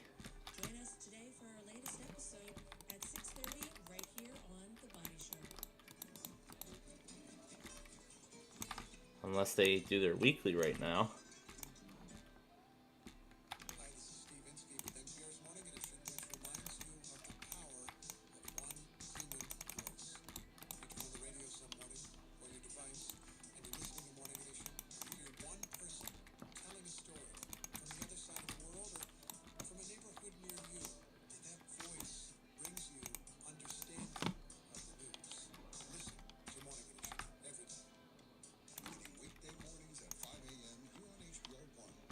On HPR 1.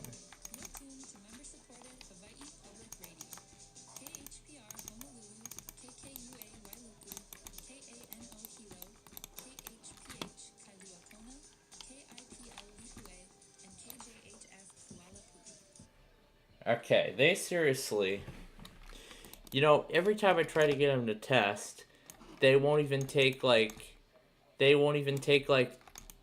30 seconds of their time to ensure that everything is properly working. Okay, now to start MAL up again.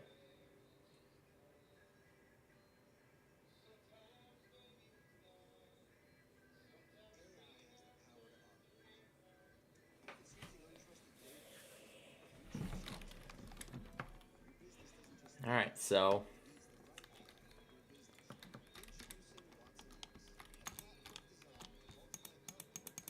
this was the hour that both EMFs went on Thursday night. So let's see if it happens again.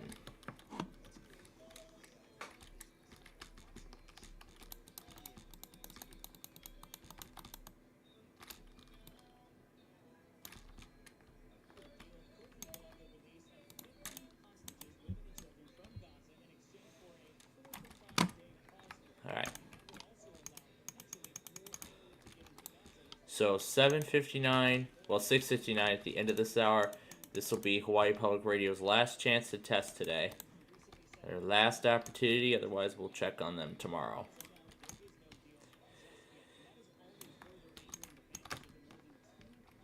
So, now we're going to work on the extension of I-356.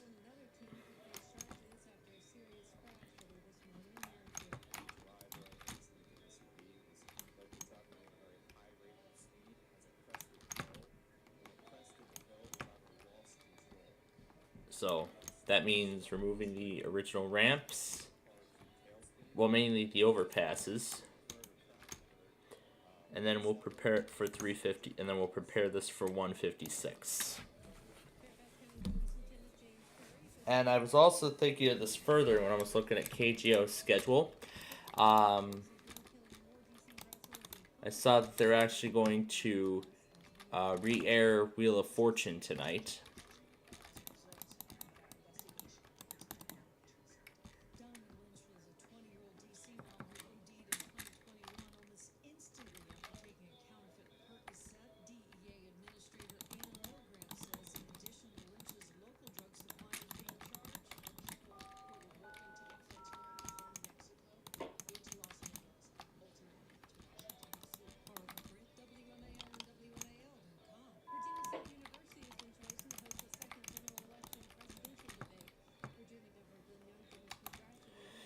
So what I'm doing is I'm matching up the design of the ramps with the other side, and then beginning the process of removing the overpasses and that stuff. So then we would have a consistent pattern.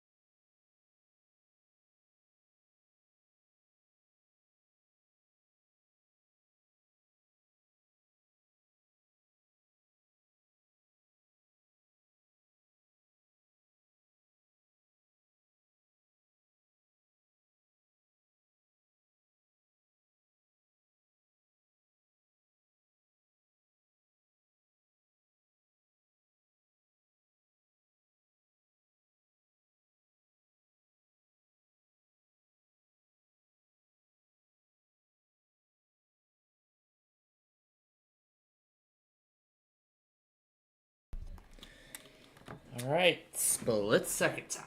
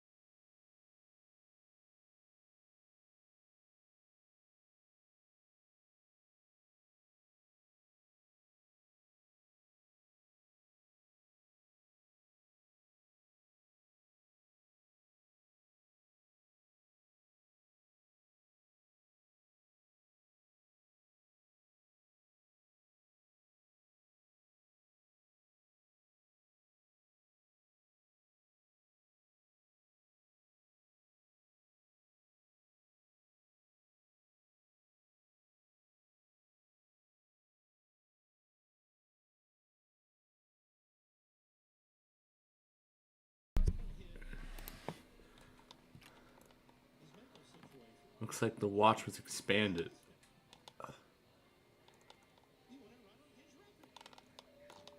Look at all this, my gosh.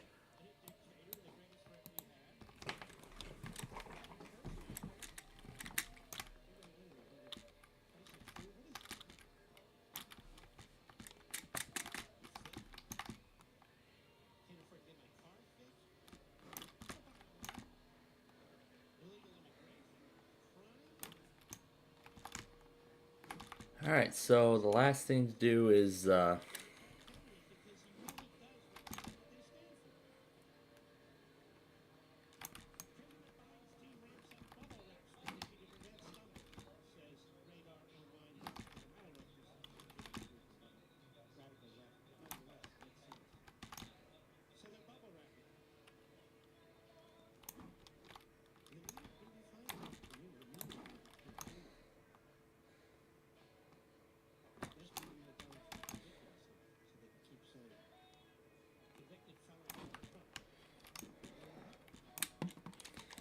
so we're in the final stage of this construction project.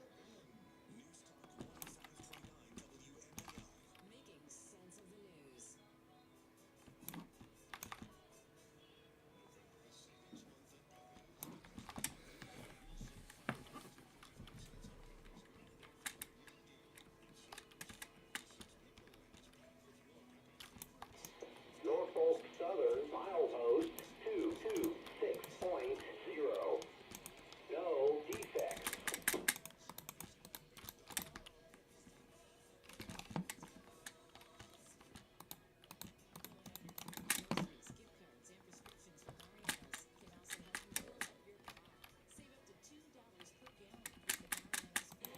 Norfolk Southern milepost 226.0. No defects. Just want to make sure I am doing this right.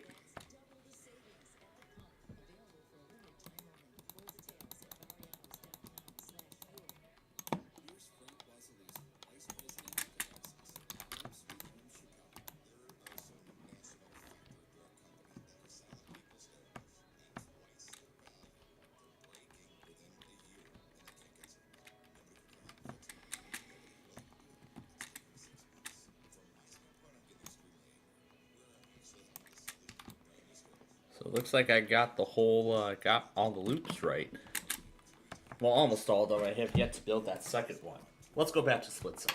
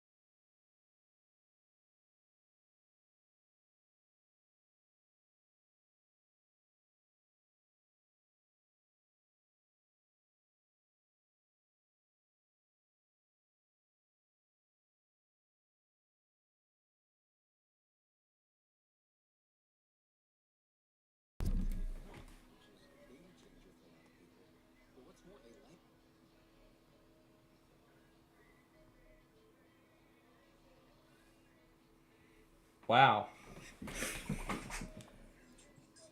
Wow, that second round, that countdown round is over so quickly.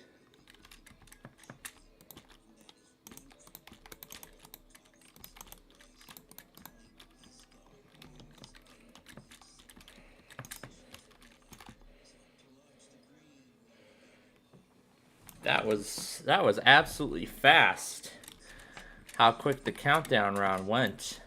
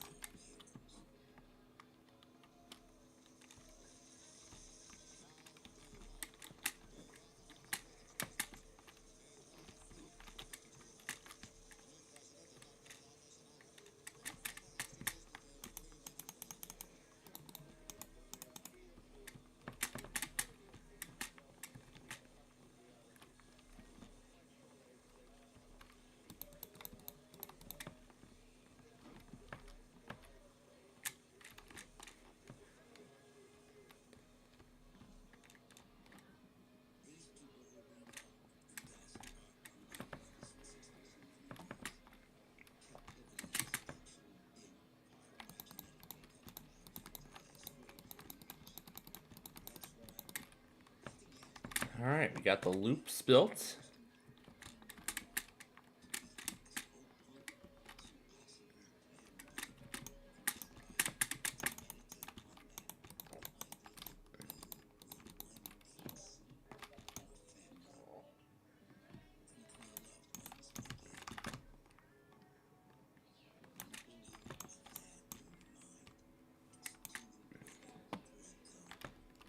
All right, we got Hawaii Public Radio ready. Last check. Last check. If they don't test tonight, then we'll check in with them tomorrow.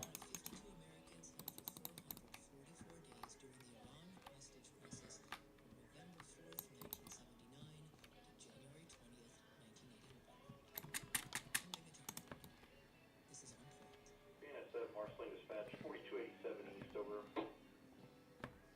4287 West. Yeah, did you guys start pulling yet over? No.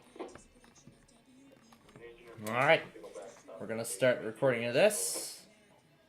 Now back to split second.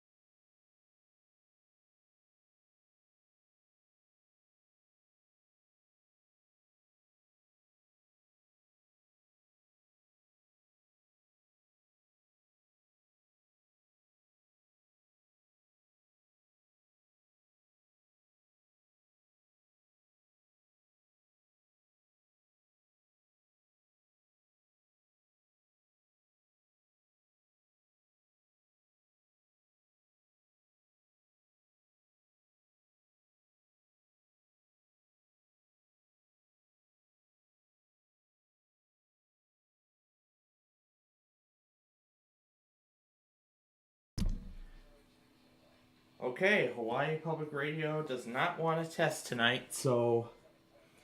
Alright, well...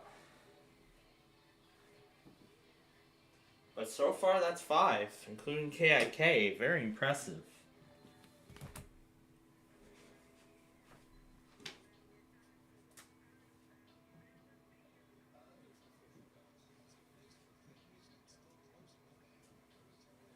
Alright.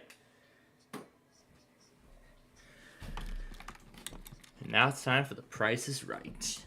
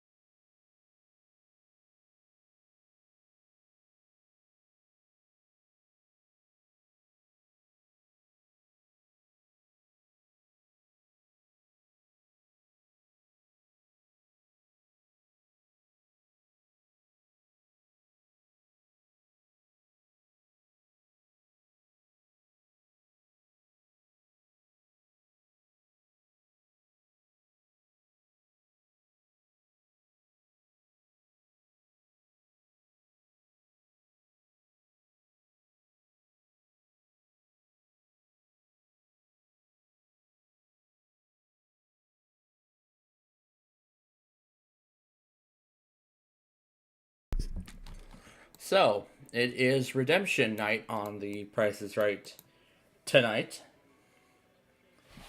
where several contestants that have missed out on big prizes, or anything big in general, have been selected to come back on the show to try again and hopefully win something.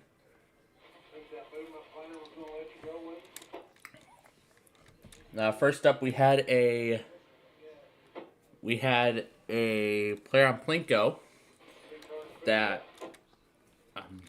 didn't get any extra chips, and he also won absolutely nothing on Plinko. Nothing. Zero. Zilch. The second one, which we just saw, was in a fierce battle in Contestants Row, where the next player up would bid $1 higher than her. And of course, they would end up winning the item every time, so she never got a chance to play, but this time she did. She had a chance to win a grill and a hot tub on Switch, but unfortunately, that didn't work for her, so. But she does get to spin the wheel. So let's see what they got in store now.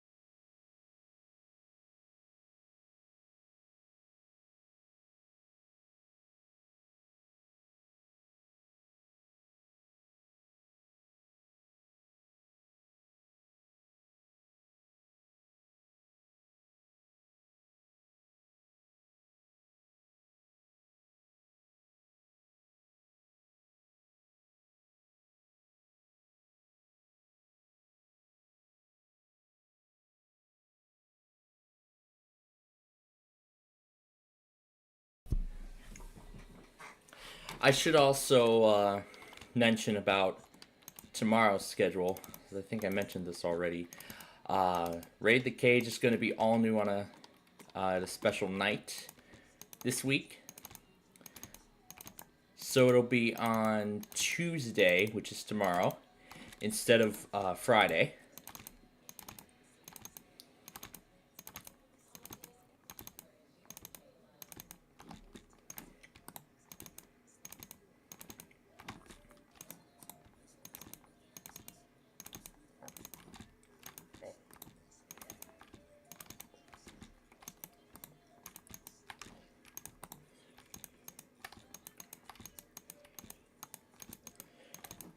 Alright, so now we're going to pave 356. And at least I finally finished up the rest of the Starburst that I couldn't finish on Friday during Raid the Cage, but yeah, I finished a lot of snacks today. The grapes and the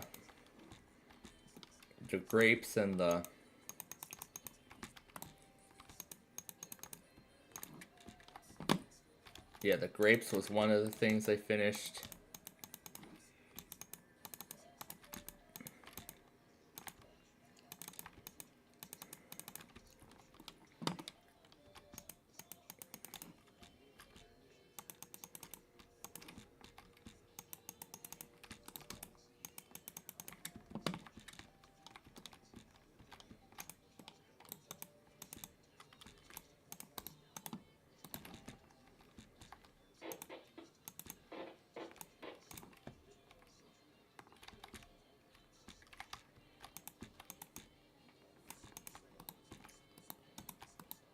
Alright, now to the first showcase showdown.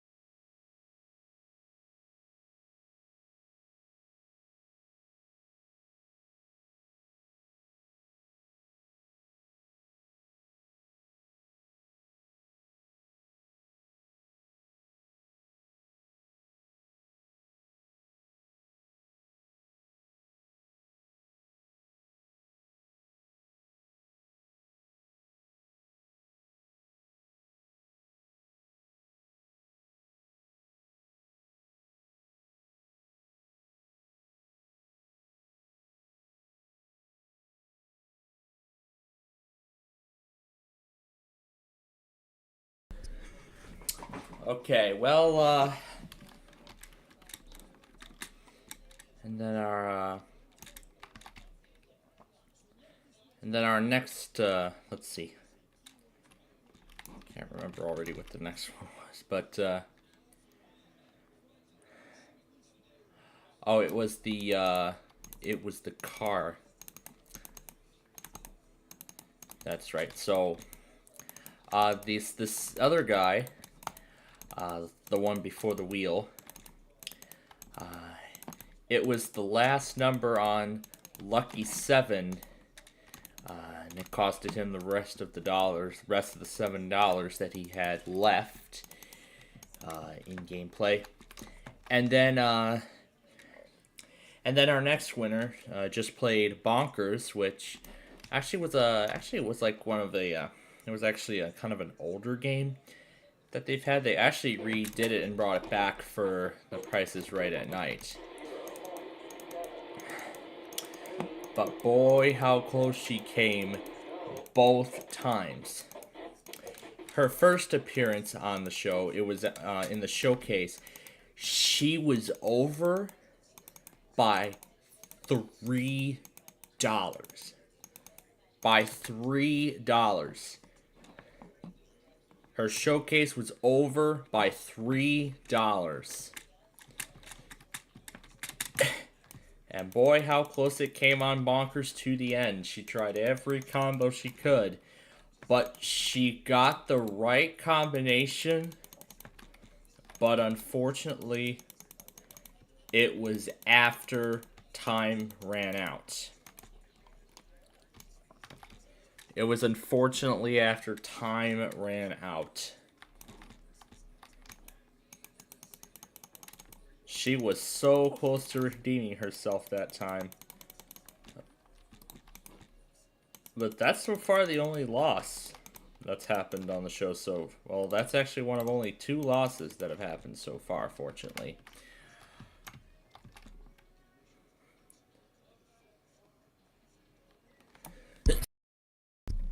And in just a bit, we're going to get a new set of contestants, and they're going to try to redeem themselves.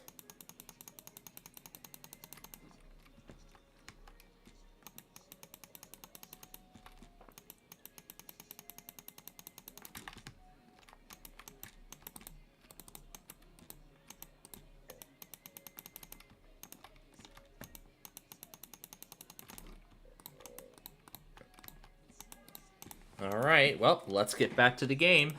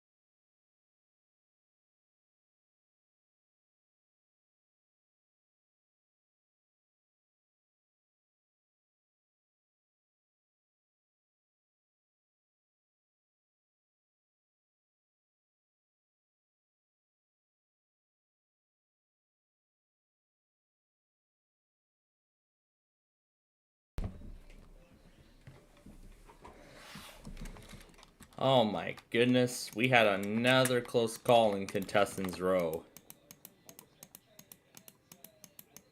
Yeah, we had a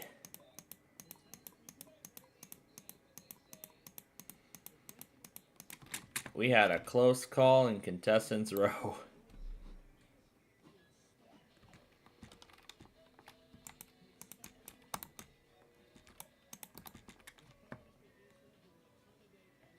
And you bet we had a close call. In fact, this time actually, John was over by $8. His bid was over by $8. Yes, $8. That's how much he was over. So my goodness.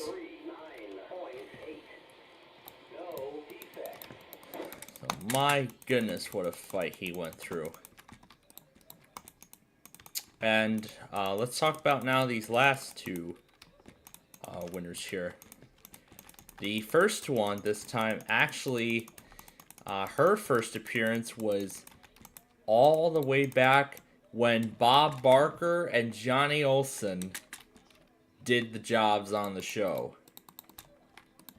That was like 40 years ago. And she finally came back for her redemption. That was after how close she came on Hole in One, but it wasn't called Hole in One or Two. It was just Hole in One. Get it in one, that's it. You don't get it in one, that's it. You don't get another chance. Unlike today, the second one was got everything wrong on the bonus game. He didn't even get a chance at the bonus at all. Now that's a definite, that is a heartbreak. To fail at the bonus game. But there we go. So now this interchange is being redesigned. So those are the two winners. Now, I was thinking, because Wheel of Fortune did not air tonight because of Monday Night Football, you know what? How about, as a special tonight, why don't we do like an extra 30 minutes of our broadcast tonight so we can fit Wheel of Fortune into the schedule? Why don't we do that? Something we haven't done before, so we're going to try it.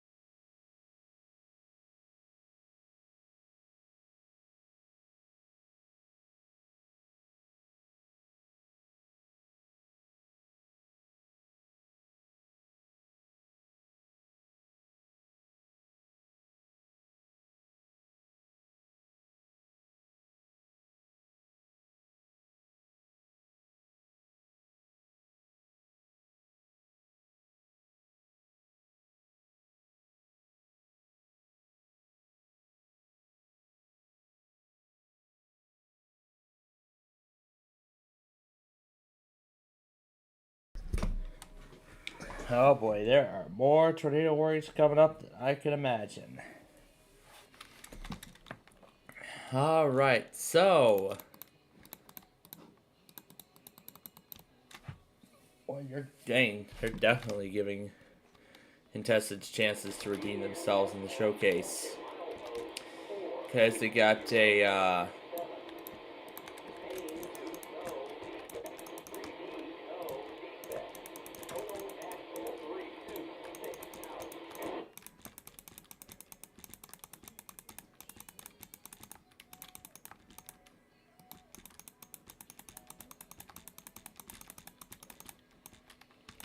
Alright. Paved all the parts of the road.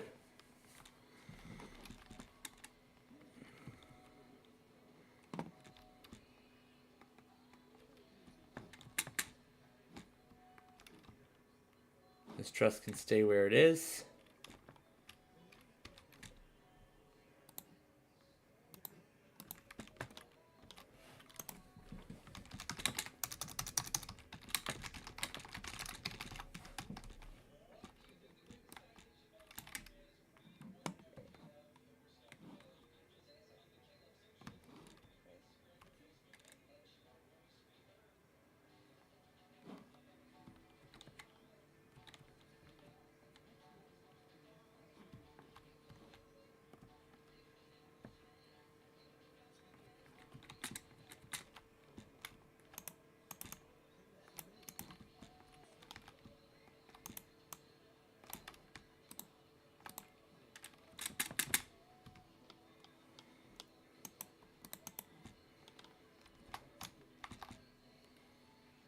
Alright, so all we have to do is pave up to the bridge, and then we're going to continue with 156, where we just were.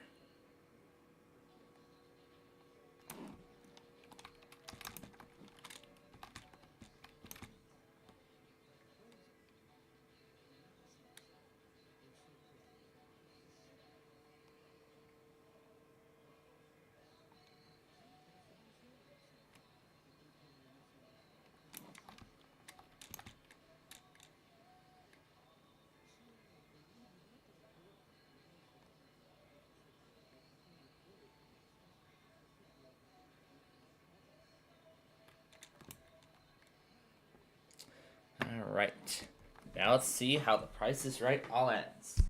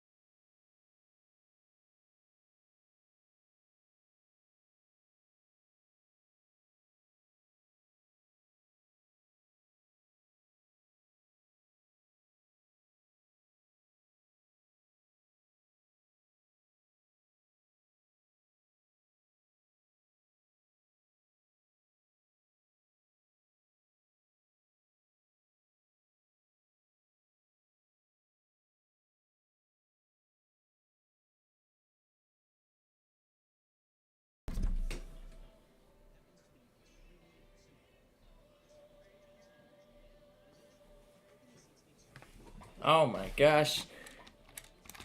That's a sign I've not heard in a while.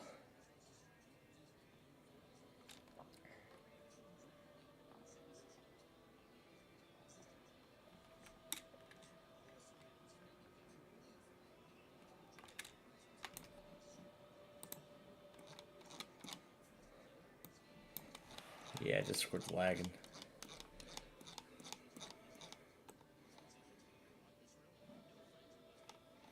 Oh, at least he had WDRO in there. Where's Rice and Steel? Interesting. Now that Let's Make a Deal is on commercial, watch.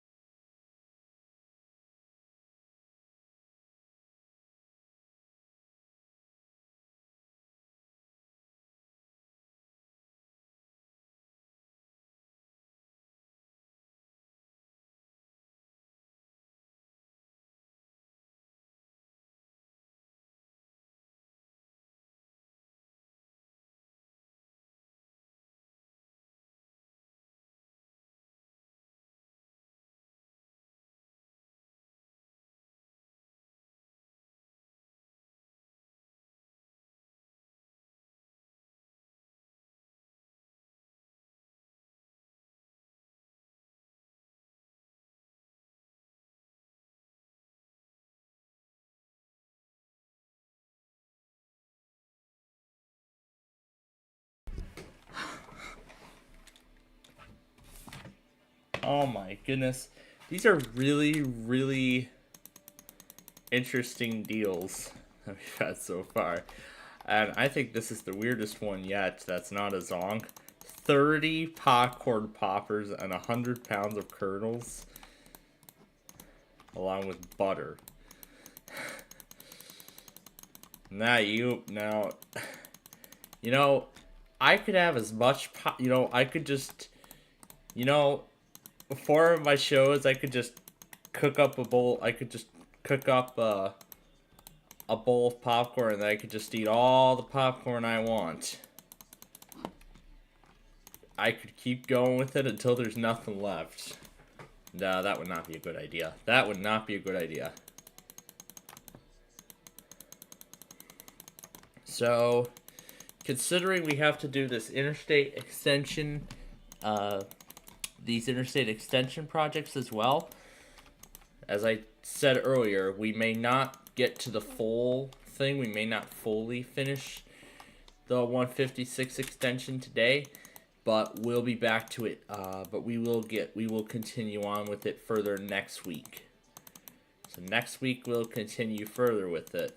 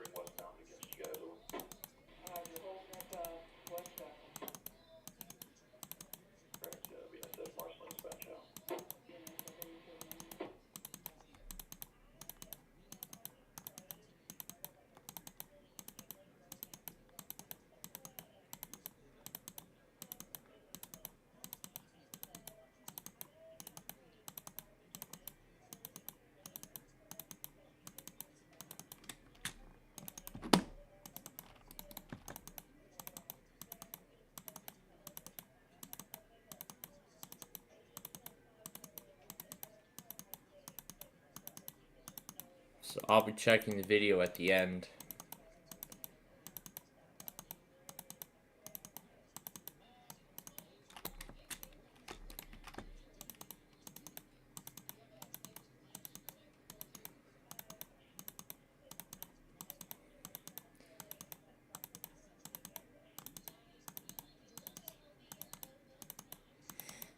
So we're getting close to the big deal now.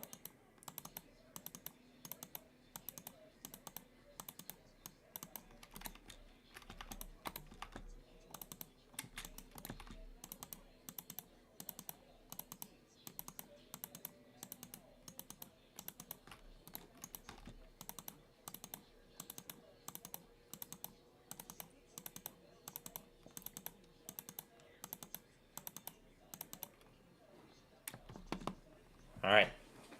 Now back to let's make a deal.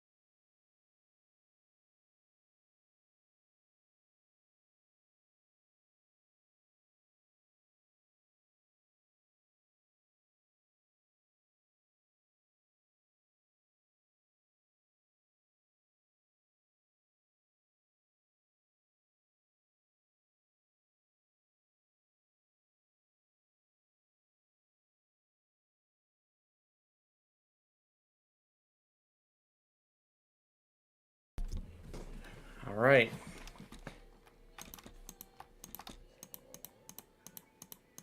It's just about time for the big deal of the night. There's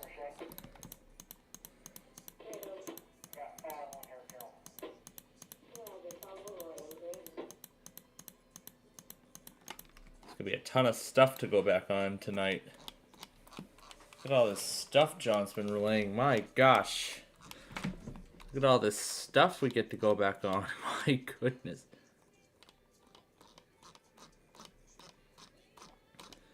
Boy, we are going to have a lot of fun going back on this stuff.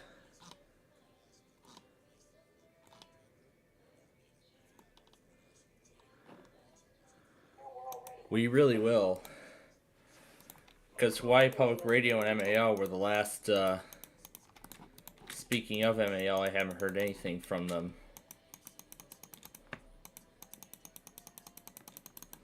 So we got the big deal coming up.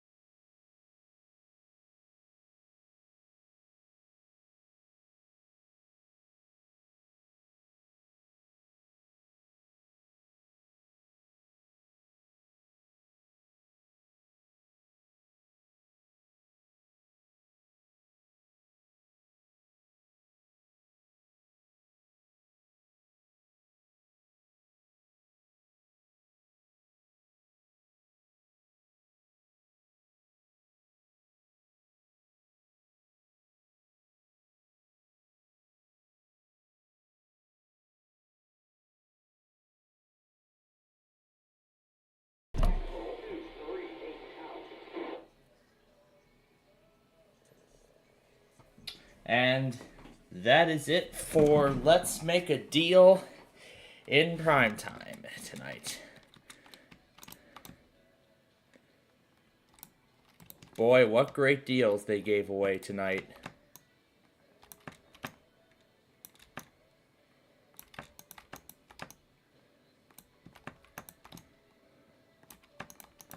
If they both test tonight, that's going to be great.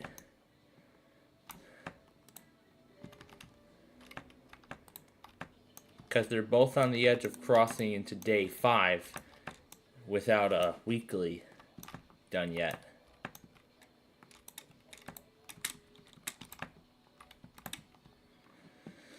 So, last things we're going to do is finish paving 356.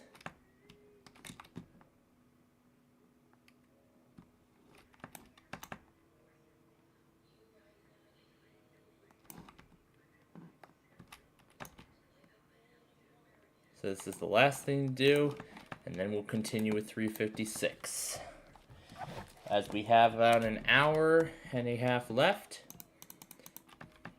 And I will go back on all that other stuff as well along the way before we move on to if ending this Monday compilation.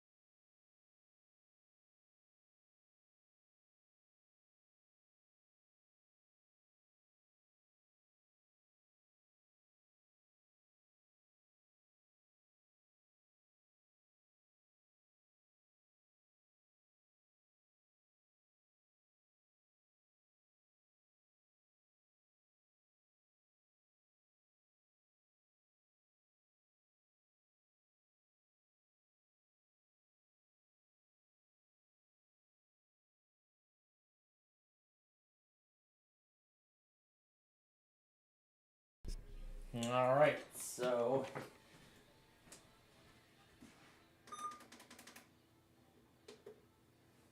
that's the lowest I can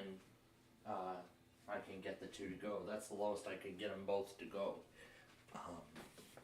Alright, so I believe we are about out of time for our Minecraft show. Yeah, the overload thing, that was nothing. That's nothing I could control.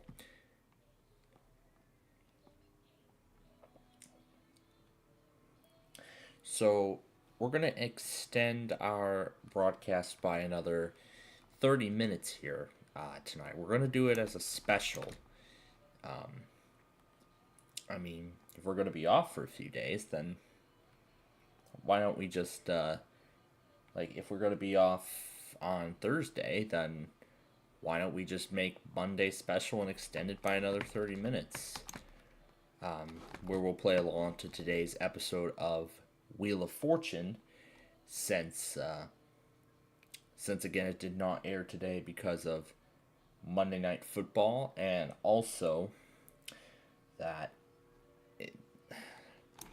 I don't know what it is, but they, for some reason, our ABC affiliate likes to air reruns of ABC and Jeopardy at like 3 o'clock in the morning. While over in San Francisco, they do their airings at like 10 o'clock. They do their re-airs at like 10 o'clock in the evening. Now, I've already watched Jeopardy, so I've already watched Jeopardy earlier this afternoon, so should be good on that.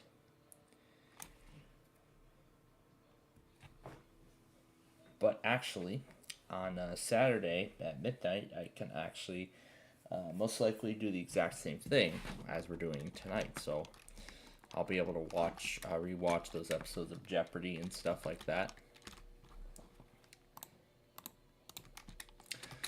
Alright, so this is the last thing we're going to be doing today. And that is setting up this new section of 221.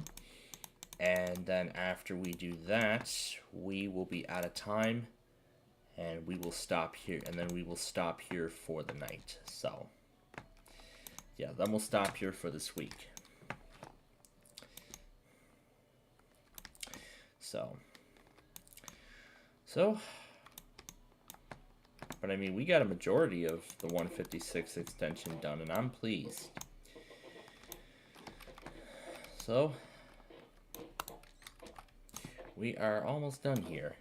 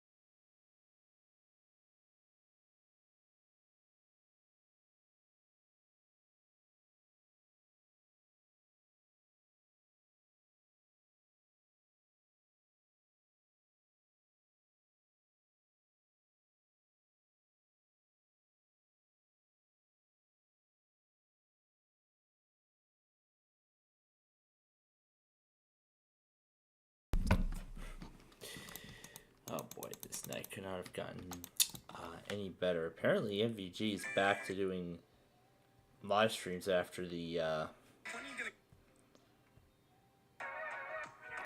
Discovery Gold Rush dispute from a few weeks back.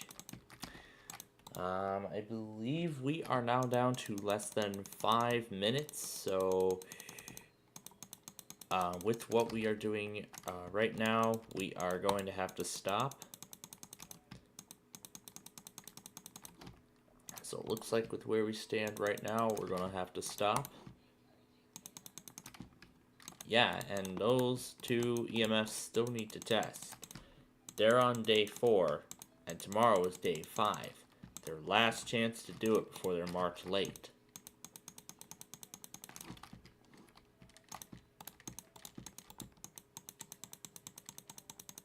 Because they both went on day 2.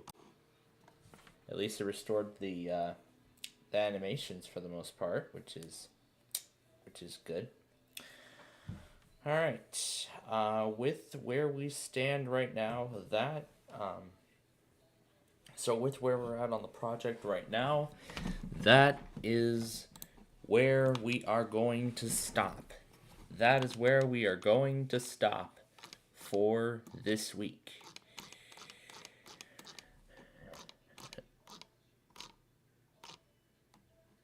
And there's still a ton of other stuff to go back on, including warnings that happen during masterminds and stuff like that. So this is where we'll start, and I'll go back on that following WMMO. Oh yeah, there's that TikTok TTS we were using earlier. I mean, the animations are more fluent now. I guess the reset fixed that problem. Hi, Una. Okay, but now it's time to get serious here, because now we're gonna close out of the plate for right now. And here we go. WQBE.com, 24 karat country. They didn't go last night, so let's see if they do it tonight. Alright, so getting that on. I'm getting VMM ready. And now to pull up buzzer, where we will do classic concentration.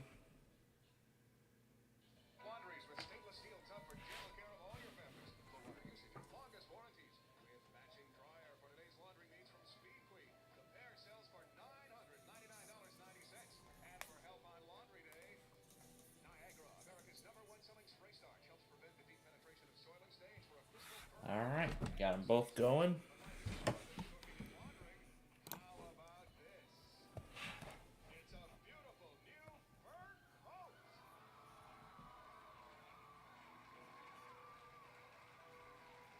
And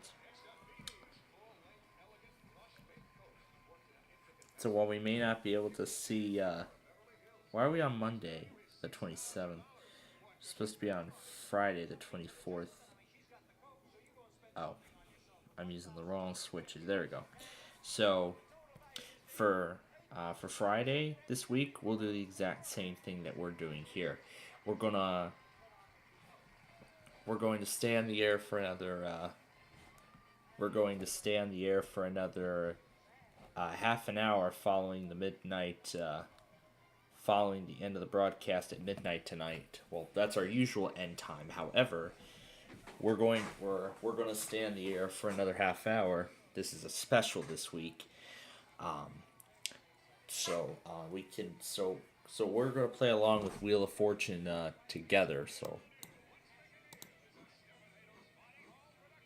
in association with Telepictures. And here we go.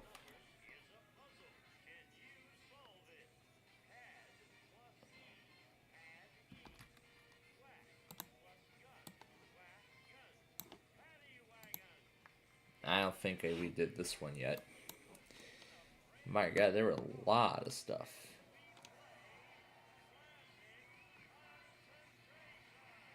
So there were actually 2 more Comcast weeklies that happened. So there were 2 more Comcast tests that happened.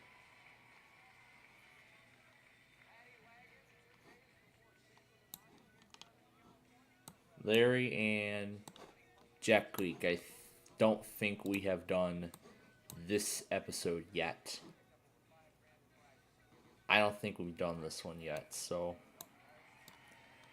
Alright. So I'm getting this set up. So we're going to start by playing these, and then we're going to do the Comcasts afterward, when we're ready.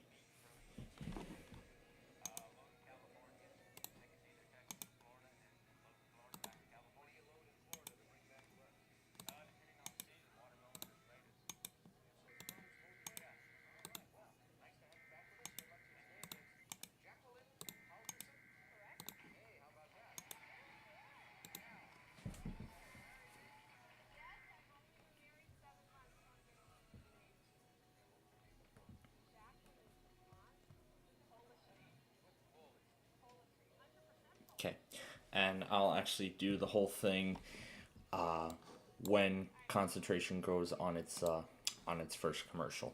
So as the game gets started here, let's talk about what we actually accomplished on today's Minecraft show. And before we move any further, I'm gonna actually set the color back to. I'm gonna set the color back to blue.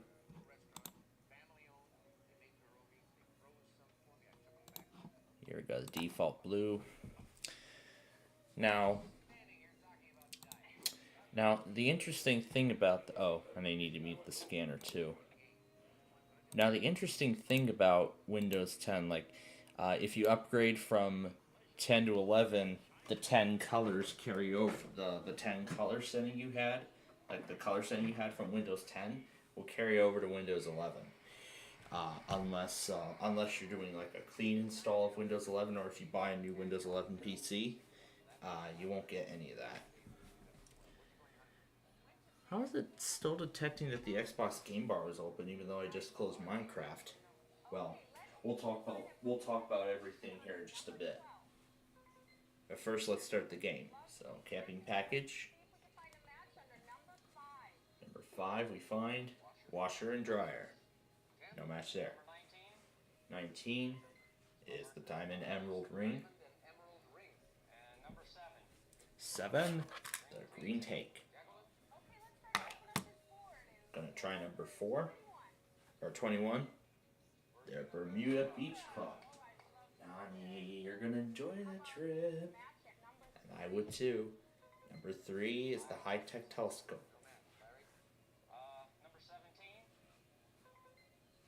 The China dinnerware. 15 is the match. Alright, Larry has the first prize on his side of the board. And now the first 2 parts of... Yeah, looking forward to that. Seeing what he's got in store. Anyway, let's see these first 2 parts of the puzzle.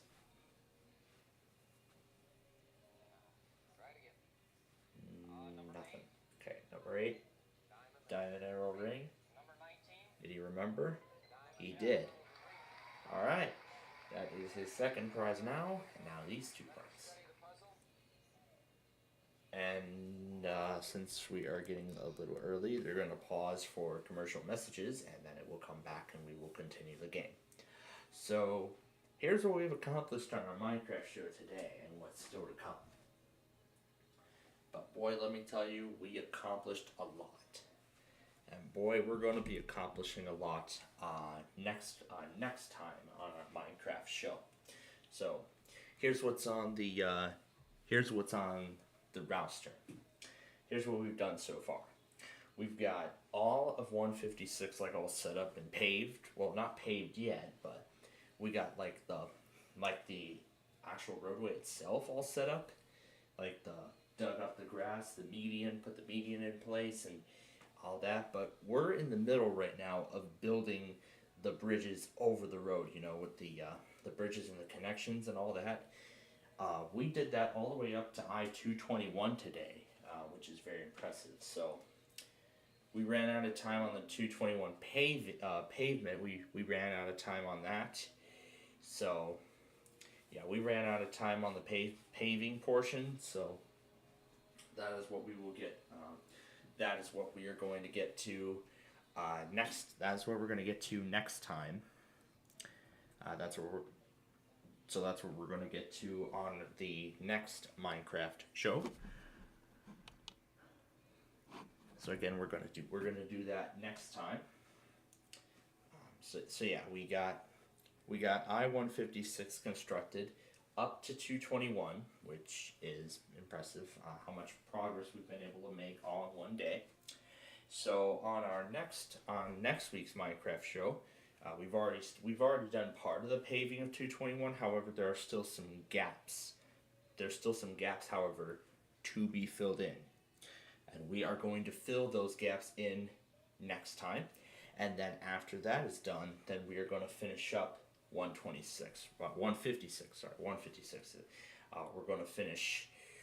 finish the pave. We're basically going to just polish it up and then get ready for the new section to open. I mean, we've already opened part of it, but then comes the part where you get to put up the exit signs and everything. So, and then after that, all that's left to be done is to pave the rest of the sections of the road, and then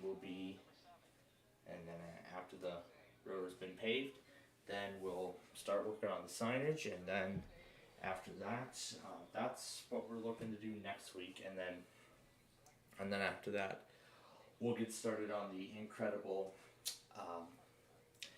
I-302 upgrade and I-89 extension. So basically, we're doing multiple things at once with this upcoming project. That will be done afterward.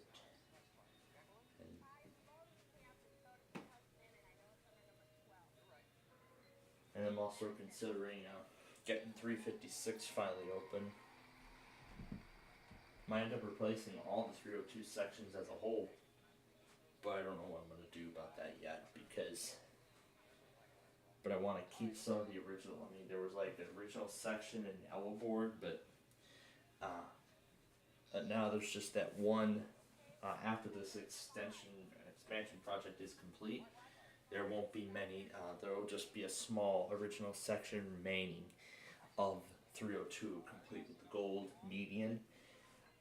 Because then after that's done, then that's going to be completely removed from view.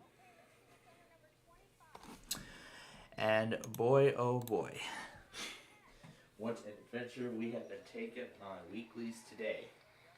As I see the red take has gone off the board now. Oh boy, we have been taken on quite an adventure with tests today. We had YCT go this morning, we had AOK and KMOX go this morning, we had PSU. Well, PSU was actually the first one to go, and then YCT, AOK, KMOX, and KAK all in that order. So, and considering that PSU has started going at random now, I'm actually preparing to remove WPSU completely, both off my website and also off of my weekly test board, and I'm going to be putting WOL radio in its place. And then WOL radio, WOL News DC will be going in its place. So effectively then, if WMRA goes tonight, then I'm going to delete the PSU automation, and then I'm also going to set up all the reminders for WOL, and it will make its debut, and WOL will debut next week. So then WOL will make its debut in our usual lineup next week, because I want to know if they have like a pre-roll or anything exciting. So we're kind of going a little bit similar here, like we do with JFK. You know, we know their usual pattern, and then they have their auto test pattern. So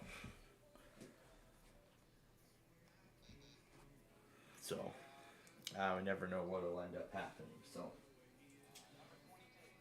So I have the iPad ready and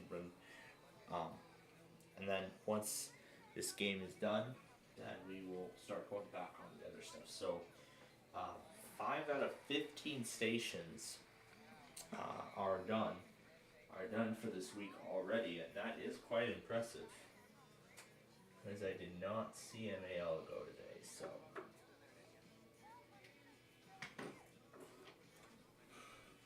So at this moment, 5 out of 15 stations on my list are done for this week. This is absolutely impressive.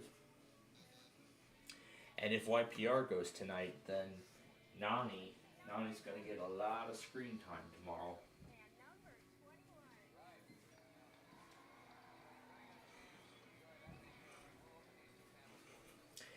And if both EMFs go tonight, then this room will be as silent as ever.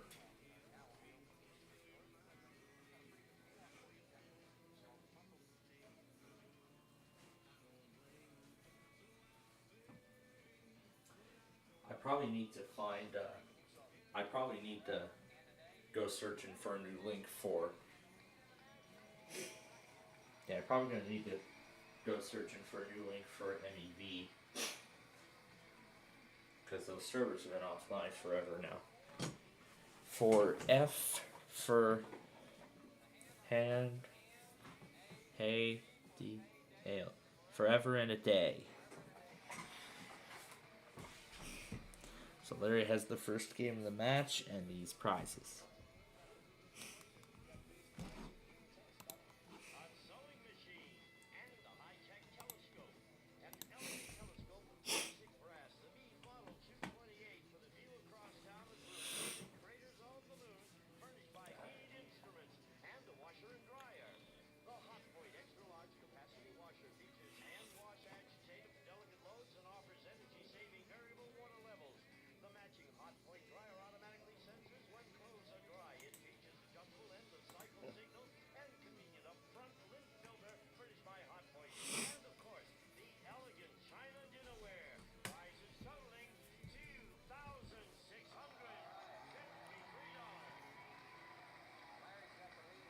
Yep, he's got the lead, and we'll start game number 2 in just a moment.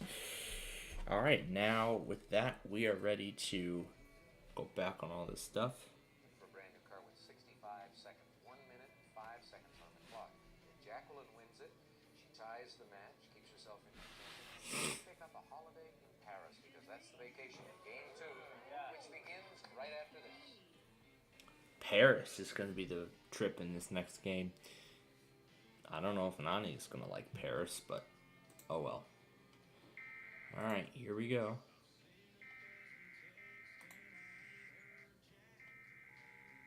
It is lagging already.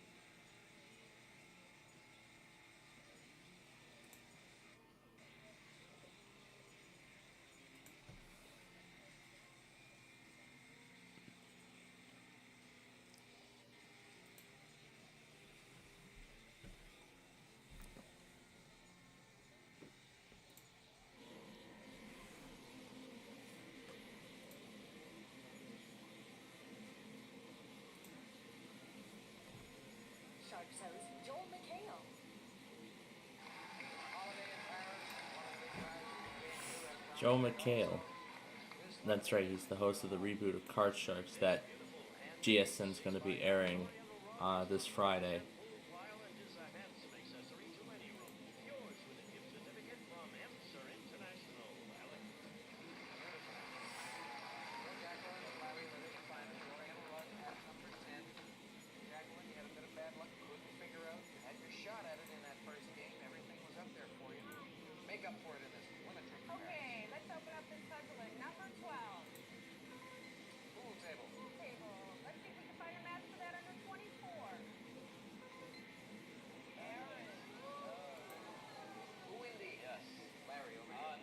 Yeah, Rice and Steel didn't even do their IPOS test earlier this morning.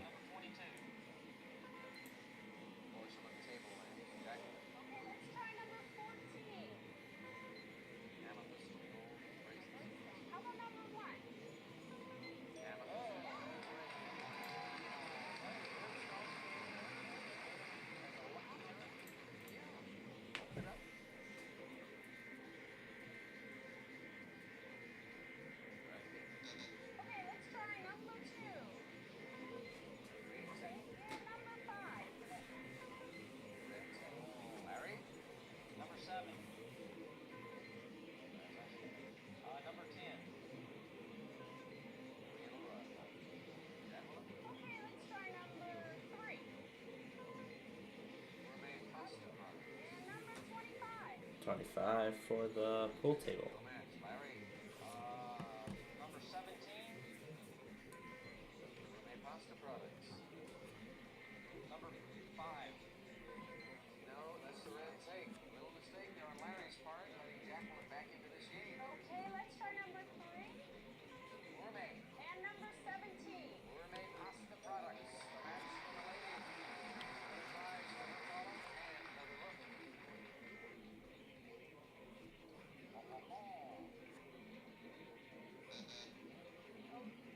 Okay, let's try number 25. And number 12. Pool table. Yes. All right, Jacqueline, you're doing well. Staying alive. Open it up.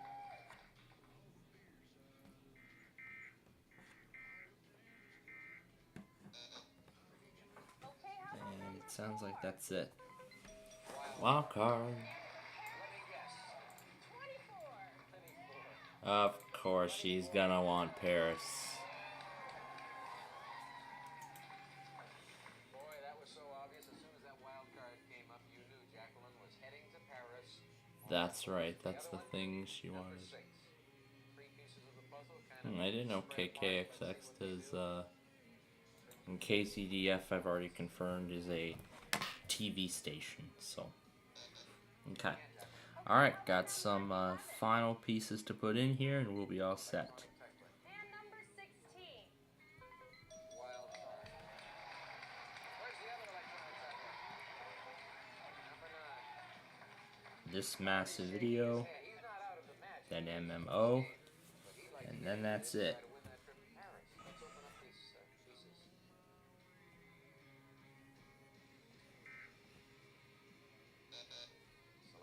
Okay, how about number 7? Brass bed. And number 20? And 20 microwave oven. Larry. Number 23. Oriental rug. And a match under number 10. Oriental rug. And there's the match. Look at the puzzle for you.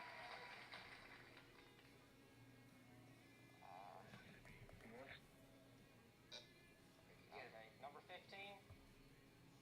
There's a wild card, so you're doing yourself some good now. Number 7. Brass bed. All right. The other brass bed. Dead center, number 13. Another prize for the champion.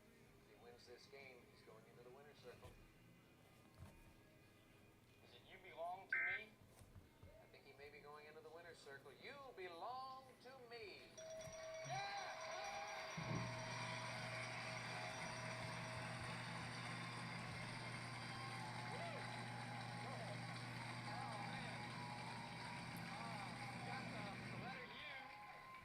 And then the B belongs to singing me. You belong to me. I had a feeling. Yep, you belong to me. Oh my gosh. The Monday compilation is already over an hour long. Even when Jacqueline was in control of the board and she was trying to make those matches. You did too? Darn, that's too bad. Not sure whether I should put it under Gulf Coast Chaos or the Monday test. I don't know where to put it under. Yeah, I don't know where I should put this under. Should I put it? I don't know if I should put it under Gulf Coast Chaos or. A brass bed, the Limoges with the everlasting elegance of porcelain accents welded with the beauty of brass. A queen-size bed treated with a baked-on epoxy protective coating furnished by Swan Brass Beds. And, of course, the lovely Oriental rug. A prize package worth $4,330. Okay, great prize package. So he's going to get 65 seconds to try and win a car when it comes back. Alright, so that's about it for Discord. So, alright, now to go through everything else that these offices have done. This was the last thing Shreveport did. I'll put the SPC back at the end. This is the last SVR that Lake Charles has done. New Orleans, the only things in effect right now are just flash flood warnings, as you all can see.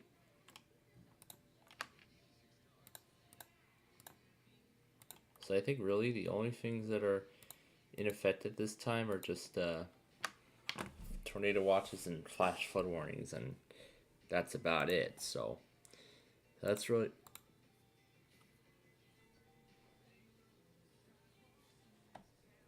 And this is the last warning that Jackson issued before starting to cancel the watch. Little Rock didn't even do much at all. Barely ever Fort Worth, too. Birmingham didn't do much. Mobile didn't do much.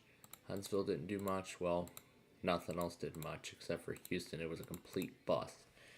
Norman did a couple things, but didn't do too much of it at that point. However, while this event may be over, there actually is another severe weather event on the way. However, there actually is another severe weather event on the way.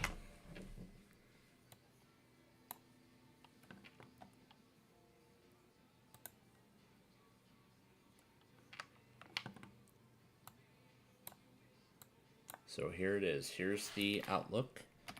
So tomorrow we're looking at Mobile, Birmingham, Peachtree City.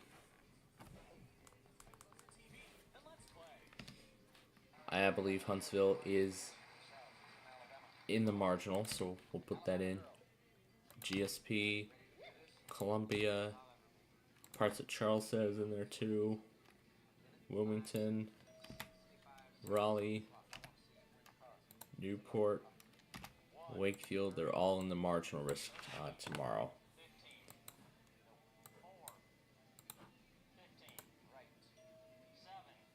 And here's the usual Minecraft lag. Yay. Yep, I knew the factory reset was not going to solve that problem. But don't worry, ladies and gentlemen. This will hopefully be the last time. This will probably be the last time you'll see lag like that. Because I do. Because if I remember, I will. You guys. I want to see if the desktop here with the specs that I want went on sale. Still not on sale again, but yeah, missed out on a decent discount, but oh well. And oh my gosh, yeah. You couldn't even do it in 60, couldn't even do it in 65. So next player that gets to the winner's circle, they're going to get 70 seconds. 70 seconds to win a car. Yes, that's right. You heard that right. 70 seconds.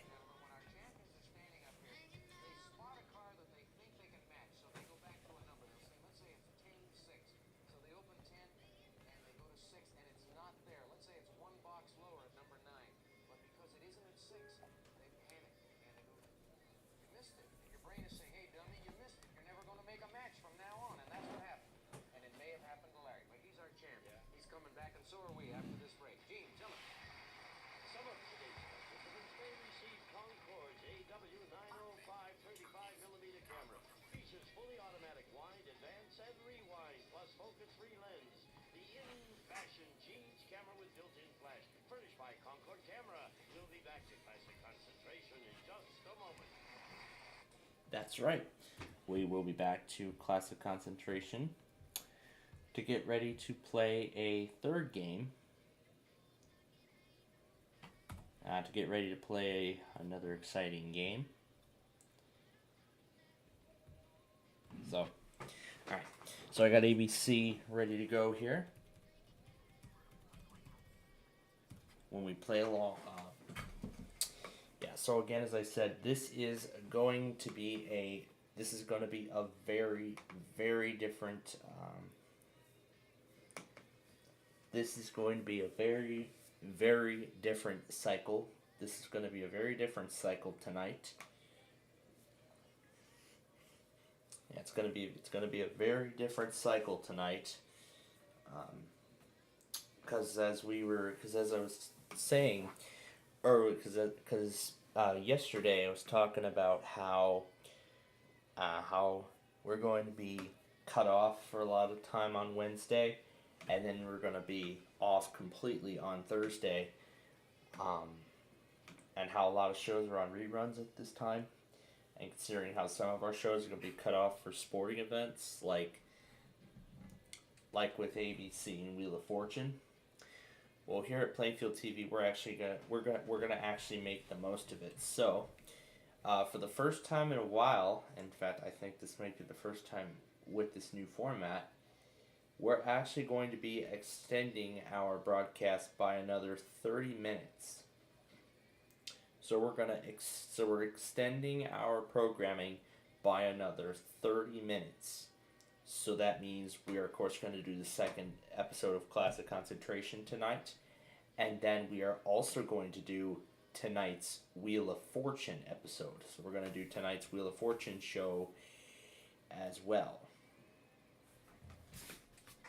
So yeah, so again, we're about to do the second episode of Classic Concentration. And then we're going to do tonight's episode of Wheel of Fortune. In fact, with the already altered cycle, it's feeling very different. Yeah, it feels very different now that this cycle is being completely altered, you know. I mean, well, the cycle with,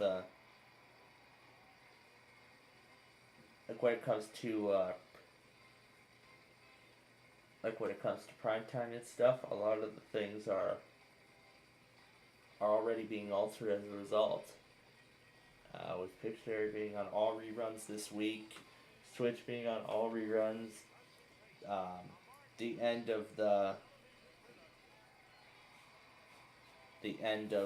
season of Masterminds and all that stuff.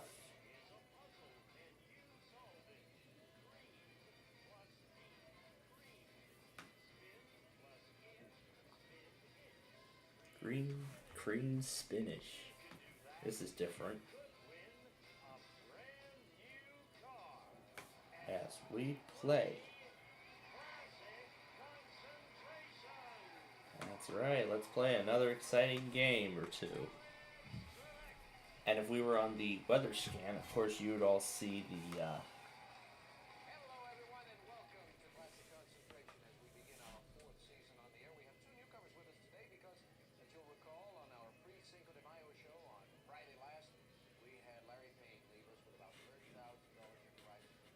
fourth season on the air. Did he say fourth season or fourth year? Fourth year on the air.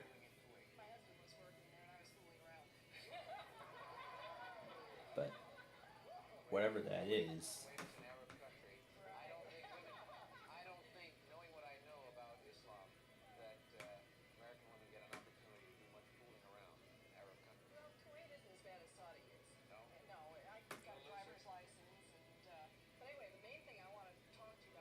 But at least the good thing is that I will take care of Wheel of Fortune, and then I will not have to worry about the 3 a.m. re-air. I can just watch it here on KGO, and then tomorrow morning, and then after class tomorrow, I can then watch Masterminds, and then clear both Wheel of Fortune and Millionaire. So effectively, I can then clear up both of those recordings and I won't have to worry about it. So, but then of course tonight after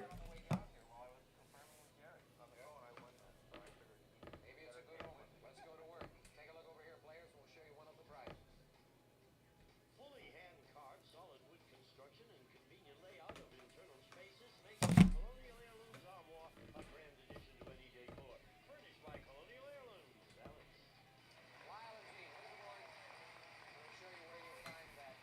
number 5 is where it is.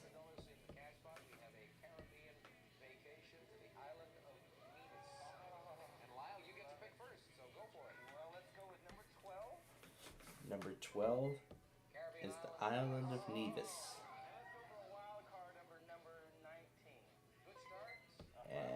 the armoire. Number 5 for the armoire, and 19 for the match. Yes.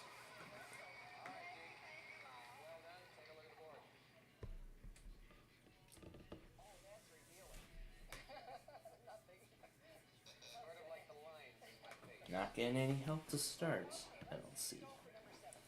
7, the outdoor barbecue. At 14, there's the island of Nevis again. Aha, that is how it's done.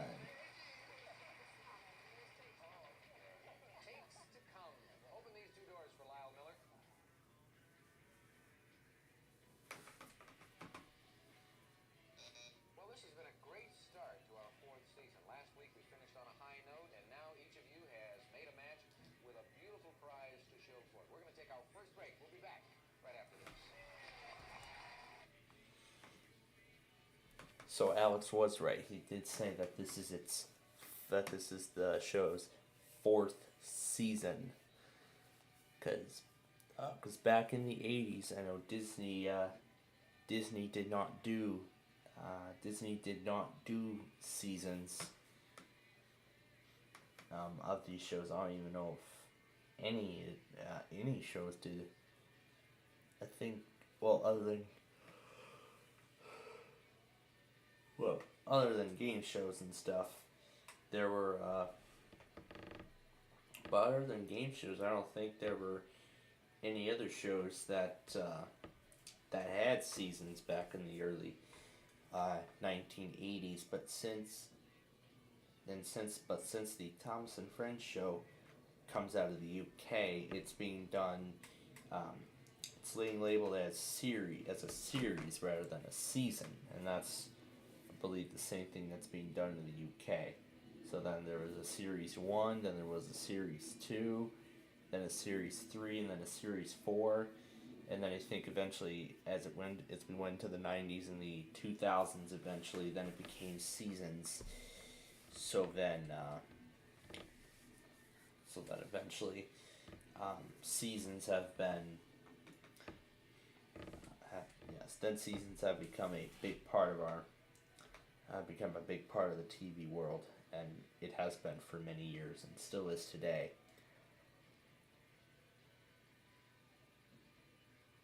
So, but yeah, that's regarding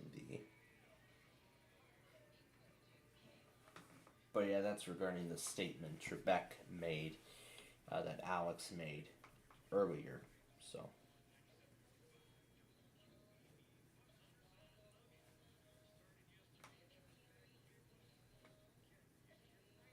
Well, let's see how long this commercial break is right now.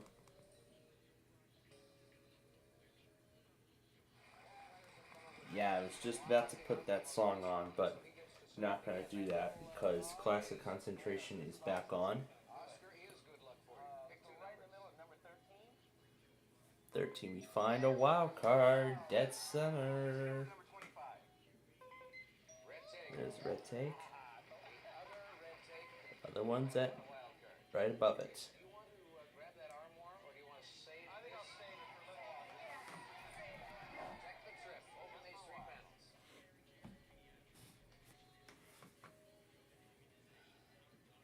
Of course, gonna take the trip right away.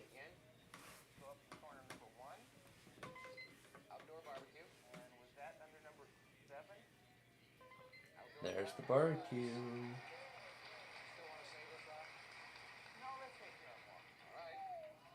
Now he's taking the armoire.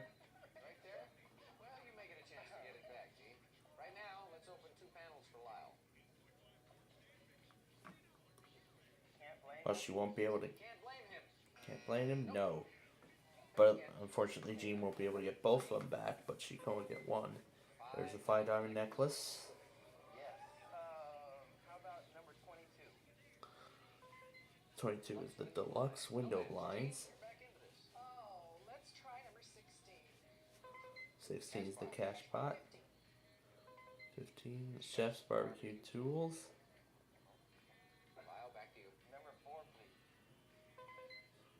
Grandfather clock. How about the corner at number 21? Don't make it what Gene wants that. I know. Super sofa. Gene? Oh, I've wanted a grandfather's clock for years. Really? Yes. All right, well, here's your chance. 15? No, that was the chef's barbecue tool. Oh, 23. 5 diamond necklace. You have helped Lyle again, if he can remember. Number 3? 3, was it? Yep. And number 23. 3 and 23 in that middle column. All of the prizes to this point, Lyle, are in your column. Let's see what happens now as we open these 2 panels in the center column on the board. You can't count on him. Is it you can't count on him? Go again. Not yet. Number 17. Chef's barbecue tool. Number 15. Chef's barbecue tool. No need to panic. You've got control of this board. Well, that's all right. That's the whole idea behind this show. You've got to make matches, clear the board, analyze the puzzle, solve it, and then you win a car. It's as simple as that. Open these 2 panels.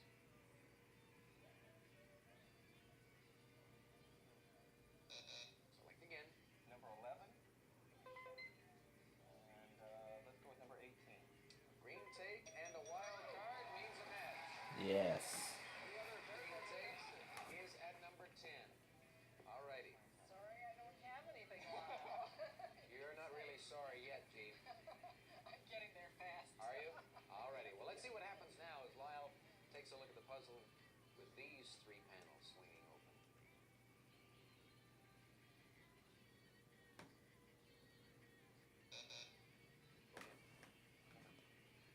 Number 16? 16, cash box. And number 22.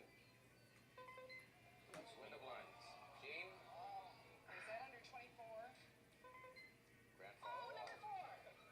Didn't take her long to know. Got it, yep.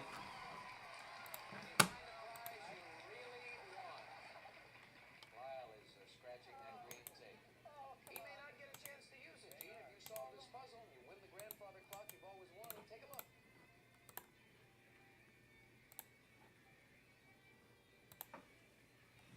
Select again. Number 20. The wild card. And there it is.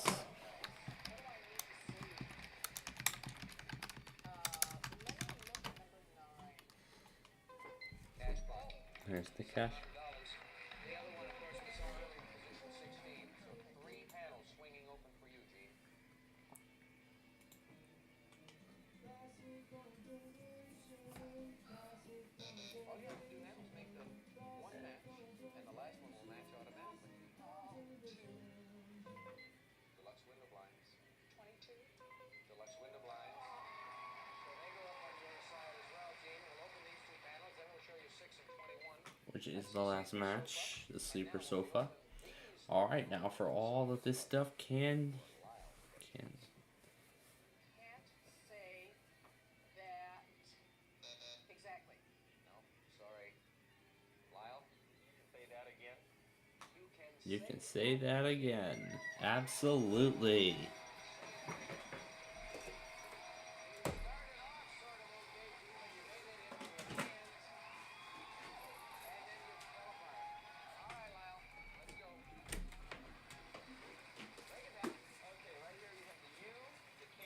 Can S-H-T-H hat.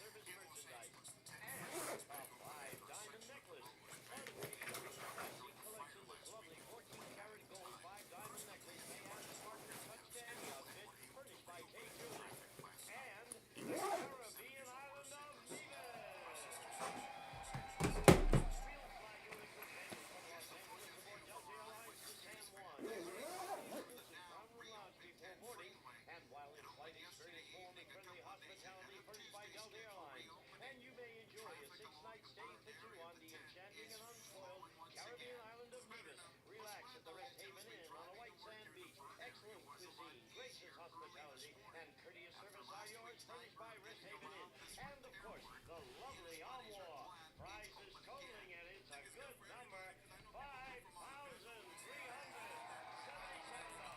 So at least it's good that they got Interstate 10 back open, especially after that deadly fire last week.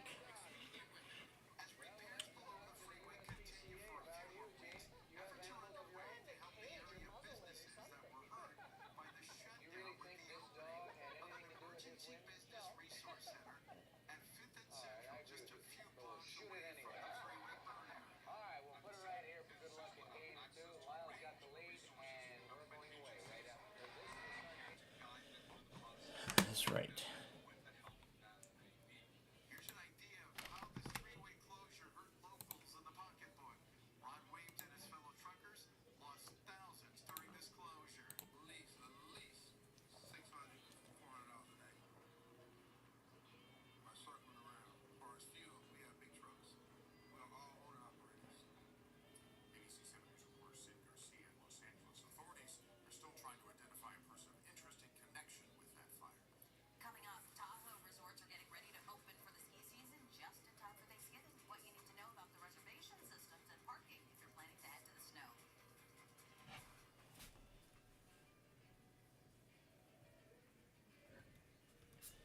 So now they're going to talk about Lake Tahoe and such. Okay. Oh, the game's back on. To help keep you fit and trim, this Concord 300DX provides a home gym system with heavy-duty rollers and 220-pound weights furnished by California Gym Equipment Company. Alex. And that gym equipment can be found hiding behind this panel, number 6. Gene, we're taking out 2 of the wild cards in this game. Leaving just one to make way for a trip to Malaysia. Well, let's try 19. 19. Red take. 21, please. 21. 10 shares of Goodyear stock. Let's go with number 5 in the corner. And number 19. Red take. Just like that. And there is the match. All right. Yes, indeed. All right, open it up. You got me. That isn't the name of it. Number 2. Thank you, Gene.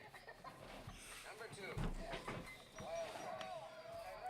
Number 13. Number 13, dead center, is 25-inch color TV. The other 25-inch color TV is a number 17.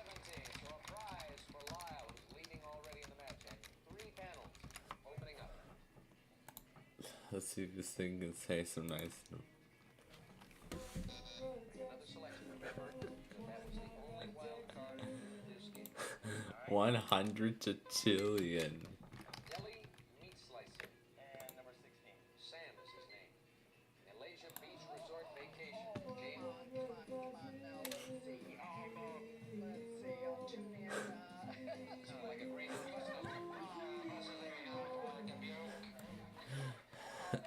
This game didn't say it right. 24. Computer. Oh, 15. Woman's Gold Watch. Lyle, back to you. Retake. Others known for their Chicago-style Chicago. restaurants, other 2 locations in San Francisco's Mission District and Albany will remain open. Little Star Pizza first opened in stores back in 2004. Well, there won't be any commercial Dungeness crab for Thanksgiving again this year. This after the season was delayed again for coastal California, leaving the industry waiting until at least December 16th. Fishermen are feeling the impact, with one man saying he won't be able to afford Christmas presents this year.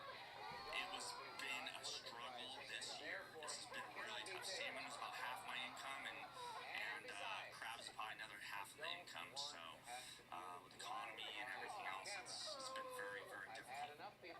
So many people are feeling it. The salmon season was canceled this year, so the population could regrow. And this is the 5th year in a row crab season's been delayed. Restaurants at Pier 39 aren't able to serve fresh local Dungeness crab, which is what attracts people. That's right. You want to wait. Well, take a look at the puzzle. We open the panels. Look at the puzzle. Alright, I'll say it. Okay, let's go with 23. I was lucky with 3. Crystal gift certificate. Let's try 14. We're gonna actually keep adding zeros to this now.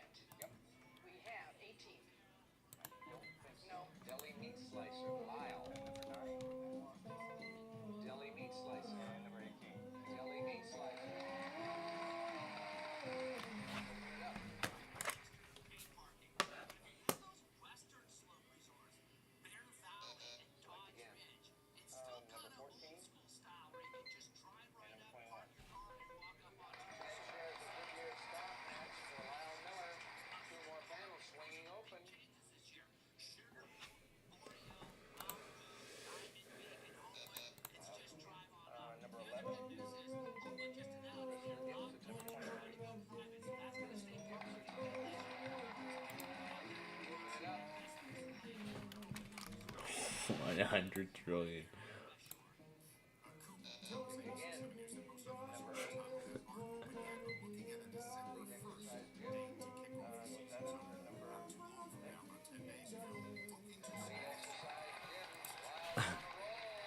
Making us say weird things.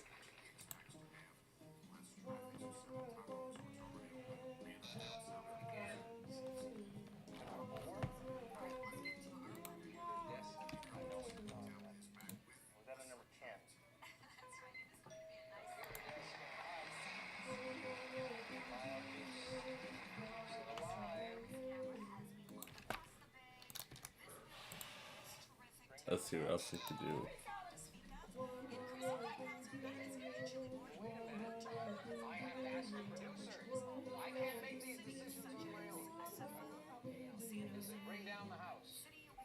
Yeah, it's bring down the house.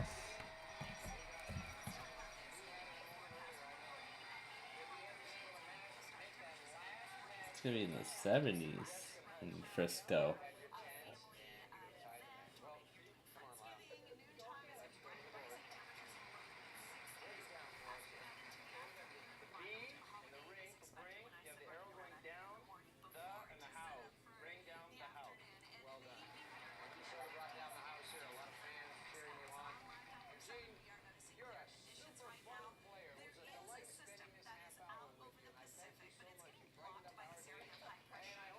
And then there's that rain here in Chicago.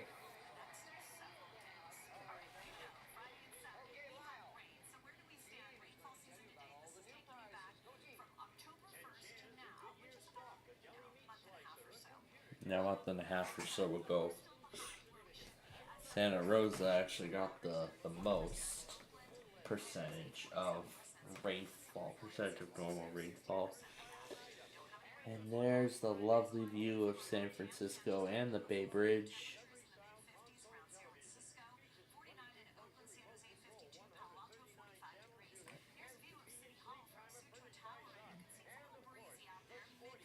And there's the tower lit up.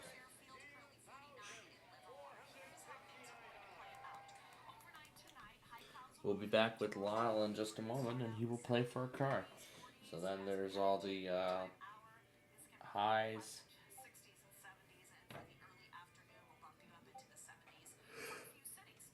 And then these are some of the lows going into the night tonight, and then these are the high, and then I see some, there's a ton of 70s for highs Tuesday, so like it's warmer if you go inland. It's like it gets into the 70s, like 71 Santa Rosa, and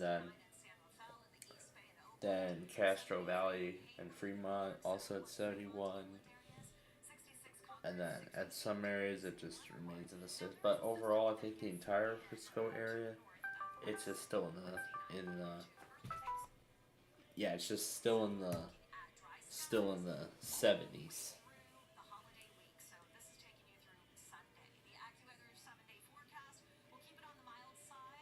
Yeah, it's gonna be warmer. It's gonna be warm tomorrow in the Bay. The warmest on Tuesday, and then of course it's going to start making the steady decline into the 60s. Into the 60s as we. It is flying, and it is flying. Actually, yes, I do plan on premiering a lot of this stuff.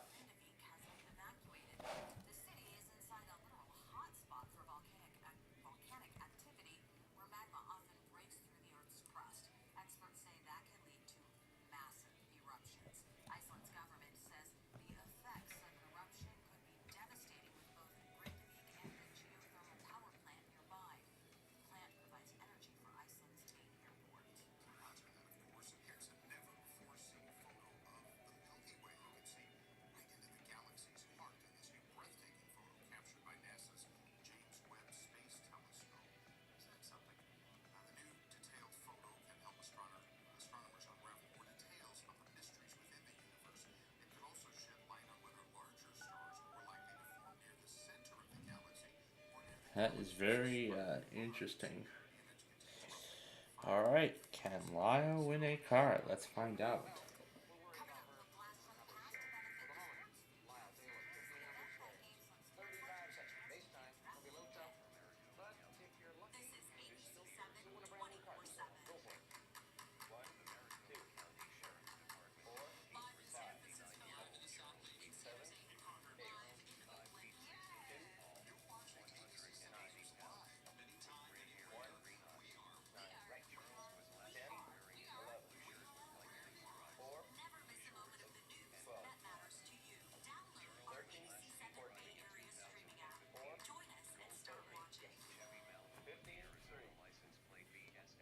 Maybe.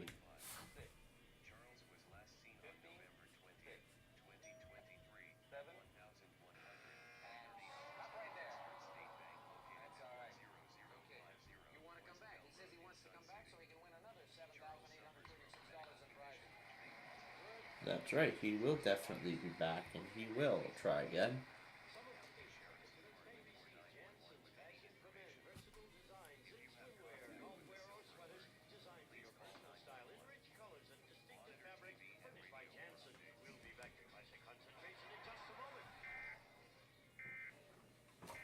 No, he won't. We won't be back to classic concentration.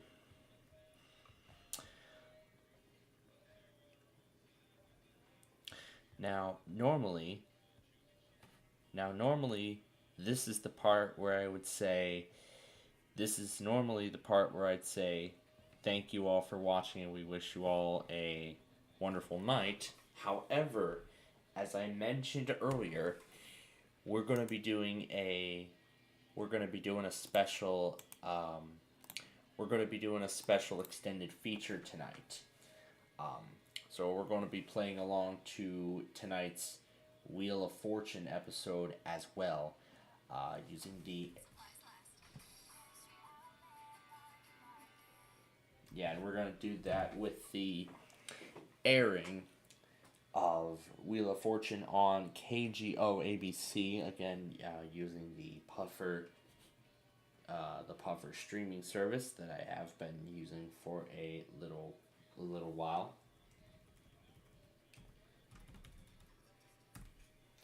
I've been using the Puffer service for a few months now, and considering that I have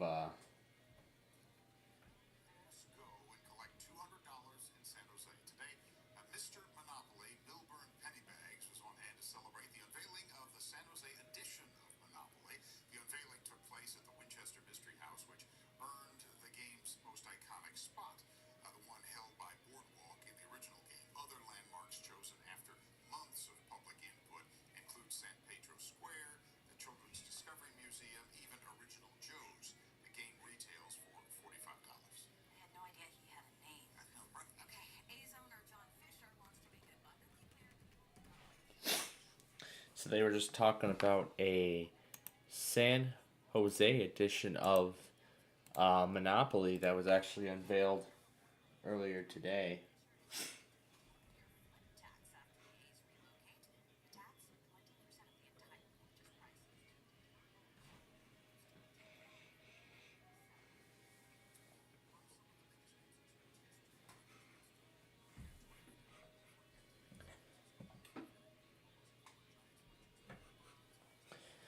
So then there was the they also just showed the